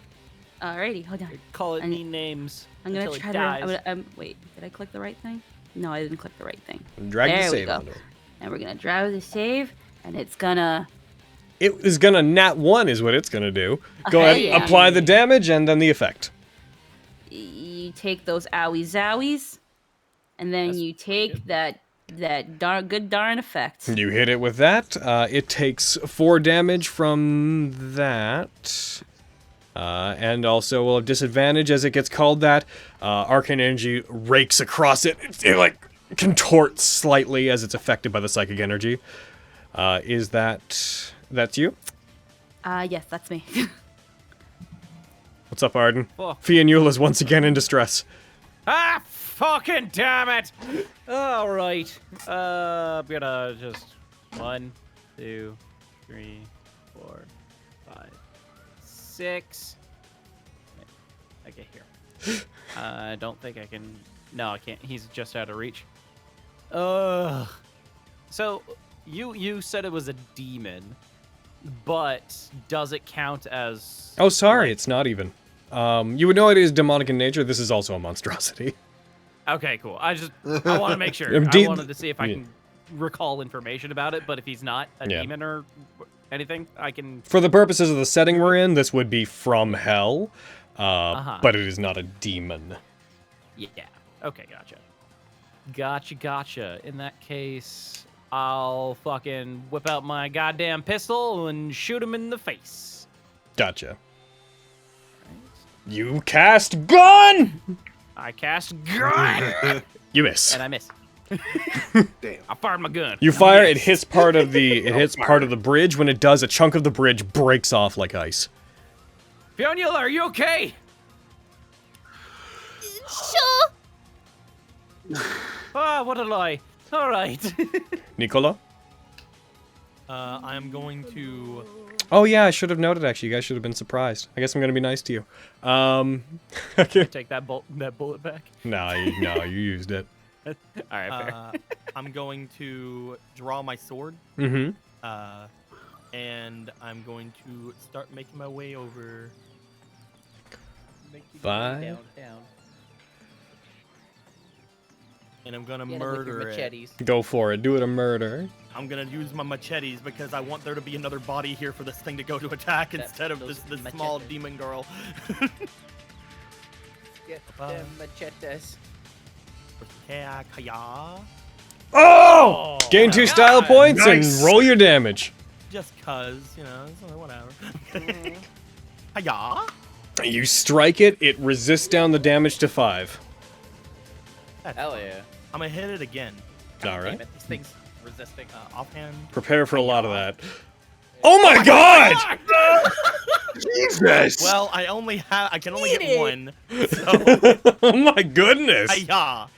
And then you would have had another. Yeah. I think, if I recall, one sec. I think I have it set in the rules that you can't gain it anyways off of critical hits.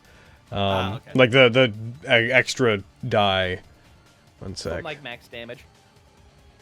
Extra dice rolled as part of a critical hit or features that add extra weapon damage do not count. Yeah, so if it's part of if an effect like elemental weapon gives you extra dice or you get a critical hit, the extra dice don't count for the sake of the maximum damage thing. So if as he crit part and got He'd like attack, maximum wouldn't he? damage on the weapon die, he would get it. If he need.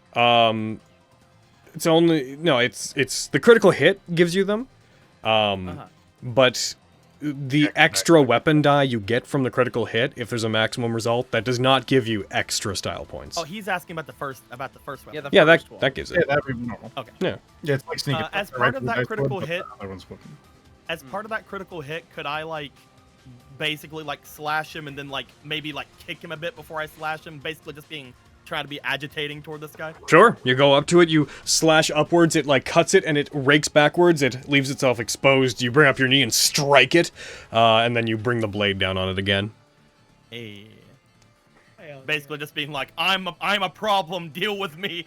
That's you? Yep. Its turn. It's going to deal with you. Yay! It is going to, it launches at you, attacking you with its tentacles. It should not have had, it should have had disadvantage. It misses you. As it lashes forward, they dig into the bridge, and they, cut through the ice, and as it tries to pull itself back, it gets stuck, and then it rips up part of the bridge, and for a second, there's no effect. Then you hear the slow cracking of ice, the bending of metal, and the middle of the bridge lets out and shatters. Both sides droop inwards, and the bridge effectively becomes a slide. I'd like a dexterity save from everybody. Oh no. I believe I may be falling. Oh, thank God. I hope I'm pressing the right button. That is a check. No, I the didn't. saves are on the Okay. other side. Saves. I Saves on the other I side. miss getting things on 19s. Okay. Fuck 20s. 20s. God suck. So, I got a 15 plus 5. you did. Let's see. Did anybody get under? So Gino Angelo, you're the only one. As it strikes down and as the bridge falls, it becomes effectively two slants that lead to both sides of the chamber. Everybody finds themselves falling down into the section below, and the Grick is going to, in the confusion, burrow into part of the ice, and it is going to make a stealth check Oh shit. with advantage. Is it leaving my attack range? Yes, but in a way that you can't necessarily react to it, because the movement itself, the fall, is unwilling. Okay. You see it dig into part of the ice and disappear as you all fall. You are all thrown basically around in the center because you all slide down that way. Gino, everybody else kind of lands gracefully, hitting the ground and some superhero landing, some merrily jumps off a piece of the ice as they fall and lands very elegantly. And then you guys just see Gino's body come tumbling down and just hit the ice We all land like we a all land bowling perfectly. ball. We all land perfectly. We just look over. He lands head first. You just hear as he's embedded one arm completely into the ice down below. Ay, latita. And we're gonna stay in initiative because the Grick is still around. It's just hidden. Just around. Fianula? Oh boy. I'd like to try to make a perception check to see if I might be able to spot where it burrowed down. Okay. Roll perception. Whee! Hey. You look around. You swear you hear some movement from it, but you can't tell if that's just the ice settling. You do not manage to locate it. I would like to hold Got a good stealth check. an action Yeah, to very just shoot it when I see it with my The perception check would have been your action. It's true. Alright, I'm just gonna pull out my gun and that's me.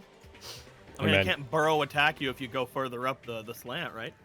Oh shit! That right. would require its own action because that thing is basically made of ice. Ah, okay. Yeah. Emmanuel? Yeah. Get him, tiny child. Am gonna. So I'm gonna do what I did last time I didn't see an enemy. I'm already lightning lure. We'll run over here, and if it shows up within, I'm becoming huge. A little tinier. No, that's too tiny. And I will ready lightning lure. If I see it within range, I will cast it. Gotcha. Gino? You are prone, by the way. Okay, I'm gonna get up. All right. Okay. He's like hear that like weird sound of ice cracking, and it makes like the laser gun sound effects almost. As you stand, you have a moment of getting your balance, and then as your weight settles, there's just like a half-foot drop as you just go, and the ice compresses under your feet from your weight. And it doesn't stop your movement or inconvenience you, but you basically fall through about a half-foot of ice. Okay, that's to be expected. Okay, 4, 5, 10, 15. Like to imagine when Gino's moving around down here, it's very wide steps, as every time he takes a step, he cracks in another half-foot. It's like trying to move through like really deep snow where you know that you're going to keep falling into it. Yeah. I'm gonna get right here, and I'm gonna hold my action for whenever if the thing comes in range of Manuel. Gotcha. Or comes to my range, I guess. Marley. Okay, so first thing, I want to give a bardic inspiration to somebody. Okay. Who would you like to give it to? I'm going to give it to. Is Nicola the one that comes after me? Goes after me? Arden does. Arden, you get it. Oh, cool. Then, just in case I might need my spell slots, I'm going to use up one of these little Devil Star majiggers. Okay, that'll give you. So you do you want? How do you want to split them up? Do you want to create a 3rd level slot, or a 2nd and a 1st level slot, or 3 1st level slots? Yes. At your current level, you could really only do the 1st level slots because that's all you have. Do all of them have to go on her? Yes, they do. They all have to go on one target. Okay. So yeah. I'll do the only one that I can do. Okay. Well, you can do all 3 because you can upcast spells. For example, if you created a 3rd level slot and then cast Thunderwave with a 3rd level slot, it would do more damage. Like if you look at spell descriptions, they have a thing at the bottom that often say at higher levels. For example, Thunderwave, if you used a 3rd level slot, instead of doing 2d8 thunder damage, it would do 4d8 thunder damage. So you give yourself a slot that you don't even have. Yes, you can. And then they go away next time you take a long rest. Oh, okay. Or If you want to use more spells, getting 3 1st levels would be good. I'll do the 3 1st levels. Okay. Then we're going to mark off one of your Devil Stars. You use it, you regain magical energy. That'll have to be your action to use it because you used your bonus action to give a bardic inspiration. That's completely fine. Okay. How do I make this go down? There we go. Because you can use this to either, by the way, regain them or gain new ones. So you regain your 2, and then you have 1 extra 1st level spell slot. Hell yeah. Cool. Hell yeah. And that is you. Hell yeah. Arden. Alrighty then. I will hold my action to try and attack it with my glaive if it comes within attack range. Here. I have a question. Yeah. How did Squeaky inspire him? That's true. How do you inspire me? So normally bards use music and whatnot to do their bardic inspiration. How did you instill heckin' inspiration within Arden? Oh yeah, that is a thing. Blew him a little kiss.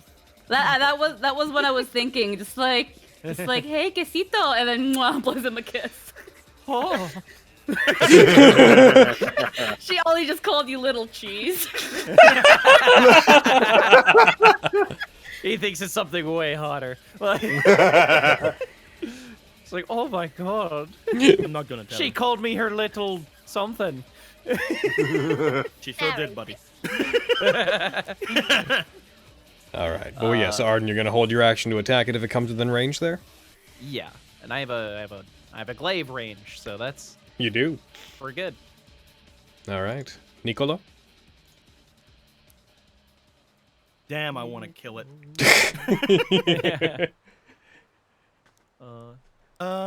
I'm literally just going to get further up onto this thing of ice. We'll say that's elevated about 5 feet. I can't believe Logan threw 2 of the same creature at us in one game. Huh? I'm Yeah. The Shadow Mastiff was also just hiding. That one turned invisible. This one's hiding. Still the same thing. It's not. It can't move around while hiding. It's the same. Shadow Mastiff could go wherever the fuck he wanted, pop out and be like, nah! Can you hear me? Yes. Yes. I was having some problems staying in. I'm gonna get up here onto this piece of ice, and then I'm going to put away my machetes or just drop them. It doesn't matter. And then I'm going to get my rifle at the ready, and I'm gonna shoot whenever I see this fucking thing. Gotcha. Holding an action to fire at it. It's its turn. It's gonna pop out and attack Gino! And I have advantage on the first attack. Oh, damn it. It's okay. The lightning. It hits. That's fair. Yeah. Striking you, Gino. It comes up. It gets 2 ones. As it comes up, it strikes you, binds into you with its tentacles. You feel the little claws on the end of them trying to reach into the armor, trying to find some flesh to like scrape out, but it doesn't manage to. Since it hit you, it can now also attack you with its beak. Oh. Here goes with his second Faster. attack. It hit again. Yeah. It does. Wow, it did minimum damage on all the dice it rolled. It rolled 3d6 and got 1s on all of them. Oh my god.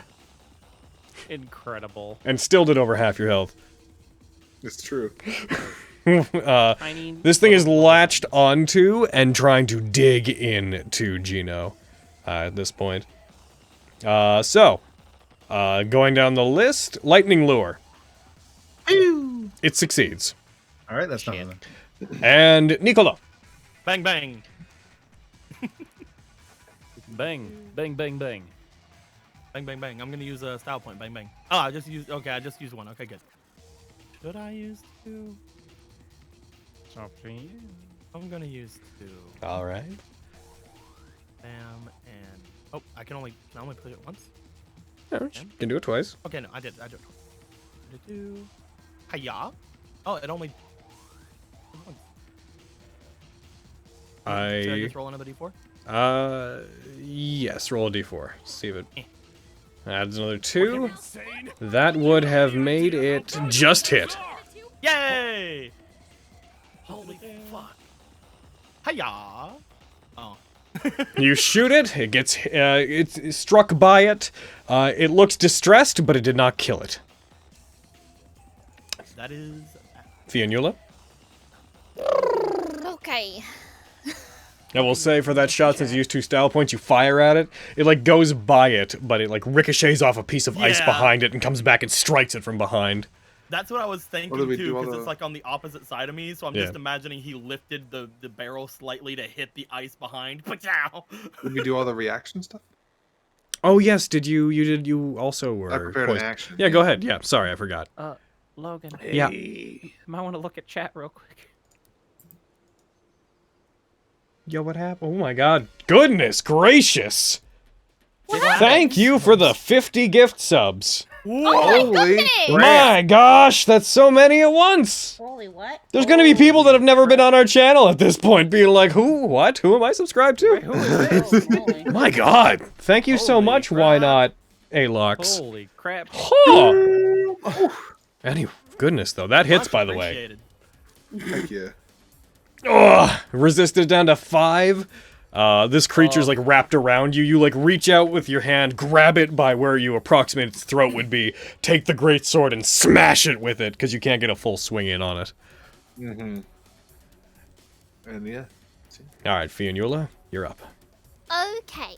I'm a hurt bitch, so I'm not gonna get in close to it right now. So I'm going to use my revolver that I took out, and I'm Bang, gonna bang, take a shot at it. Okay, go for it. Pachoo! That is absolutely a hit. Yay! You're adorable. That hits. You deal 4 damage to it as it strikes it. You blast one of the tentacles off of it.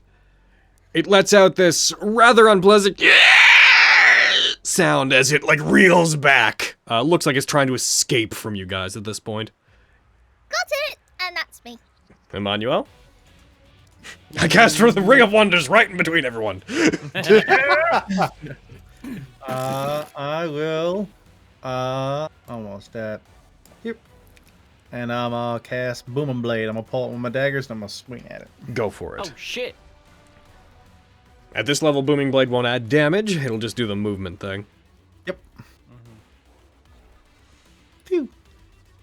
Nah, it misses, I'm afraid. He strikes his belt to pop one of the daggers out, grabs it out of the air.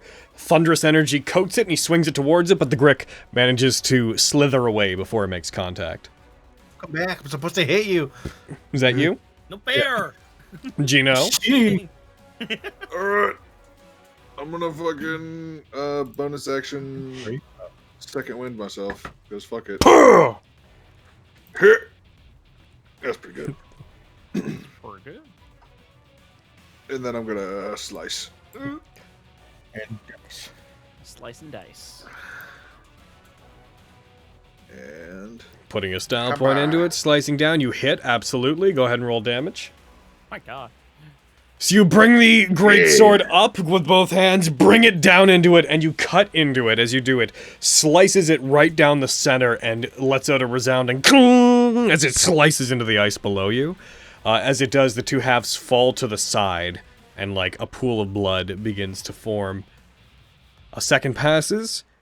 Cracks of ice begin to expand out from where you strike the ground. Time to go! Yep. Great job, everybody. Everybody book it. Not again. I definitely helped. Don't worry about it. Oh yeah, you super did. Alright, let's go. You were too busy getting that smooshed at, you know? Yeah, man. Going down the list, because we're staying in What does that initiative, the cracks begin to slowly spiderweb out from where he hit. And Marley, you're up first. Ooh. Okay. 1 sec, let me look over things. I think I'm gonna... Wait, where is it? It died. Oh. The issue now is that the ice pit that you're on, the surface is now cracking. Oh no. We need to get off this piece of thing, don't we? Yeah, so like getting over here or like over here, preferably over here. I was gonna say, I was like, don't we want to go forward? Yeah, we need I'm to just letting cross. you know you were close to the other side. Yeah, I'm gonna Yeah, we try need to to get over there though. I'm gonna try to. How far can I move? 'Cause You we're can still in move, it. well, on the ice, you can try to run if you want to. I will note that if you try to move too fast, you are on ice, so... I mean, I'm also in heels, but I'm also a 4, which means I can run really You're in well heels, them. but we're doing Devil May Cry stuff, so I'm probably not going to 1, 2. consider that. Do a slide. I'll try to go. I'll try to go Noting- not run too fast. Okay, as you move over there, as you get up onto the slanted piece of the bridge that was extended down and begin trying to climb up it without sliding back, I'd like you to please roll me an acrobatics check. Acrobatics check. Okay. Okay. I'll find. Is it? No. Is it? No. Not that one. It's in your skills page. Acrobatics. Skills page. Ah, yes. That's one of the skills. Acrobatics. Okay. Actually, this isn't that bad. I say as I now jinx it. I Climbing jinxed up, it. you manage to get onto it, but do not manage to move any farther up it. That's fine. Arden? Alrighty then. Well, I'd like to start running up that there thing. So 1, 2, 3, 4, 5, 6. Okay, roll me acrobatics. Got it. Or athletics, it's your call. I'll roll athletics. I'd say that with that, you manage to properly get up onto the part where it begins to slope back up, so you are safe at the top. Whew. Niccolo? 5, 10, 15, 20, 25. I'm gonna get behind. I'm gonna get behind Marley, and I'm gonna help her up and try to help her get pushed up closer. Okay, so you effectively just taking the help action for her? Yes. Okay. Seems like you're taking the chance to touch my butt. Yeah. Fionnuala? Yep. I'm going to. Would I be allowed to roll acrobatics? You can roll either. Doesn't matter to me. Cool. I'm just because I have what 6 to one of them. That's Fits fine. under both. Wee! I'm going to try to scramble up after Arden. Doop. You managed to. Hell I'm yeah. gonna- You run up and grab her rather hand as easily she you manage to, comes up. rush up. Arden grabs your hand, pulls you up the rest of the way. Emmanuel? More climb. Excuse me. Can I like offer like reach out my glaive so they can like try and grab onto it? If they got up that far, they'd already be all the way up at that point. Oh, gotcha. Contextually, yes. Mechanically, there wouldn't be any major benefit. I'll do it contextually. That's fine. Thanks. Let's try and get to there. Mm-hmm. That'd be on the next. Roll me acrobatics. Yeah. Or athletics. See if you slide down. Or acrobatics or athletics. I'm good. You slide Guys. back down another 10 feet after you get up to that point. Alrighty. Don't fucking move yourself back. I'll kill you. This is good. Gino? Okay. I'm gonna get over and basically do what Nicola's doing, but for Manny. I'm gonna I'd push say him up you there. could probably just pick him up. Okay, cool. Yeah, I'll do that.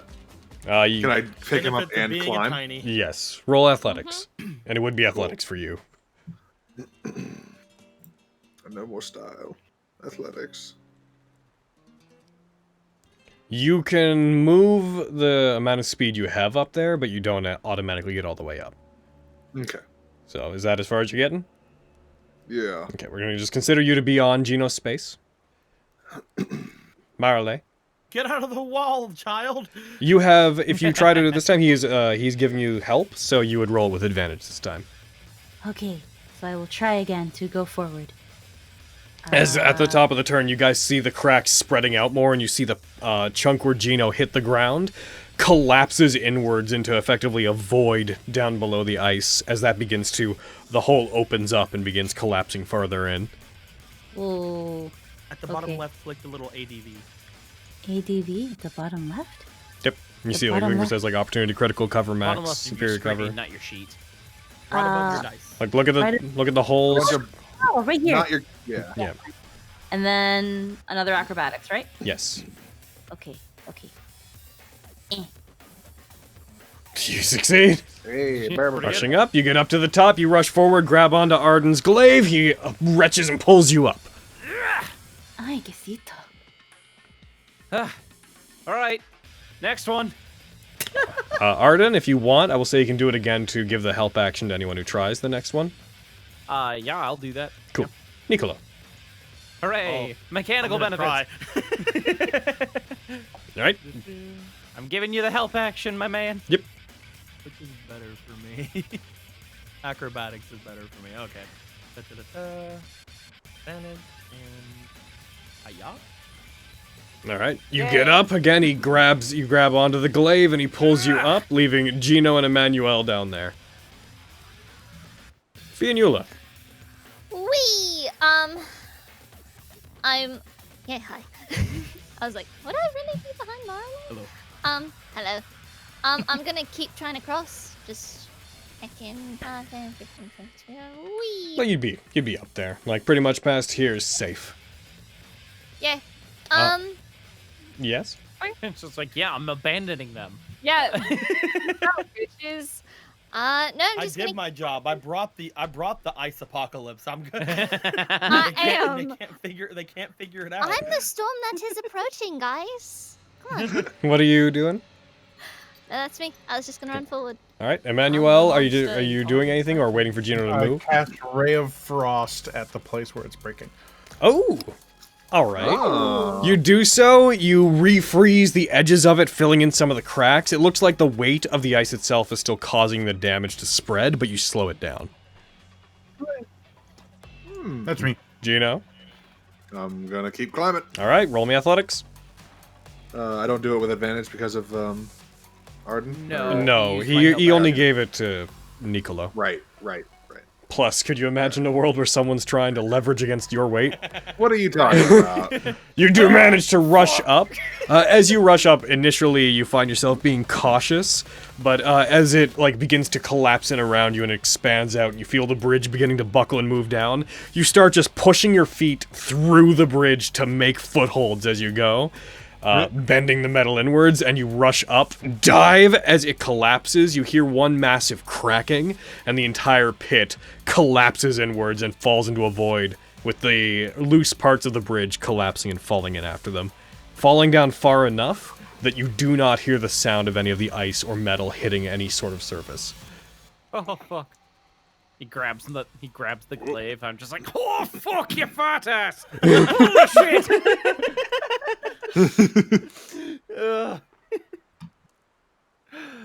All right. Hurry up, slowpokes! Wait, where's the child? He's with me. I got him in my arms. Okay, I was wondering because he was like all the way over here. I'm like, are we He sure fell about into that? he fell into the abyss. Yeah, Are we he's- sure about it? Yeah. All right. Heckin'. With that, not happening. With that crashing down and collapsing inwards, as much as there's stuff ahead, and I know it may not be a weird place, I think I'm gonna say let's call it there for this week. Okay. As this Oh, we did it. as this happens, FYI, I'm gonna go ahead and apply. You guys wouldn't be consciously aware of this. I wasn't trying to touch your butt. You guys wouldn't be consciously aware of this currently, but you are going to acquire something here that I'm going to let you, the players, know that you did. Is it a level? It's not a level. Not yet. Oh, I think I know what it is. I think I know what it is. We get some it's in the inventory. Mm-hmm. Yeah. Inventory. You, You get herbs. you each have 150 red orbs, which who knows what you're going to do with them at this point. There you go. Who could say? This isn't viable currency, TM Sama. But you just FYI, red orb gain in this will be basically we're doing milestones and whatnot, but the experience you would have gained from creatures is the red orbs. Oh, cool. You rush up, you all stop to rest as that collapses downwards, and we are going to stop there. And resume this again in 2 weeks. Woo! Woo! I enjoy things so far. Yeah. So fucking fun. Especially having heated arguments. I didn't expect to meet my final boss the first session. What an interesting thing to say.